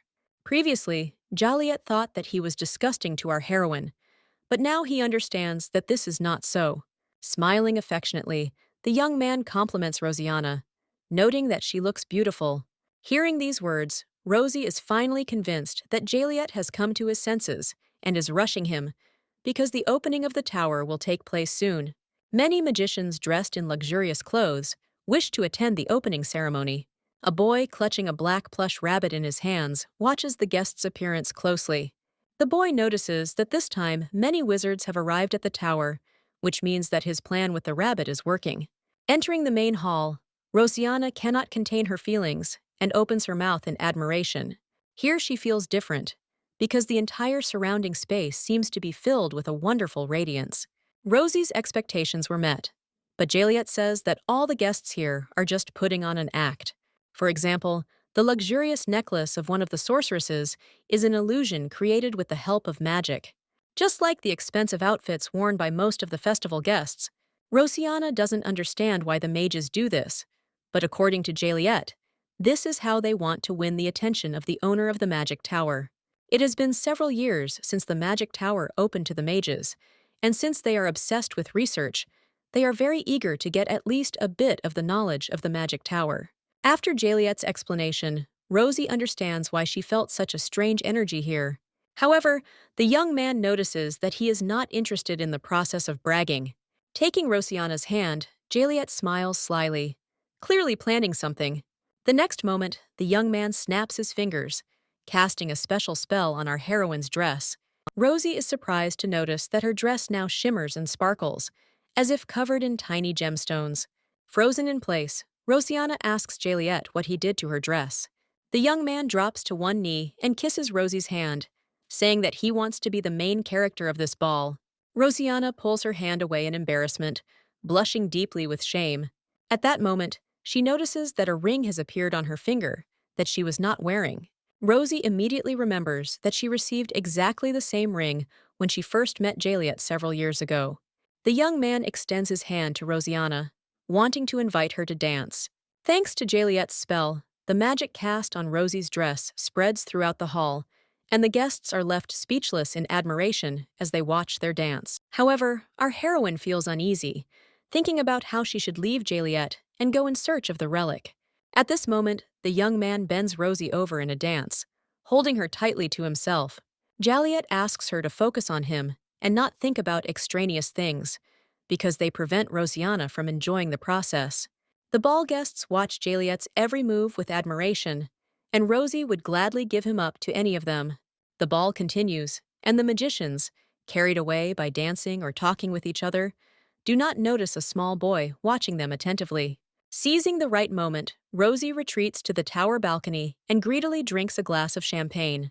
Rosiana would never have believed that she would be able to perform 3 dances in a row, and now she feels very tired. Our heroine tried to walk around the tower before the ball began, but, alas, she did not have enough time for this. Taking the map given to her by the master out of her pocket, Rosiana looks closely at the plan of the magic tower. The person currently in possession of the relic doesn't fully understand its power, but Rosie is certain that he doesn't keep it in plain sight. There are only 2 places in the blueprint where magical artifacts can be stored, and one of them is the Tower Lord's office. However, the relic could just as easily be hidden on the top floor. But the teacher strictly forbade Rosiana from visiting the top floor. Although the tower underwent major changes, its upper part was not affected. A seal sealed this place several times, so that no one could get there. However, if Rosiana suddenly succeeds, the master asked her not to touch the coffin standing in this room. He really hopes that this won't happen, but just in case, he hands Rosie a small black box. If she does manage to open that door, the thing stored in that box will help Rosiana seal it. However, our heroine still does not understand why Asel is so worried about this. The teacher reminds Rosie of a wizard who experimented with mana many years ago. He did a lot of things he shouldn't have done, and that coffin on the top floor is where his body is. A seal has checked the coffin for life force more than once, but he hasn't felt anything. But the body of a wizard who conducted such experiments is dangerous in itself, and Rosie hopes that she won't have to approach it. Back in the ballroom, Rosiana thinks about how she can escape from Jaliet. However, neither Jalieta nor Noah are in the hall, and our heroine decides that this is her chance. At that moment, a boy with a toy rabbit in his hands runs into Rosiana. Feeling the jolt, Rosie accidentally spills champagne on her dress. Looking around, the girl notices the culprit of this little incident. The boy sits on the floor, his light gray eyes fixed on Rosiana. After apologizing to the boy, Rosie moves closer, worried that he might have hurt himself. She extends her hand to the baby, wanting to help him get to his feet. However, the boy continues to stare at Rosiana without saying a word. Rosie feels uneasy and assumes that the boy must have a sore leg. She wants to pick the baby up from the floor and offers to take him to the infirmary, but he flinches from Rosiana's soft touch. To our heroine's surprise, the boy screams loudly, ordering Rosie not to touch him. The boy stands up and quickly picks up a toy rabbit from the floor. Without looking at our heroine, the baby runs away, ignoring her attempts to talk to him. The boy hugs the rabbit tightly, apologizing to him for dropping him. Now Rosiana notices her wet dress, and at that moment she hears Jaliet's voice. He smiles playfully and offers his hand to our heroine, wanting to help her up. Having thanked the young man for his help, Rosiana wants to leave, finding a convenient excuse for this. However, Jaliet does not understand why she needs to change clothes when she can simply use magic. With a snap of his fingers, the young man instantly brings Rosie's dress into a proper appearance. At this moment, the guest's attention is drawn to a golden sphere, announcing the start of the auction. The sphere invites mages to follow the auction house, located on one of the upper floors of the tower. Rosiana looks at the magical items on display, realizing that all of these things were originally listed as artifacts in the tower. And probably what she wants will be presented before the end of the auction. Rosie's guess turns out to be correct, as the last lot of the auction is one of the new artifacts created by the Lord of the Tower of Magicians himself. The auction will be held by the Lord of the Magic Tower himself, and Rosiana is surprised to recognize the same boy who recently almost knocked her off her feet. The boy shows everyone present the Hourglass of Dreams, which can fulfill any wish of its owner. And since this item is very precious, the Lord will only give it to the wizard who can handle it. The boy asks the magicians to place their mana into the crystal ball, noting that the artifact will be given to the strongest of them. This method seems rather unusual to our heroine, and she notices that the balls of most of the guests glow orange. Turning her head, Rosianna notices that Noah's orb is turning bright red, but she expected something like this from Jaliet's assistant. Rosie becomes curious about what is going on with Jaliet's own ball. To Rosie's surprise, the crystal ball in the boy's hands shimmers with different colors, emitting a soft light. The violet color merges with pink and blue shades, and, transforming into energy flows, rays of light rush to the hourglass of dreams. Rosianna mentally admires Jaliet's strength, but now she too must test how strong she is. Concentrating, Rosie fills her crystal ball with mana. At this moment, her pendant with the magic stone rises into the air, emitting a barely noticeable glow. Suddenly, a stream of energy bursts out of the stone, rushing towards the toy rabbit that the Lord of the Tower is holding in his hands. This stream seems to suck in another stone, which decorates the bow tied around the rabbit's neck. Rosianna doesn't understand what's happening, and the next moment the ball in her hands cracks, crumbling into small pieces. The released energy fills the entire space of the auction room, and the Dreamwatch seems to be fed by it, shuddering and jumping in place. The next moment, our heroine notices a huge magical seal that is formed over the clock. The Lord of the Tower watches this with admiration, doing nothing. Suddenly, Rosianna is blinded by a bright white light, and she immediately closes her eyes. Rushing upward, the released energy reaches the topmost floor of the tower. A magical seal is also formed over the coffin of a wizard, sealed by a master. When she opens her eyes, Rosianna doesn't understand where she is, but this place doesn't look like an auction room. Suddenly, our heroine feels someone gently touch her cheek and hears the voice of her sister from a past life. Rosie realizes that she is back to the evening when her mother and sister congratulated her on entering university. Her sister even wanted to sing a congratulatory song for her, and Rosianna couldn't help but smile, remembering how warm her relationship with her family was. Rosie's mother was confident that her daughter would successfully graduate from university and become an excellent teacher. However, much more important than Rosianna's admission was her birthday, which was celebrated on the same day. The memories of this happy and carefree day stung our heroine painfully, and she could not hold back her tears. And soon a tragedy occurred, because of which Rosianna left the world in which she was born.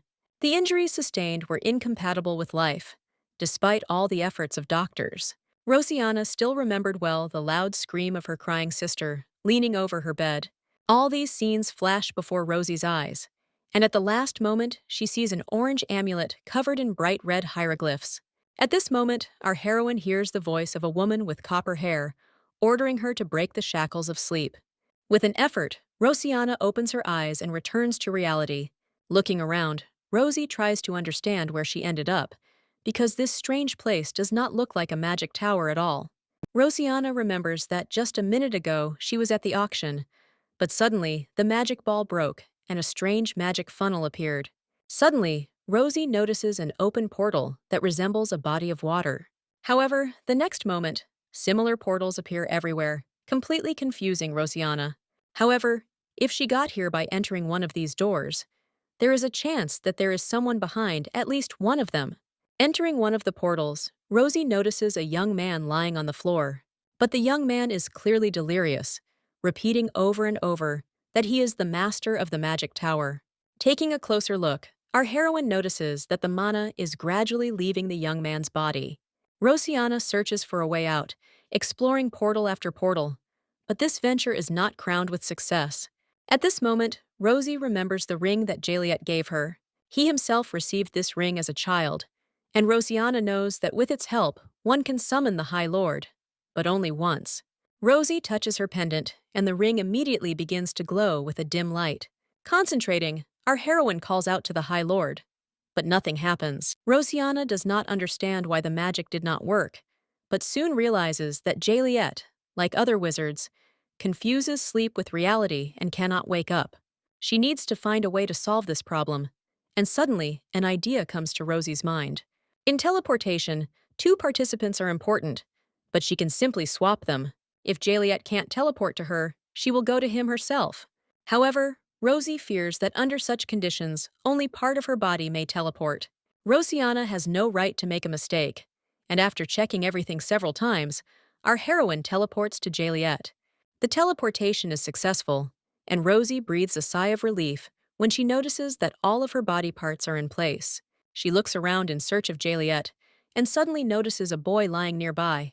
The boy is fast asleep, and his body seems to be entangled in some strange black ropes growing out of a black puddle.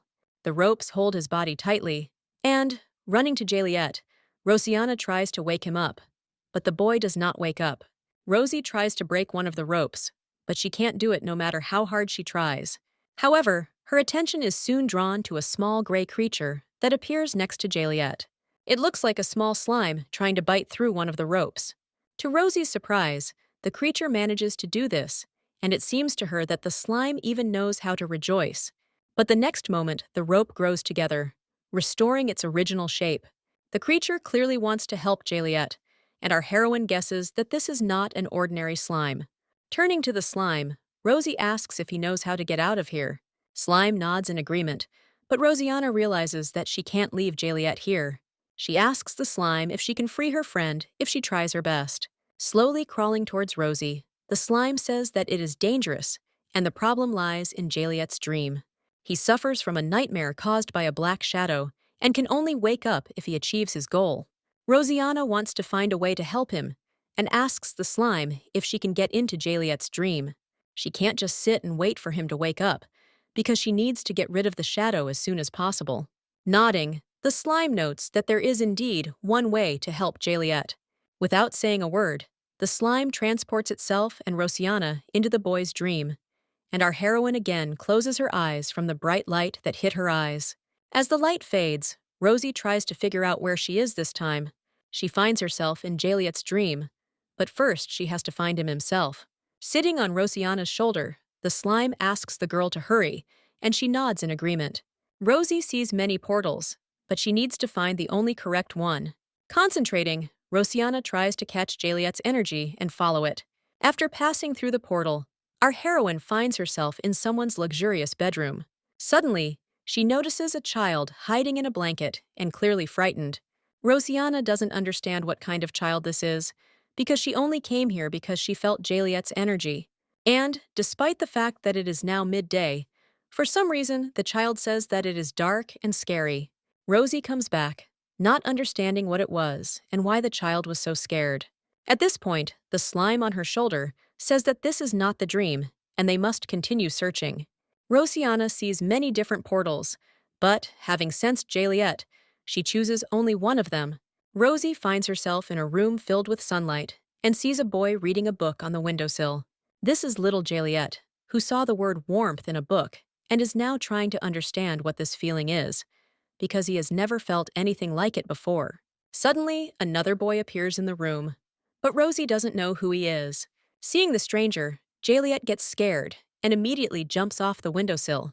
The boy who appeared says that his mother calls Juliet cute, and now he himself is convinced that this is true. His name is Ivan, and he is Juliet's older brother, but their meeting must remain a secret, because their father did not allow the boys to see each other. All the people Juliet had met before had black and nasty mana, but Ivan's mana illuminated his dark world like a bright constellation. From that day on, the brothers were able to see each other more often, and Juliet was happy to feel the amazing warmth emanating from Ivan's mana. Juliet also wanted to please his brother, and one day he created a real snowfall for Ivan. Moreover, he learned this spell simply by reading a book. But for some reason, Ivan is not happy about this. Approaching his younger brother, Evan asks him not to tell anyone that he can use magic, and Juliet promises to keep this secret. But one day, when their family's carriage is in danger, Juliet still uses magic in front of her parents. Seeing what his son is capable of, the boy's father is truly delighted. But in the end, this incident becomes the beginning of the end. Juliet is certain that it would have been better if both he and Ivan had died that day. After all, the day after the incident with the carriage, Ivan stabbed Juliet in the eye with a dagger. Upon learning of this, the father took the boys to a secret room, wanting to put his sinister plan into action. Rosianna shudders in horror at the sight of Juliet and Ivan lying on the sacrificial table. Shaking his head, the father scolds Ivan for his misdeed, noting that he had planned to give the throne to his eldest son. But Ivan damaged his material, and now he must pay for it. However, thanks to such a sacrifice, Juliet and Ivan's father finally manages to summon the spirit. Now he will be able to use truly powerful magic, because all the annoying obstacles are left behind. Choking with horror, Jaliet asks her father why he is doing this to his own son. However, the man only grins, saying that to summon the spirit he needed dead and living flesh with strong mana, and if Jaliet had continued to hide his abilities, he would now be in Evan's place. However, for some reason, the spirit accepted Jaliet's father as a living sacrifice in his place and entered the boy. The next moment, the room is filled with a rapidly spreading dark substance. Turning around, Rosie sees Evan clutching his brother's throat, but his face has somehow turned into a strange black goo. Our heroine assumes that this eerie scene is part of Jaliet's memories. However, the slime says that these are not memories, but a nightmare that prevents him from waking up. Jaliet is sure that death at that moment would be a liberation for him, because now, as soon as he closes his eyes, all this happens again and again. However, the elder brother was worried about Jaliet even in the last moments of his life. None of this would have happened if Jaliet had not used magic on that fateful day. However, the boy does not understand why Evan wounded him and believes that his brother could really hate him. But now Jaliet has no one to ask all these questions, although he feels guilty every time Evan strangles him in his sleep. Hearing these words, the slime realizes that all this time, Jaliet's nightmare was himself. He is the remnant of his older brother's mana, and when the spirit entered Jaliet, Evan entered his body along with him. Now the spirit wants to take over Jaliet's body, but he is strong, and therefore fights back against the spirit. And although Ivan tried to find a way to stop this, he failed. Now the spirit is taking on the form of Ivan and tormenting Jaliet, and the slime wants to put an end to it. Because while Jaliet is here, his nightmare becomes reality, which means that the spirit can absorb him or even kill him. Slime wants to get rid of the spirit, but then Jaliet will forget about its existence. But this is even for the best, because then he will be able to live without regrets. The nightmare is directly linked to Ivan, and if he disappears, then the nightmare will disappear too. However, Rosianna does not consider this the only correct way out, because although Jaliet is tormented by a nightmare, the memories of Ivan are precious to him. Most likely, Jaliet himself would not want to get rid of them if he had the opportunity to do so. Slime cries bitterly, saying that he only wants his brother to be happy. Rosianna thinks that Evan should tell Jaliet about this, because if he knows the truth about his brother's feelings, the nightmare will stop tormenting him. But Evan doesn't know how to do this, because he is just a grain of mana. All this time the slime was hiding, having forgotten who he was, and he was able to go so far only thanks to our heroine. Without a body to inhabit, Evan will disappear the moment he enters Jaliet's dream. But Rosianna offers him to inhabit her own body. He must rid Jaliet of this nightmare once and for all, putting an end to this tragic story. Having inhabited Rosie's body, Evan approaches his brother, easily breaking the bonds of the dark matter. He gently touches Jaliet's shoulder, calling him by name. Jaliet doesn't understand why Evan doesn't kill him, but Evan says he could never do that. Now his little brother is suffering because of him, and Evan wants to ask for forgiveness for this. Moreover, Evan never wanted to hurt Jaliet, but Jaliet does not understand why his older brother is apologizing to him, since he was the one who died that day. Moreover, all this happened because Jaliet could not keep his mouth shut, but Evan believes that his younger brother is not guilty of anything and does not hold a grudge against him. After these words, the space seems to clear, and Jaliet and Rosianna find themselves in a spacious stone hall. Seeing that the boy opens his eyes, our heroine is very happy about it. Looking into Rosie's eyes, Jaliet cannot hold back his tears, because he was finally able to get an answer to the question that had tormented him for many years. When Jaliet finally comes to her senses, Rosianna asks how her conversation with Evan went. Jaliet smiles happily and thanks Rosie, because everything went well only because she agreed to help his brother. Moreover, the boy still feels a piece of Evan's mana in Rosianna, and the girl guesses that Jaliet's older brother has not yet left her body. Evan warned our heroine that after she absorbed him, he would use all his remaining powers and disappear, but Rosie is glad that this has not happened yet. Looking around, Jaliet notices that the space they are in is quite unique. It's as if they are in another dimension, but it's a magical illusion caused by the division of space, and so he and Rosianna are both here and in the auction house at the same time. Rosie wants to get out of here, and Jaliet offers her to destroy the magic. However, they are unlikely to get away with it, and the tower itself may collapse, so Rosianna quickly abandons this idea. Then Jaliet suggests that our heroine find the owner of this spell, that is, the Lord of the Magic Tower himself. Our heroes decide to use teleportation and return to the ballroom. At this point, they find themselves too close to each other, and, embarrassed, Rosianna reminds the young man that they need to hurry. Jaliet didn't sense any energy in the auction house, but he sensed it at the top of the tower. The Lord is likely in the room located directly above the auction hall. Rosie realizes with horror that Jaliet is talking about the very room mentioned by the master. But it seems that Rosie has no other choice, and she will still have to enter it, despite the teacher's warning. Frozen in surprise, Rosianna sees an open coffin and a long-haired man standing next to it, who has bewitched the Lord of the Tower. Not believing her own eyes, Rosie recognizes the man as Master Asil, and upon hearing her voice, the teacher immediately looks around. At this moment, somewhere very far away, a portal opens, burning with a bright red light. Coming out of it, Marquis Schwarlin smiles broadly, sighing with relief. He has finally found what he has been looking for so long, and with the wish-granting crystal in his possession, the Marquis plans to make everything he has dreamed of for so long come true.